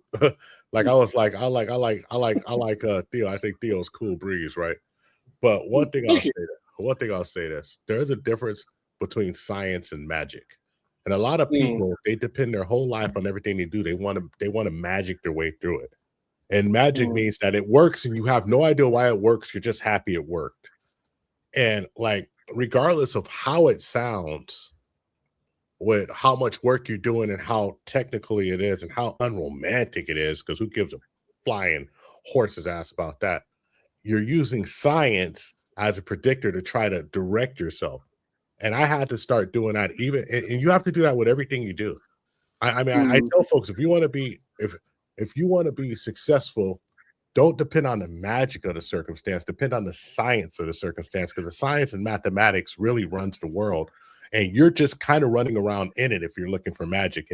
And the magic is actually when the mathematics lines up and you just run into it and you don't even know. So I'm saying that being human beings, we're far more powerful than we understand, because we can leverage technology, we can leverage things to understand and reason. So like even like that was the biggest thing. I think I was talking to Richie Mack, and I said, Richie, you have to like whenever you're doing something, I want to focus on the science of content creating and not the magic. Right. So you can have magic of everyone likes this, but then you don't really know why they like it. Or you can have the science of you're kind of directing people towards this and they're liking it. So you're not having these peaks where you're doing like 1.5 million and then 30 million or 20 million. You're like at 50,000 all the way through, and you're consistent. Right. And that's what I try to do. And that's what I try to teach, and like that, like, and talking to you, it was very refreshing in ways because you actually are not depending on the magic. Imagine how stupid it is to go around. And I know I got my camera angle, so I look to the side, so I'm trying to look cool. But I'm gonna look at the camera. Imagine how stupid it is to make the biggest decision of your life, who you're laying down with, who's gonna have your kids, who's gonna foster your next generation, who's gonna take the reins if something happens to you, and you're depending on magic and not science. That's dumb. But that's what Western women are doing. They're depending on magic and emotion. We know. Listen, man. Yeah. We know they dumb, bro. We know half of the Western women dumber than dog shit. Come on, man. The data modeling. I went through it with them. It's like, it's impossible. They will not get married. But what we're missing, you guys, is that, and this, I don't mean to sound chauvinistic, but it's like men are meant to lead. Yeah. And when women are allowed to lead, they don't know how to lead. They lead with their emotions. So going back to what Rover just said, they're not scientifically, logically thinking things. They're going with their emotions. And that's what's screwing everything up, because there's no common sense in any of it. Do whatever you want, wear whatever you want, be whatever you want. There's no kind of structure, anything, and accountability. So that's where all the problems, at least from my perspective. You're right. They think they can run the dick tree for 30 years, then fall upon Prince Charming and wonder why Prince Charming don't want her with a fucking backyard full of cocks. We're not supposed to judge that. What happened in the past is the past. No, bitch. I went through that. What happens in the past is past. Oh yeah. Well, what do you mean you just got out of San Quentin? Why are we talking about the past? I killed him, all right? So it was. Oh, listen. I was Zodiac Jr., but why are you tripping? Right. I'm not that person anymore. How crazy. Stupid does that sound, man? That's what gets to me sometimes. So I'll tell you this. Man. It's actually refreshing. Like I said, I haven't been on a panel for And every time I push myself to go on a panel, I'll be like, I don't want to go on a panel. I don't want to talk to people. I want to just work and talk to people in the back. And I'll talk to anybody in the background. But like on the chat, I just always feel like, you know, I feel, and there's a little performance anxiety. I'm like, am I going to deliver to the crowd? I know what my crowd wants. I don't know what their crowd wants. Do they care about the information? So I just thank you, Richie Mack. I mean, I don't think people understand. And I'll say this humbly. We're lucky to have folks like Richie Mack in the space. And it's a damn shame when I look at the chat, you guys, like everybody who's here are 100% awesome people, right? And I look at the chat and I'm reading the names, I'm reading it on the side here, and I'm like, man, these are some absolutely amazing folks. But it's a shame because you should have about 800 to 1,000 people to 3,000 people every night. Every time you go live. You should. And what happens is that we have to get away from being upset and feeling jealousy at each other. And listen, like and we have to learn how to take criticism, say something critical, and then just back off of it and not rip somebody down. Like if I say something like, hey, I don't quite believe in this and that, I have to be man enough to say, but I don't know everything. And we have to, as people who consume content, stop making people only successful if they jump off a bridge. Because that's what really happens. Like a lot of times, I talk to these content creators on the back scenes all the time. 9 times out of 10 of them are like, well, I'm just being kind of extreme on this with this person because like the middle ground doesn't sell, you know? And then, so while we're not selling the middle ground, we're letting grifters come into the space and totally like disrupt everything and just kill the vibe. I would rather have 122, whatever it is, quality people than have 1,000 people because the more people you get, the more the effort starts to happen. Yeah, I think but I think you should have 1,000 quality people because there's 1,000 quality people out there, and that's my thing. There's 1,000. There's 22,000 quality people who could be in the chat who could get value from this. I mean, you're in the NAM, dude. Who else knows to go there? You're in a town where when I said I felt you were going to NAM, but you said, how do you know I'm going to this town? I'm like, I don't know you're going to the town. I just thought you go to NAM because it made sense. But like you're in the town, and then the town I'm looking at, I put in the chat when I seen your thing. I said, it looks like I should go there. I'm in my 50s. I'm married. I like good food. I like good scenery. I want it quiet at night. You know, like the lady was super friendly at the damn grocery store. Man, I went to the grocery store today. I got such an attitude. I almost just put my food down and walked out, bro. I was like, I'm spending 100 for no reason. Give me a bad attitude. For no reason, bro. Anyway. Can you read the super chat for me, please? Oh, yeah. You want me to read that? Yes. What did Gregory say? You want me to read it in Tip Network Rover voice? Yes, Tip Network Rover voice. Polite savages. Hi, guys. First, passport bros were weak, lame and broke. Now, passport sis wants to come, but they are hitting the brick wall. Yep. I love it. I love it. I love it. Let me give him this for the $5 house, and I'm going to say goodbye to you guys.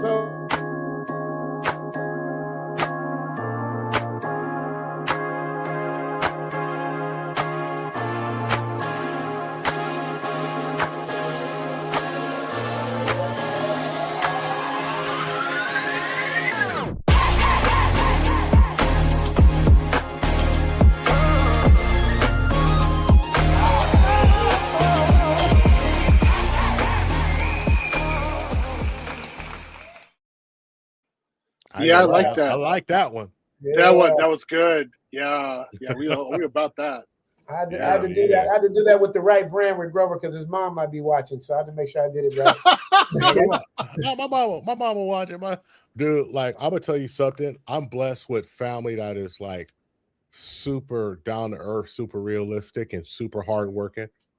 Like when I have a lot of them. There's a lot of us. Like my family reunion down in Texas is like 350 people. So it's like, and I'm blessed with just having everybody works, everybody takes care of their kids, everybody's in the right frame of mind. So I'm very I'm very blessed with that, and I'm blessed to. Thank you for having me up tonight. Thank you for letting me drop the link to my Patreon for the Pro Club. I'll say once again, if anybody's in the chat and you want to learn how to do YouTube and you don't want to learn magic, you want to learn the science of it, let me know. And if you need to maximize what you're making, because let me tell you something, and I'll leave it with this, ladies and gentlemen, YouTube loves making money off of you, and they survive by making a lot more than you do. So you should get as much as you can while you're here and build for somewhere else. Facts. Mm-hmm. That is a fact. Mm-hmm. That is a fact. Yep. Theo, you want to read this last one, Theo? I'll say, sure. Also, Black by Design, $10 super chat. Thank you very much. The way that the Crimson Cure said, SOS, system, order, and structure. You two should have us live stream together. The thing is that Western women are going for system, order, and structure. Mm-hmm. Sure. Again, before the ones who are married, the ones who are with somebody already, the ones who are, they look at the, like, because all the women in my family on my dad's side of the family are married, and they look at this stuff and they're like, these bitches stupid. My cousin is telling me right now, I don't know what she's thinking. I'm like, you mean you're not partners with your man? She's like, no, my man is in charge of this and I'm in charge of that. We already decided what we're in charge of. Why is that hard? I was about to say, what a concept. It's so simple, but we make it complicated just because we can. Not because there's any like rhyme or reason. It's just because we can make it complicated. So why not? Yeah. It's because other women are reinforcing it around it. So they're not going to change. It's literally impossible. Because the hoes and the good girls dress exactly the same, talk the same, and they stand in the same damn group, and we can't tell the difference. Damn. Mm-hmm. Yeah. Damn. I heard that one. Damn. Yep. Black by Design. What do you think, man? I'm going to give you the black girl because you Black by Design, but give it to you one more time, man.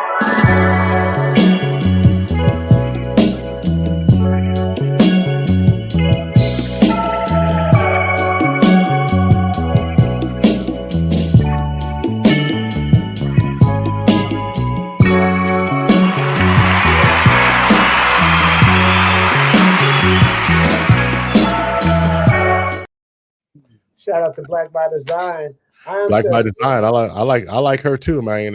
If that's you, I'm shit. I don't blame you. Tip, this is something you can use. Tip, this is something you can use for your channel. You see what he says? Can you read that one? That's for you. Feminists have drank the Kool-Aid with a smile. It's over. Yeah. Then I would drop an atom bomb on it right after. Boom. An atom bomb thing. Where my AI, I have an AI generated bomb. Yeah, man. I had a long conversation regarding how basically educated white European women are now engaging in self erasure. Mm-hmm. And it's not a deletion, they're just not reproducing and they're just driving their numbers low. And I went through like why historically it's never happened like with that demographic. It just doesn't happen. We went through the entire explanation. It was huge.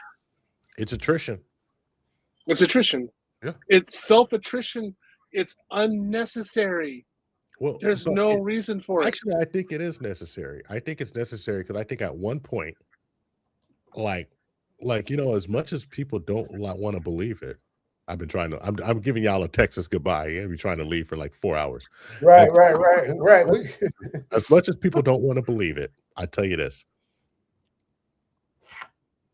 There is a such thing as like the people who are fit to stay around figure out how to stay around. And it's not always the biggest, the strongest, or the finest. It's the people who are most cooperative who can reproduce. Right. Because if everybody was fine who reproduced, everybody would be fine. And it's a whole bunch of ugly motherfuckers walking around. So basically, that's not the only reason why people reproduce. People reproduce because sometimes you're around and you win. Sometimes you're more cooperative and you win. Dude, I'm the first one to tell people. I told people on my live stream last week, I said, hey, gentlemen, pick your wife with your eyes closed. If she's going to be the person who's going to be in charge of your mortgage, if you fail, if she's a person who has the keys to the kingdom, if she's the person who has the life insurance policy and as a beneficiary, pick her based strictly on her character and her ability to handle at least some of the issues, and also have the ability to use her femininity, not her feminism, Jesus Christ, I just read feminism, her femininity to cover your masculinity.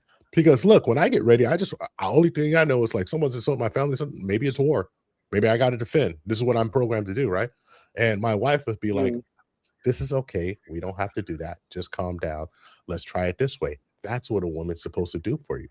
There's times like somebody insulted my wife at her job, and I was like, what? And she was like, no. We'll take care of it this way. Because look, you're not allowed to threaten or insult my family or anything like that. It doesn't, I'm going to figure out something to do to you. Doesn't have to be violent, but it can definitely be like, I can find another way to get back at you. You're not going to put my wife in harm's way. Especially I could draft a legal letter better than anyone and send it to your corporation. You know, there's things you could do, but she covers that when I'm ready to go. She covers that, and that's what it is. She helps me. And and she even tells me, I'm here to make the ends meet for you. You know, she squared the circle for me. So I'm lucky. I know I'm lucky. You know, I tell people, like my nephew was asking me, I took my nephew out to dinner and he was like, hey, like, where can I find you know, like my auntie's awesome. Where can I find one like that? And I said, well, I could take you to her village in Mexico. If that's what you want. Because she's from a town with less than 1,000 people in it. That's what you need. Yeah, you know, because he went to Manila and he was going head over heels, and I was like, no, you better, no, not Manila, homie. You need to go to the province. Wait a minute, don't talk about Manila. You get some good women in the Philippines.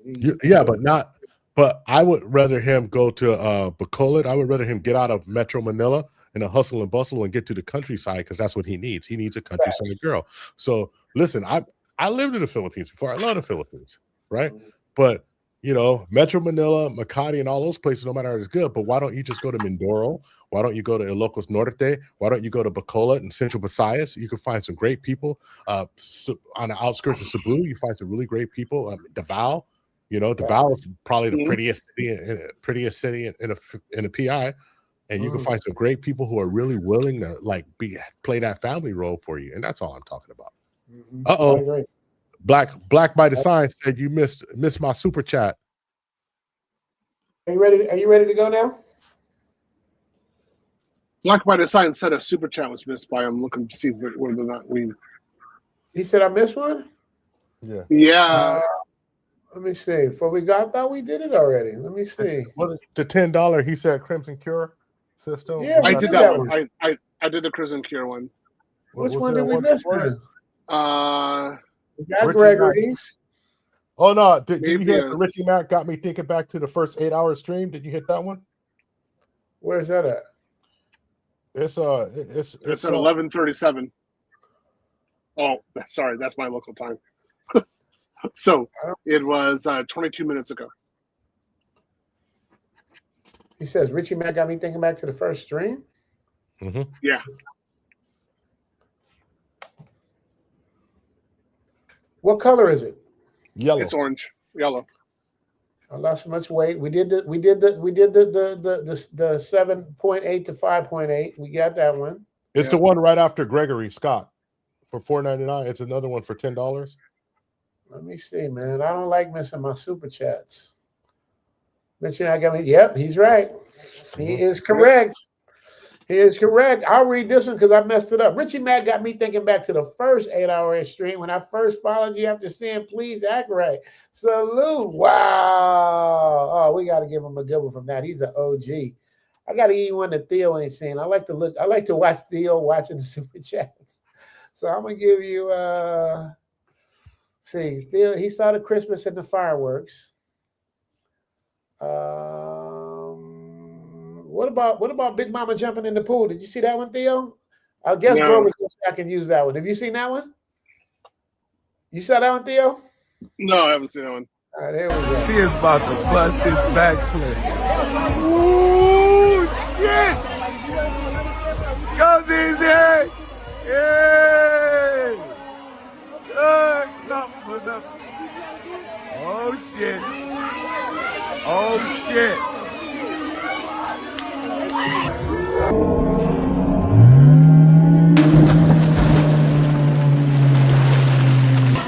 Woo!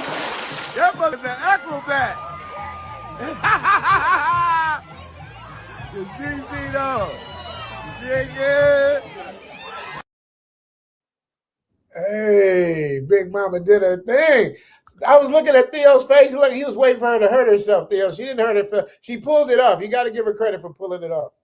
I thought AI would be used and like there would be like Sea lion mating season. Yeah, something like that. I was waiting for that. No, Right? that's mean. No, that was a real joke. That would have been realistic and That was a real expected. joke. You said hell to the no. Man, you got, dude, hey, that's messed up because we was waiting. I was anticipating something horrible. Yeah, you see how you guys are, man. I just want to show she did some acrobatic shit. Leslie, the guy from the Zoom tribe is saying for me to get us. I need some Jesus. All right, what about this, Theo? Is there a cure for this? I don't want it, I don't want it, I don't want it, baby. Ooh, if there's a cure for this, I don't want it, I don't want it, I don't want it, I don't want it, baby. Hey, I can see her still going. Ooh, yeah, I could back up my gym for that. Where's she from? Hey, what country is that from? Is she real or AI? I ain't figured. She looks too perfect to be real. They say she's real, but that's a perfect real, bro. I'm gonna make me a cup of hot chocolate right now. What do you? What do you guys think? Is that real or AI? I think that's probably real. I don't know. I wasn't paying attention enough. I was just enjoying. I wasn't critiquing on what it was. Yeah, critiquing, man. You know, that's that's the perfect skin tone for a sister, man. I like it. You know, black coffee, no sugar, no cream. There, boy. The feeling, there's no like ratchetness at all. It looks good. Right? Yeah. That's my wife, Theo. You'd be like, "Excuse me, man." What? You'd be like, "Shit." Yeah, like you can actually introduce her to your friends, to your colleagues, like, yeah, this is the one. I'm making kids with her. Like, yeah, it's introduce okay. her to your friends without worrying that your friends that ran through her 5 years ago and they got to pull you aside like, "Hey, Theo, she a bust down. Just let you know, bro. Throat game crazy." You'd be like, "Damn." Yep. Yeah. So where is she from? Like, if she says she's real, then where is she from? Hey, Theo, about to ask that. I don't know where she's from. Analyze this. Where's this woman from? Hey, Rich, I gotta really skip though. I gotta run. Are you sure this time? Can I? I'm trying. I'm gonna end this with Grover's Grover's show. You guys make sure to check. Well, I got another. I'm the super chat home, man. I get a super chat. I gotta stay on. So Grover, you gotta leave. I gotta read my super. Why can't Anton just focus on his marriage instead of trying? Yeah, what's going on with Anton? What did he do? I heard he's like attacking the passport bros or something. Listen, man, content creators need content, bro. Yeah. But what happened? I don't even get it. I mean, I think I said something about corny or something like, I don't know. It's the same. It's the same old because I really can't respect his understanding of it because he got married young. He's been married for 20 years, and I congratulate on that. I congratulate on him raising a family and having a business. But one of the things that I don't understand is like, I'm not concerned with things that don't concern me. Right. And so that's one of those situations where Anton, who has great points, who does great content, who has great business, whatever, I have nothing bad to say against him. I don't know him, but it's just interesting to me where it's like someone says something about that where you've never been in that experience. I mean, you met your woman in Detroit, brother. Just be all right. Be in Detroit, right? Yeah. You know. Yeah. I think he's trying to pick a fight. You know what I mean? To get some content. But we're not going to fight with them because we know where we're going. Essentially, we understand where our outcomes are maximized. Yeah. Because we understand that we're not going to listen to anybody else. We're going to keep on going. Yeah, it's like if we didn't go for KKK Keisha drilling us for past 2 years about stuff that has nothing to do with her, then why were we worried about that? Well, I was gonna say I'll be the Huckleberry, you know what I mean? Because when people put the stereotype on quote unquote passport bros, like it bounces off me. I'm an actor. I come from Hollywood. Stacey Dash was my girlfriend. Can't tell me shit. I didn't have to leave to go get something else. My ex-wife is beautiful. Like I don't have to do any of that shit. So it's like, If you want to pick on somebody, pick on me. Man, what'd Somebody, you do to Stacey Dash? She just started her OnlyFans. What's wrong with you? What you do to that woman? Hey, I'm talking about high school. We Okay, was my in high bad. school. Stacey was a virgin, and with all I did not hit. She was just my little summer little fling. She was the most beautiful girl I'd ever seen in my life. I'm Beautiful, like bro. 16. She's 15. You know, but I had a lot of other bad ones too besides Stacey. But that's the one you guys know. But now she's kind of lost her mind. She lost her mind about 15 years ago, bro. Yeah, She's not I the think Stacey, so. you know. But you know, but I ain't gonna bash her out though, you know. But it is what it is. No, So all right, man, so I know he has to go, so I don't want to keep. I know we keep stretching out because I'm the super chat hole. But Gregory, thank you so much. I don't know what's going on, but let me keep this super chat. I put a bow around the butt so you can put it in the hole. Wrap it up. Big player. $5, $10, $20 holla. Bless your heart if it's smaller like this, like that. Me and Richie Mac, thanks for the super chat. Merry Christmas, Zoom Tribe. Hey, you gotta put a hole in the butt. She said. Theo Wop, Anton said if he was to get a divorce, he would go to Japan and get a wife. Of course he would. Yeah, He it's definitely true. Again, there's. I went through this behavioral analysis. Again, I'm gonna leave it because one point through. Because basically, the looser that Western women are, and that the more they show it, the more berserkers you'll have, the more passport bros you'll have, the more incels you'll have. It's mathematically all connected. I believe. Yeah, and there's no way to stop it. So I it's think going to keep on going. No way to stop the it's a logical outcome.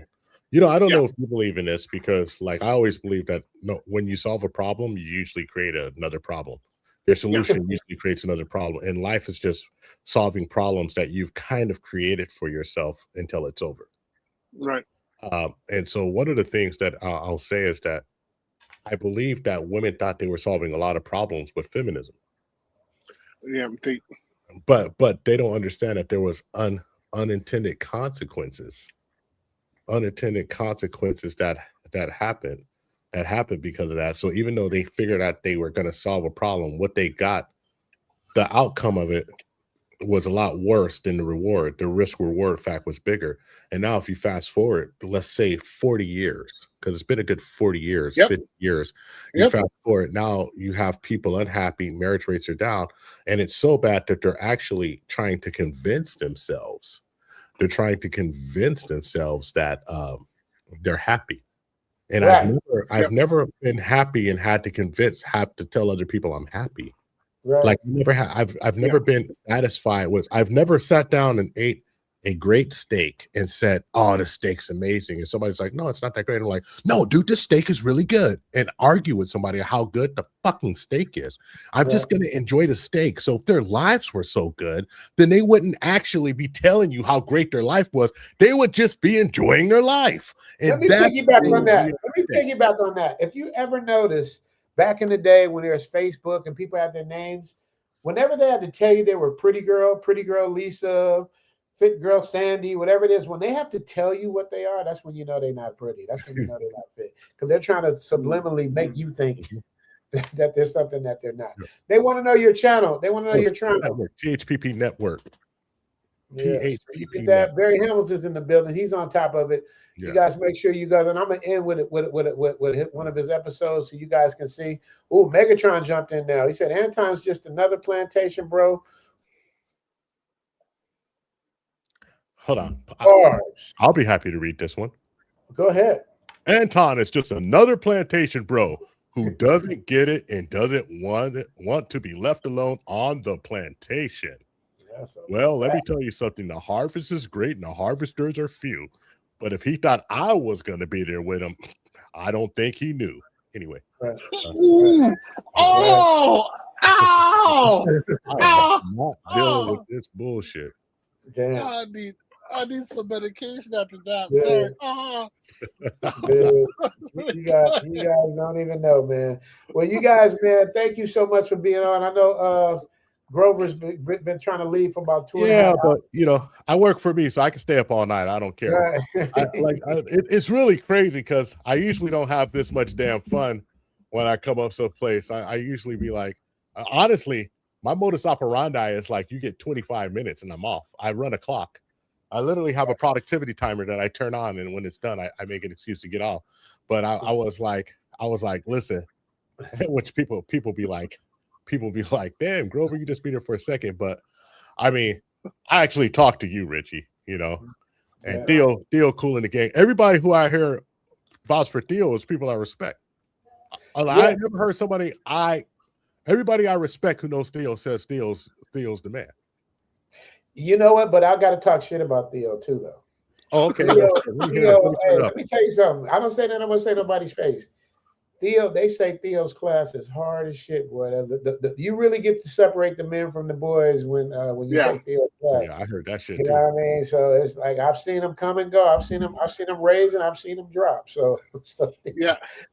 I actually talked to ChatGPT regarding this and how bad I feel. My retention rate is about 50%. And ChatGPT said that was exactly correct. I was doing it correctly. And gave me the reason why. And it says all I have is a bunch of like people who aren't committed, and I need to focus on only the people who are committed to the program because they'll promote it in the future. And I don't feel bad about my. It's not you. They eliminate themselves. That's right. And so I have structure to try to retain more people. And they said, great, the structure will help the people who stay. Yeah. So I was like, okay, that's it. So basically, Theo is like people be signing up for his class, like people who get their tax return to buy a new car by summer. That should be repossessed. It's repossessed. Yeah. I don't like it. I don't like it when they leave. I have a lot of students who come back, and I'm just really honest with them. I say, like, even if you're having a hard time, just keep on going to class, keep on reviewing. You're always here. Like there's always a position for you. Come back, try, and they do. They do. Some of them do. I actually want my nephew to talk to you. Okay. So if I could, and I'll even pay for a consult with him. I just want him to make sure that he's on the right track because I'm moving away from him for the first time in his life, and I want to make sure as a present to him for Christmas, I want to put him in contact with somebody who's in tech, who has a deep understanding. And even if you guys do totally different things, I want you to just be able to talk to you. So you can give him the mind state of looking forward like you're doing, because you're looking forward to doing stuff. And some of the stuff I heard you do using the ChatGPT 5 as a model, he'll really dig it. And he's your you guys would be fine talking to each other. Okay. When he was 14, he built his own gaming computer. Bring him over. Introduce him to me. We can talk. Yeah, I can definitely have. Those are the kind of students I really like, and I can, as long as they keep on going to class, they don't have a problem. So again, we got our basic cloud course. We again guess AI. Okay, so this week I've had one student get a job, $135,000. I had another student get $175,000. I had 3 or 4 students get certifications, and it's right before Christmas. Yeah, these are unbelievable numbers. It just shouldn't be happening. Yeah, because nobody's hiring right now. Nobody's hiring. Did someone say Christmas? Hey, I put a bow around the butt so you can put it in the hole. Wrap it up. Big player. $5, $10, $20 holla. Bless your heart if it's smaller like this, like that. Me and Richie Mac, thanks for the super chat. Merry Christmas, Zoom Tribe. So I had to get that out of the way. I had to get that. I love it, man. I love it. All right, folks. I'm gonna bow gracefully. One love to everybody, and I love seeing that little light in the middle because I missed it the first time, but now that I see the light, I zoom right in on it because I ain't shit. So, all right, you guys. So you guys, for those of you who don't know about the THPP network, can you handle the tip? Is what he says. Yeah, the tip network. I'm gonna leave you guys something he did on the passport, sis. That's now. You want to give him a quick little lead in this before I show this episode, the first 5 minutes of it? Yeah. So basically, I didn't even know you were going to show it, man. So basically, I was covering a story about a passport sis who, they all say that they want the the thumbnails behind me. They all say that they can't deal with men on the West, especially black men, that they just don't do nothing. They don't take care of their children. We're irresponsible. We're not providers. And, it's basically has to be our fault. But apparently she went to Thailand and found herself the Thai version of Tyrone. Savages. What's up, y'all? So today, let's talk about my journey dating overseas. Want to give y'all some pros to dating overseas. Want to let y'all know why I'm choosing to no longer date men from America, men from overseas only. If you're American, you can't get it. Okay, number one, quality and options. Listen, the quality of men overseas, let's just say the options are endless. 5 minutes later. We're here now. We know what we was doing. Me pushing 30 years old. At the time, I've had fibroids pretty much for like the past decade. I've dealt with cysts. I was just kind of like trying to consider, what if this is my only opportunity that I will be able to have a child? What if I wouldn't be able to have a baby again? All these things went into my mind. My baby father initially was all like, whichever way you decide to go, like whether you decide to keep it or you don't decide to keep it, like I'm gonna be here regardless. Ladies, men always say that all over the world. We've all heard it's your body, your choice, even in different countries. And so what they do is they try to play the Doug Flutie. Homeboy hit her with the old school Tom Likas Doug Flutie. Anybody from the old school Tom Likas? I know Uncle Guns know who I'm talking about. He said, listen, it's 4th and 10, right? And I got one pass, and I'm trying to go over the top deep. And hopefully, you a one-night bust down. Hopefully, I'm going to say, you can do anything you want, but what he's saying is, please let this lady suck this baby out of her and get rid of it. I know it sounds horrible, but I cannot bring her home to my mama. I am a 6'1" Chinese man in Thailand, businessman. I met her in Phuket. I just wanted some booty. Stop the cap. Stop the cap right now. Stop the cap. So I decided to keep the baby. It goes to after that. He completely just like flips. Oh, rewind. Before I found out I was pregnant, me and my baby father had decided that we was gonna split ways. We decided that things was just not really working out for both of us. We was both like just growing in different directions. We decided that we was gonna just give each other space. I think that's an important fact. He goes his way, which he went back to Phuket. I decided to stay in Bangkok. We both was living in Phuket. We came to Bangkok for like a business thing. Now she's gonna sound like it was her choice to separate. Like if he would have been like, hey, stay in Phuket, she wouldn't have stayed. Or if he would have been like, let me stay with you in Bangkok. Come on now, Chris.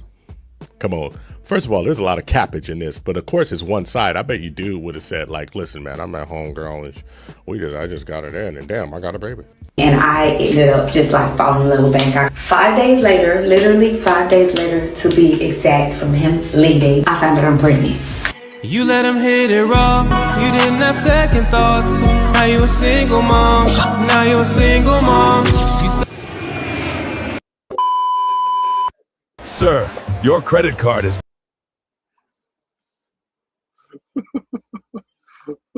Yeah, that was a cut up from my live stream. So that's what we do on my live streams. And that was like an excerpt from my live stream with an ad read in the middle. Oh, that was good. Yeah. That live stream, good. Oh. So why again, they have, it doesn't matter where they go, they have the same dating meeting strategy and dating pattern. Mm-hmm. And so, but where we go, we have the same pattern, right? So we're most likely to have at least a long-term relationship, if not marriage. That's where it's actually going to go.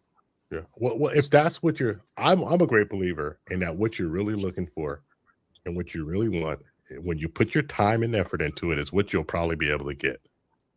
Like, listen, when I was in my 20s, I was holding around. I didn't want a relationship, and I went from girl to girl to girl to girl. As I got older, I realized that this wasn't. I don't really feel like I gained anything. I know it's crazy when I tell people this. I was like, man, all the cat jumping I did, it just really didn't do nothing for me, right?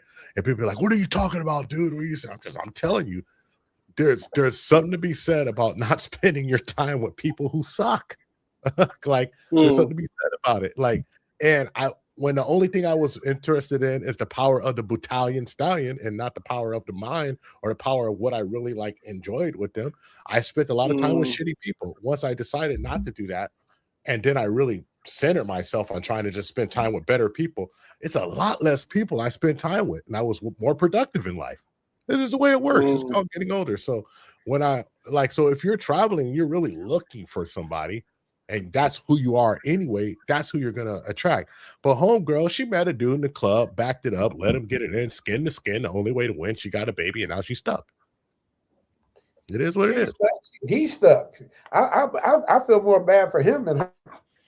He's not stuck. Well, there's nothing she can do legally with him, because if he goes back to China, there's no jurisdiction. That's one of the things I said. It's like she actually thinks that she can hit him up for child support. And this is the weird mentality that we have, where like later on in the video, I actually put up a thing where she's saying in the chat, "I'm gonna hit him up for child support, girl." And it's like, no, it's like you actually live in a perception that everything's America. These countries don't give a fuck about you. You spread your ass open. They don't care. Yeah, they don't care. You can't implement it. It's when women talk this way, I'm like, you know, those systems. Yeah. So this is one of the big reasons why the passport system don't work, is because they think that their system, their power structure, is being extended abroad, and it's not at all. No. Yeah. And I'm gonna tell you what I've seen a lot personally, especially when I would go to like Morocco and in the Middle East. I would see Western women dating Middle Eastern men, getting out of line and getting cold stone smack-a-wrapped right in public. And I'd be like, and when it happens, everyone just nobody's gonna save you. Going about their business. And I was like, whoa. And so, you know, we live in a different type of way. Hey, it's Ronan Travels. What's up, man? What's up? Ronan's coming in late. Ronan, just get in. We about to shut down, Ronan. Yeah. Network, Man. Theo got in. Hey, man, I know I've said it 100 times, but salute to everybody in the chat. Thank you so much. Anybody looking for the content creator help, hit me on the Patreon. And remember, everybody who's in this chat, if you're looking at anything you need, content, you join the Patreon, you get a free consultation with me. And you just got to email me at Grover, Grover, at THPP Network. Tell me who you are on the Patreon. You sign up. I see you signed up. I see you the link. We'll arrange it. I'll spend at least a half an hour with you, getting you set, whether you're starting, whether you're advanced. There's something I can help somebody with. Trust me, I've been around. So I'm more than excited. Richie Mack, thank you for letting me come up, brother. Thank you for letting me talk to everybody. Theo, man, you hilarious, bro. When you was breaking down and you said it's just a wrap. It's over. It's over. It's really over. There's no, because I tried to, like, in my mind, is there a way to get out of this? It's at least 1 to 2 generations away. Like it's impossible. Yeah. So I like being here with you, man. You're a cool guy. So hopefully we go to a conclave together. That'd be great. I like you to be. Man, you know, it's crazy because I'm moving out of Cali. I'm moving out of Cali and I'm moving to Texas. So it'll probably be Vegas. Conclave's in Vegas this year, though. Yeah, but still, it's just moving out of Cali is the key to everything, because it's kind of like a $40,000 raise when it really comes down to everything. Yes. Yeah. And I wasn't financially strong until I left California. Yeah, and unfortunately, if you're a brother and you're really in business for yourself, you have to make those type of decisions to go where the tax structure is right and where everything's right. And I have a lot of family where I'm going, so there's a lot of support for my wife, and that's important too. Super important. And it's the right support. It's the right friends. Right. And family problems. Because you got to pick the friends. I don't care what anyone says. Right. All right. So we got Conclave next year will be in Vegas. In 2027, it'll be in Cali, Colombia. So got 2 options. Yeah. He's giving up new information. Well, I've never heard Theo do that. I'm supposed to be in is Cali where Andre is? Andre, yeah. Yeah, I'm supposed to be there next year to do a food show. I'm supposed to do a food tour of Cali. Yeah, I'm going to be in Medellin in July doing stuff with I forgot his name, Kings of Dreams. Kings, yeah. So I talked to him quite a bit. Kings is Kings is cool. So yeah, I'm definitely doing that. And then again for you, Richie, I'll be doing interviews more often. I'm changing my mentality regarding my presence. So I'm gonna be a little bit more forward and a little bit more like present in different podcasts. Before I'm usually a bit more restrained, but I'm like, nah, I'm gonna go do it now. A bit more?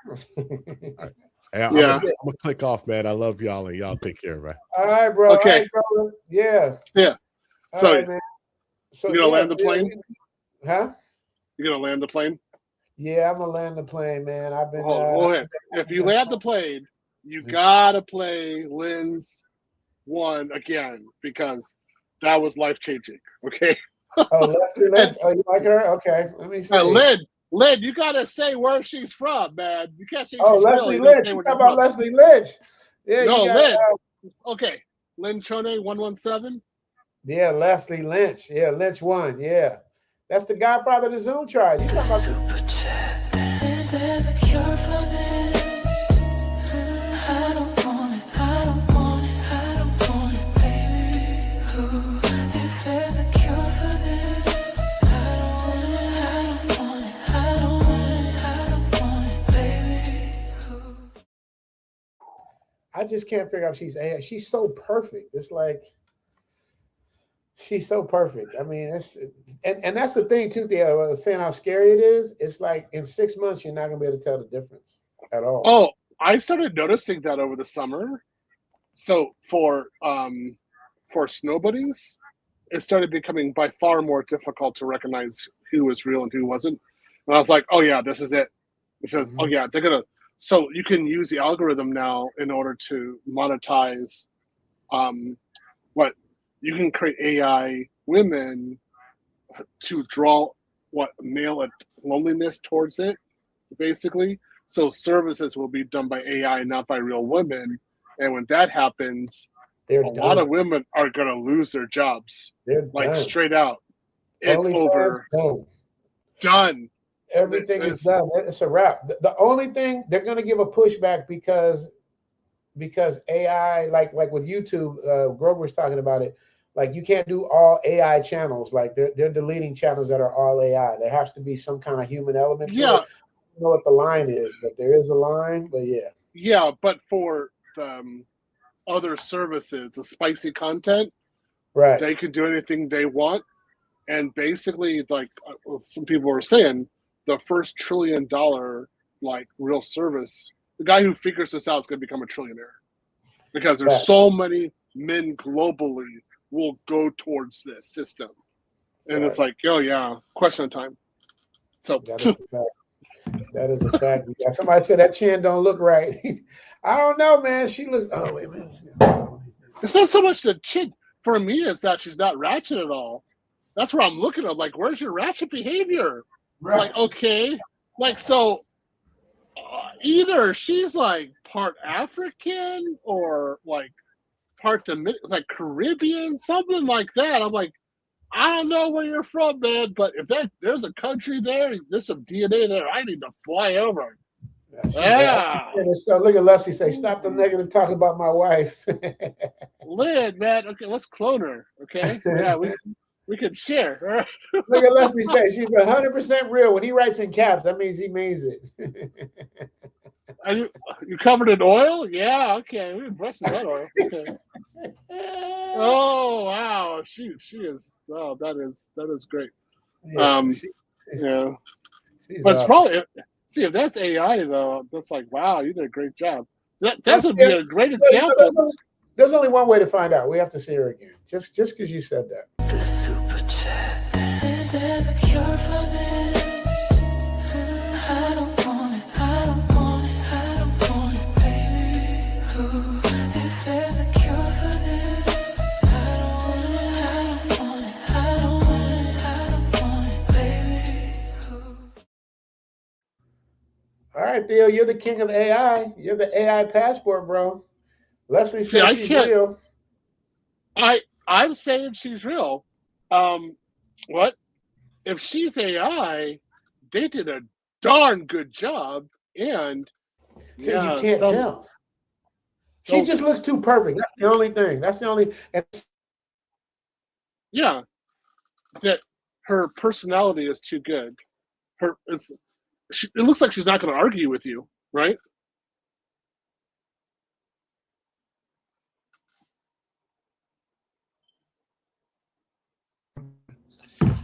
So that's where we are. He says she's AI. Yeah, She is a bit too plastic. Not talking about silicone. Leslie swears she's real, and Theo's supposed to be the AI guy. All right, you guys, we got to figure this out. There's a cure for this. I don't want it, I don't want it, I don't want it, baby. Ooh, if there's a cure for this, I don't want it, I don't want it, I don't want it, I don't want it, baby. Theo, what say you? I was looking at lines. I was looking at other detail to try to figure out. I couldn't find anything from the background to say that it was AI. I'm looking for. There's a cure for this. I don't want it, I don't want it, I don't want it, baby. Ooh, if there's a cure for this, I don't want it, I don't want it, I don't want it, I don't want it, baby. The back reflection was actually accurate. I was looking. There's a cure for this. I don't want it, I don't want it, I don't want it, baby. Ooh, if there's a cure for this, I don't want it, I don't want it, I don't want it, I don't want it, baby. Yep, you're correct. Chin. Yep. That's What it. happened? Is she fake? She's fake? The chin is not correct. I looked at what they're saying in there. Yeah, the chin is not correct. I had to look. There's a cure for this. I don't want it, I don't want it, I don't want it, baby. Ooh, if there's a cure for this, I don't want it, I don't want it, I don't want it, I don't want it, baby. What's wrong with her chin? It wasn't. There was a small deviation. I can tell with the shape and the color. It actually moved. It actually changed during the video. It wouldn't have been because of lighting. But I was going to say real quick, that's a very easy error to change. Right. And that means it's just a question of time. That's it. Very much a question of time. So, yeah, they got it. It's coming in. And then let's just talk about that, right? If they spend 3 months just fixing that, getting that done, correct, right? They can launch 30, 40 sisters who look like that, who act like that. It's a wrap. That's it. You get traffic right towards those women, those influencers, and it's probably a bunch of men in the background just controlling these AI influencers. Damn. Yep. Two women is not the same. Man, I didn't catch the chin. I didn't see the D. I was looking at the chin. I didn't see none of that. Yeah, I saw it. Yeah, I saw it. I kept on focusing. Yeah, there was a certain point in which I was like, "Yep, there's a line right there. There it is, the coloration." But that is, wow. Yeah, do me a favor. Guys, don't tell Leslie. Don't tell Leslie because he thinks it's real. It's just a question of time. You're all gay. It's a question of time. They're gonna because I've seen this with snow bunnies. I follow certain AI influencers who are snow bunnies. I know how they're making their productions, and I'm just like, oh my goodness. So they can get a certain type of woman who never ages. She's always 21 to 22 years old for the rest of her life, and then she keeps on producing content, and she always acts sweet. Done. As you get older, she stays the same. She stays the same. Yep. It's only a question of time. So there's going to be fathers who like an AI influencer, and then the son, the grandson will all like the same one. It's going to be like again, women are like Twilight Zone. Remember that episode of Twilight Zone when the lady looked younger than her grandmother? I mean, the grandmother looked younger than her daughter. Yeah, exactly. So again, Western women are not going to change. It's literally impossible, and they're going to go straight to the wall. They're not going to change. They're not going to change their behavior, and they're going to just keep on thinking, "Hey, look, there's nothing wrong with me, so why should I change?" They're not going to think about the outcome. They're only going to think about their own perception of themselves, and their perception of themselves is what they're going to think is going to indicate their outcome. That can't be possibly true, but that's what they think, and they're going to keep on going with that. It's a wrap for them. They're going to hit the wall like in mass.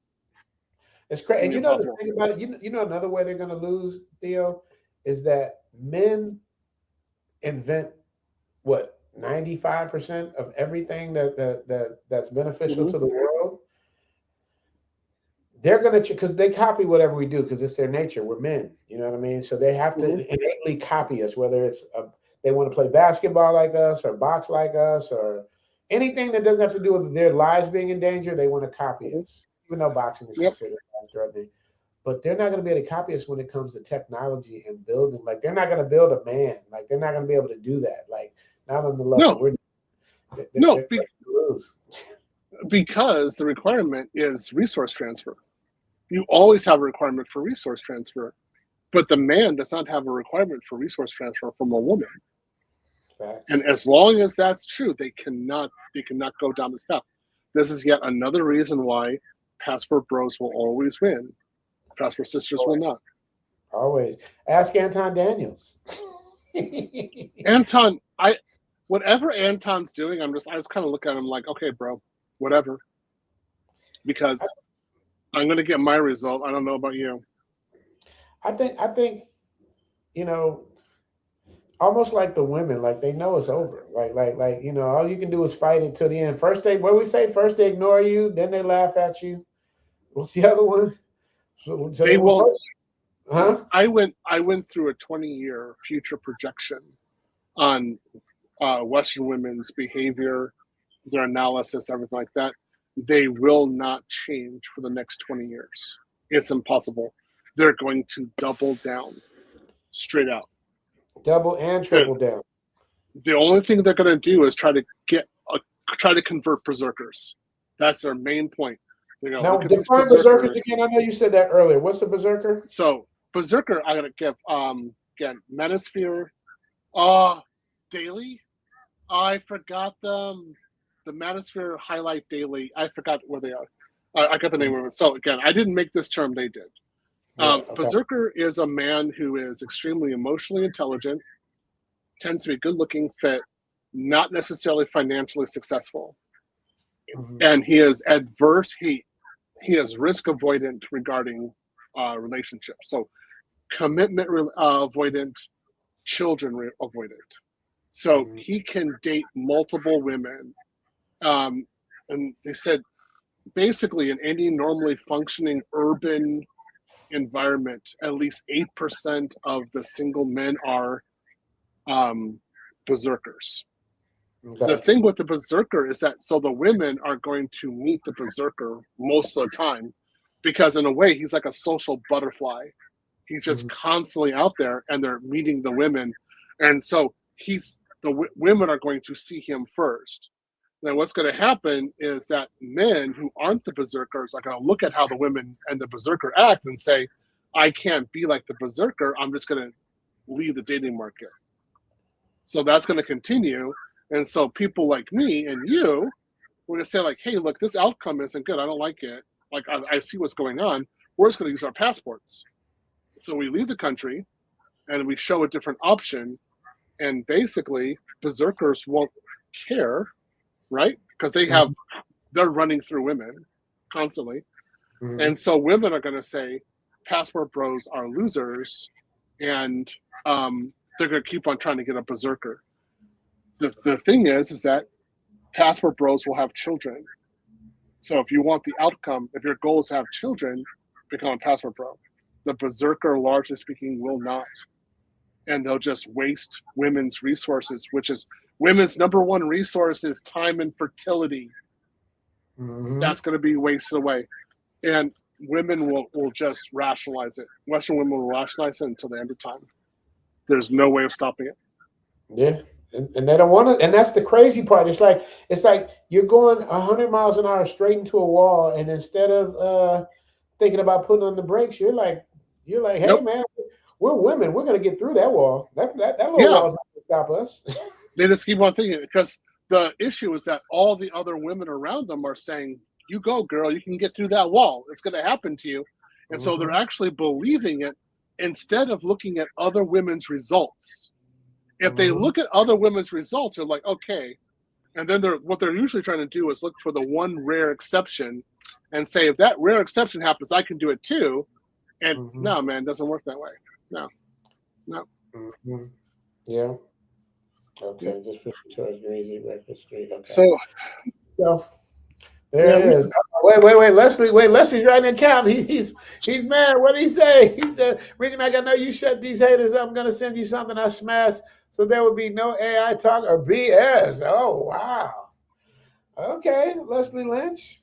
Prove us wrong. I mean, we, in fairness to you, Leslie, we did look this over at least 5-6 times. It was very convincing. Like you could go either way with that. But the reason why I'm rolling with the guys is because what my instinct is just she's too perfect. But they're finding shit like chins and shit like that. I don't know about the chins, but I definitely know that. Matter of fact, I mean, there's only one way to. The super chat. Is there a cure for this? I don't want it. I don't want it. I don't want it, baby. Ooh, if there's a cure for this, I don't want it. I don't want it. I don't want it. I don't want it, baby. Still, you still got chin issues? Yeah, it's right. It was right there. I saw the line. Okay. Yeah, all right, Les. You gotta prove us wrong now, Les. It's on you now. It's on you. It's on you to prove us wrong. Grizzle said, "Save your money." Oh man, Grizzle gave 5. So we got Lynn. We all want it to be true.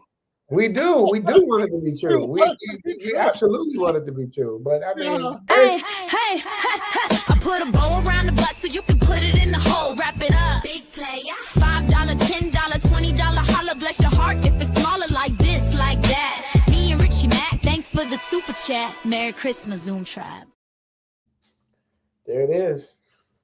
Merry Christmas. Shout out to Grizzo, my guy.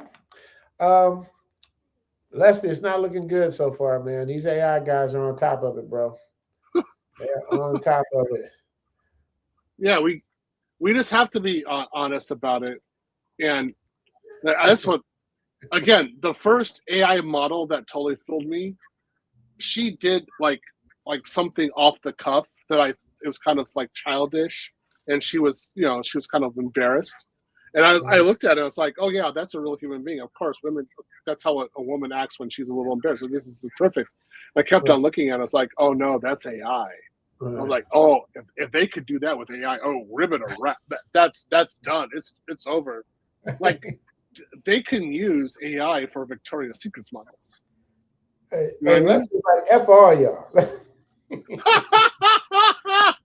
Sorry, Lynn, man. He's like F all y'all. Y'all don't know one when you see one. Sorry, bro. Yeah, we just sorry. We can't all be wrong, can we? Yeah, we would really like. I'm gonna say this, bro. We really want to be wrong. Yes. We really want that. That's a real woman. Straight out. If there was a country that had women like that, I'd be there. We'd be there. I'd be like, yeah. I'd be zoomed to whatever that country is. Yeah, it's just be over, and but it's not, and we accept that reality. Okay, so that is AI. So we got some more of the super chat. I guess I got to stay here, man. Hoodie Batman came in with the $20 holla. We got a $20 holla up in here. Wait, the super chat hole is still going. I gotta give him something for the $20 holla. What about this one? Is this one real right here? Oh, that's Leslie's. This for Leslie because it's his super chat anyway. So Les, here we go.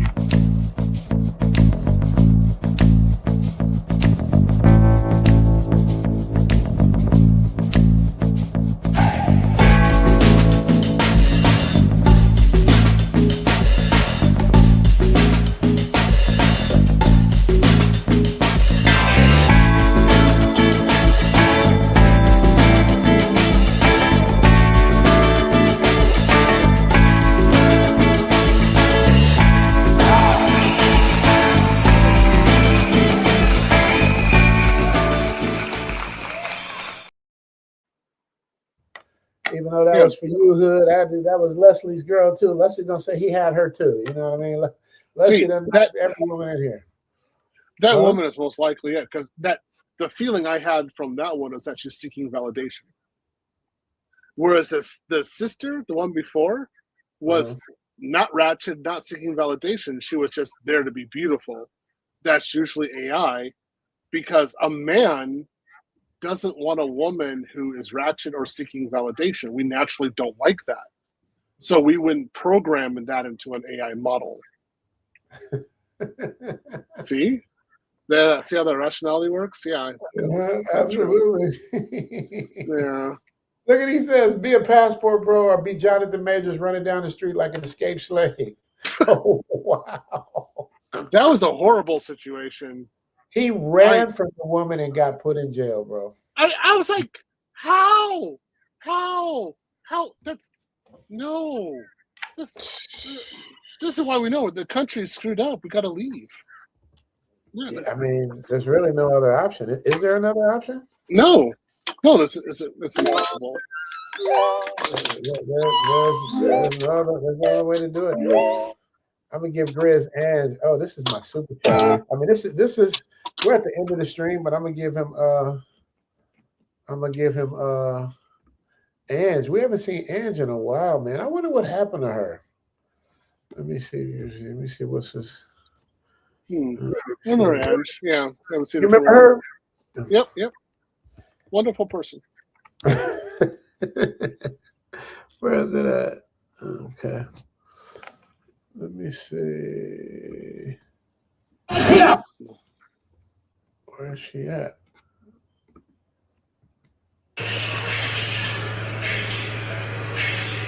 Oh, that's a good one. I forgot. I got to bring Ange back. All right, this is Grizz. This is unedited. This is me filming this, so it's not all cut up and edited to music and stuff yet. This is before I get to it.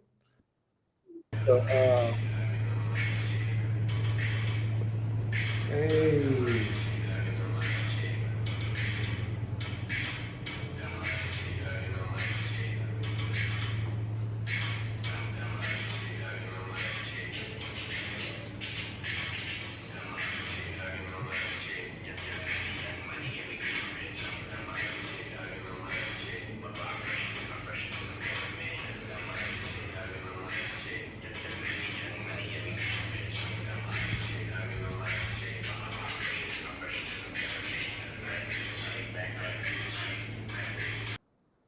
All right, I can't give you guys too much. That's for the Patreon, but you guys get to see what the editing job I do. When it's just a regular video, it just looks plain.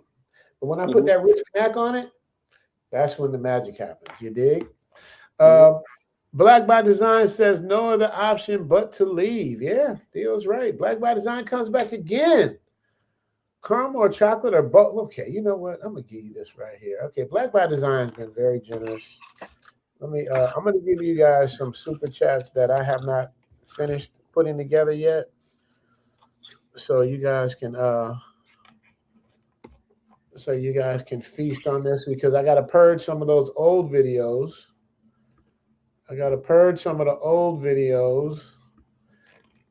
Because Grover says they are too salacious. Let's see which one I have for you. Here's the mother load here.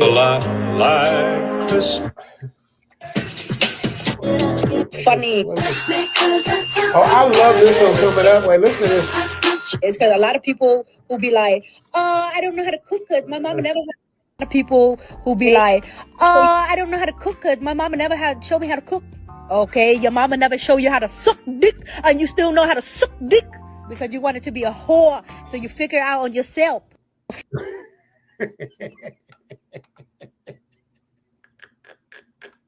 Did you hear that? Did you hear what she said, Leo? Funny, Yes. because a lot of people who be like, oh, I don't know how to cook because my mama never had showed me how to cook. Okay, your mama never showed you how to suck dick, and you still know how to suck dick because you wanted to be a whore, so you figure out on yourself. So she's basically saying there's no excuses to not knowing how to cook. Your mama didn't teach you how to cook, but she also didn't teach you how to suck dick. That is awesome. You don't know how to suck dick. He's not wrong. He's right. She's not wrong. Yo, do you like that one? I want to keep that one. No, you need to keep Who be that one. like, oh, I don't know how to cook because my mama never had showed me how to cook. Okay, your mama never showed you how to suck dick, and you still know how to suck dick because you wanted to be a whore, so you figure out on yourself.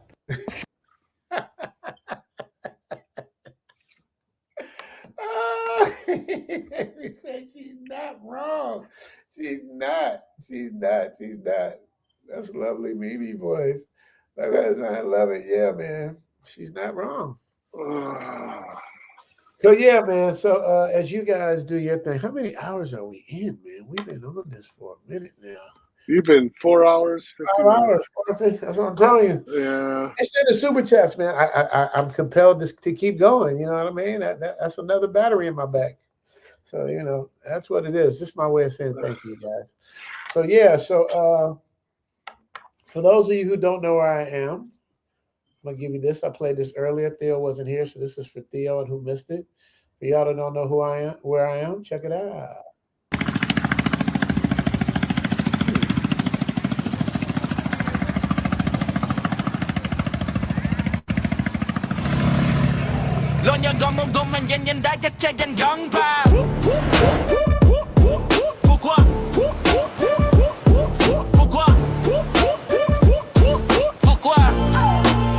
I got a spot in the cut, my back to the beach with a view of the ocean.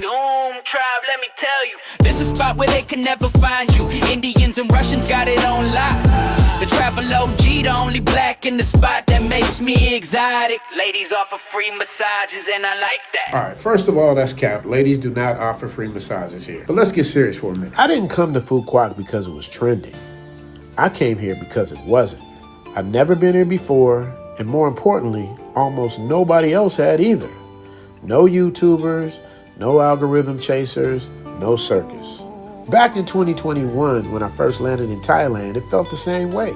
Like discovering a world before the crowd showed up. Before it became comment sections, thumbnails, haters, and people arguing about who ruined what. Thailand today is starting to feel like Vegas. Still fun, but loud, oversaturated, and everybody's got an opinion. So when it came time for me to step out, when my visa clock started ticking, I didn't want more of the same. I wanted a hard reset. And that's how I ended up here, on an island most people still can't point on the map. Vietnam is having a moment. The dollar doesn't stretch the way it used to in Thailand, and people are quietly migrating east. But Food Quack, this place hasn't gotten the memo yet. All right, you guys, I got my groceries. Hello. See how much dong this comes out to, you guys. Let's see. Let's see the dong. How much? 420,000 dong, you guys. Okay, thank you. 420,000 dong. Thank you. Bye-bye. And before anyone jumps into the comment section saying, don't tell people you're going to ruin it, let me be clear. This is not a debauchery destination. No wild party nights, no viral chaos. This is a place for families, couples, early mornings, quiet dinners, long walks. And that's exactly the way I like it. Like Thailand, there are restaurants everywhere, massage shops on every corner, but this isn't that scene. I don't think the endings here are happy or unhappy. I think what you see is what you get. And as I wait for answers about my future, about where I land next, this island feels like the right place to pause. A place that started as something dark. Later on, we're going to talk about how this place went from prison to paradise.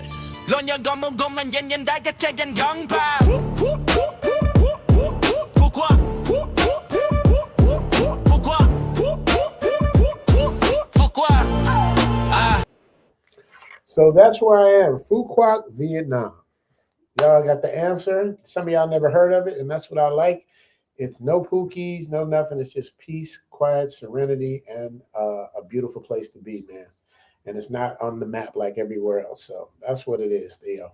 So with that being said, anything else, Theo? You got anything on this? No, I'm good actually. Yeah, I gotta go to sleep pretty soon. So okay. I think you're doing well. Good show. Good to get to talk to you again, Richie. I think we're doing well. Absolutely. Keep it going, man. I'll try to show up more often. I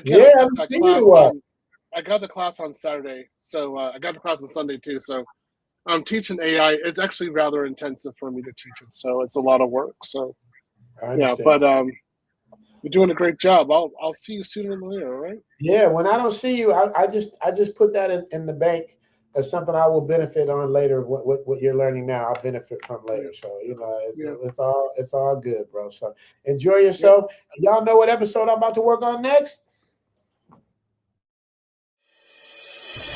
Caddy of the day, you know that we vibing. Over 100 courses over out here in Thailand. So many fatties, it's hard not to notice. Swinging my iron, but I'm trying, I keep losing focus. Yo, hit the green, let's play, yeah. You already know it's Caddy of the day, yeah. Hey, Richie Mac, do it major. Big boss player, Caddy of the day, yeah. Let's go.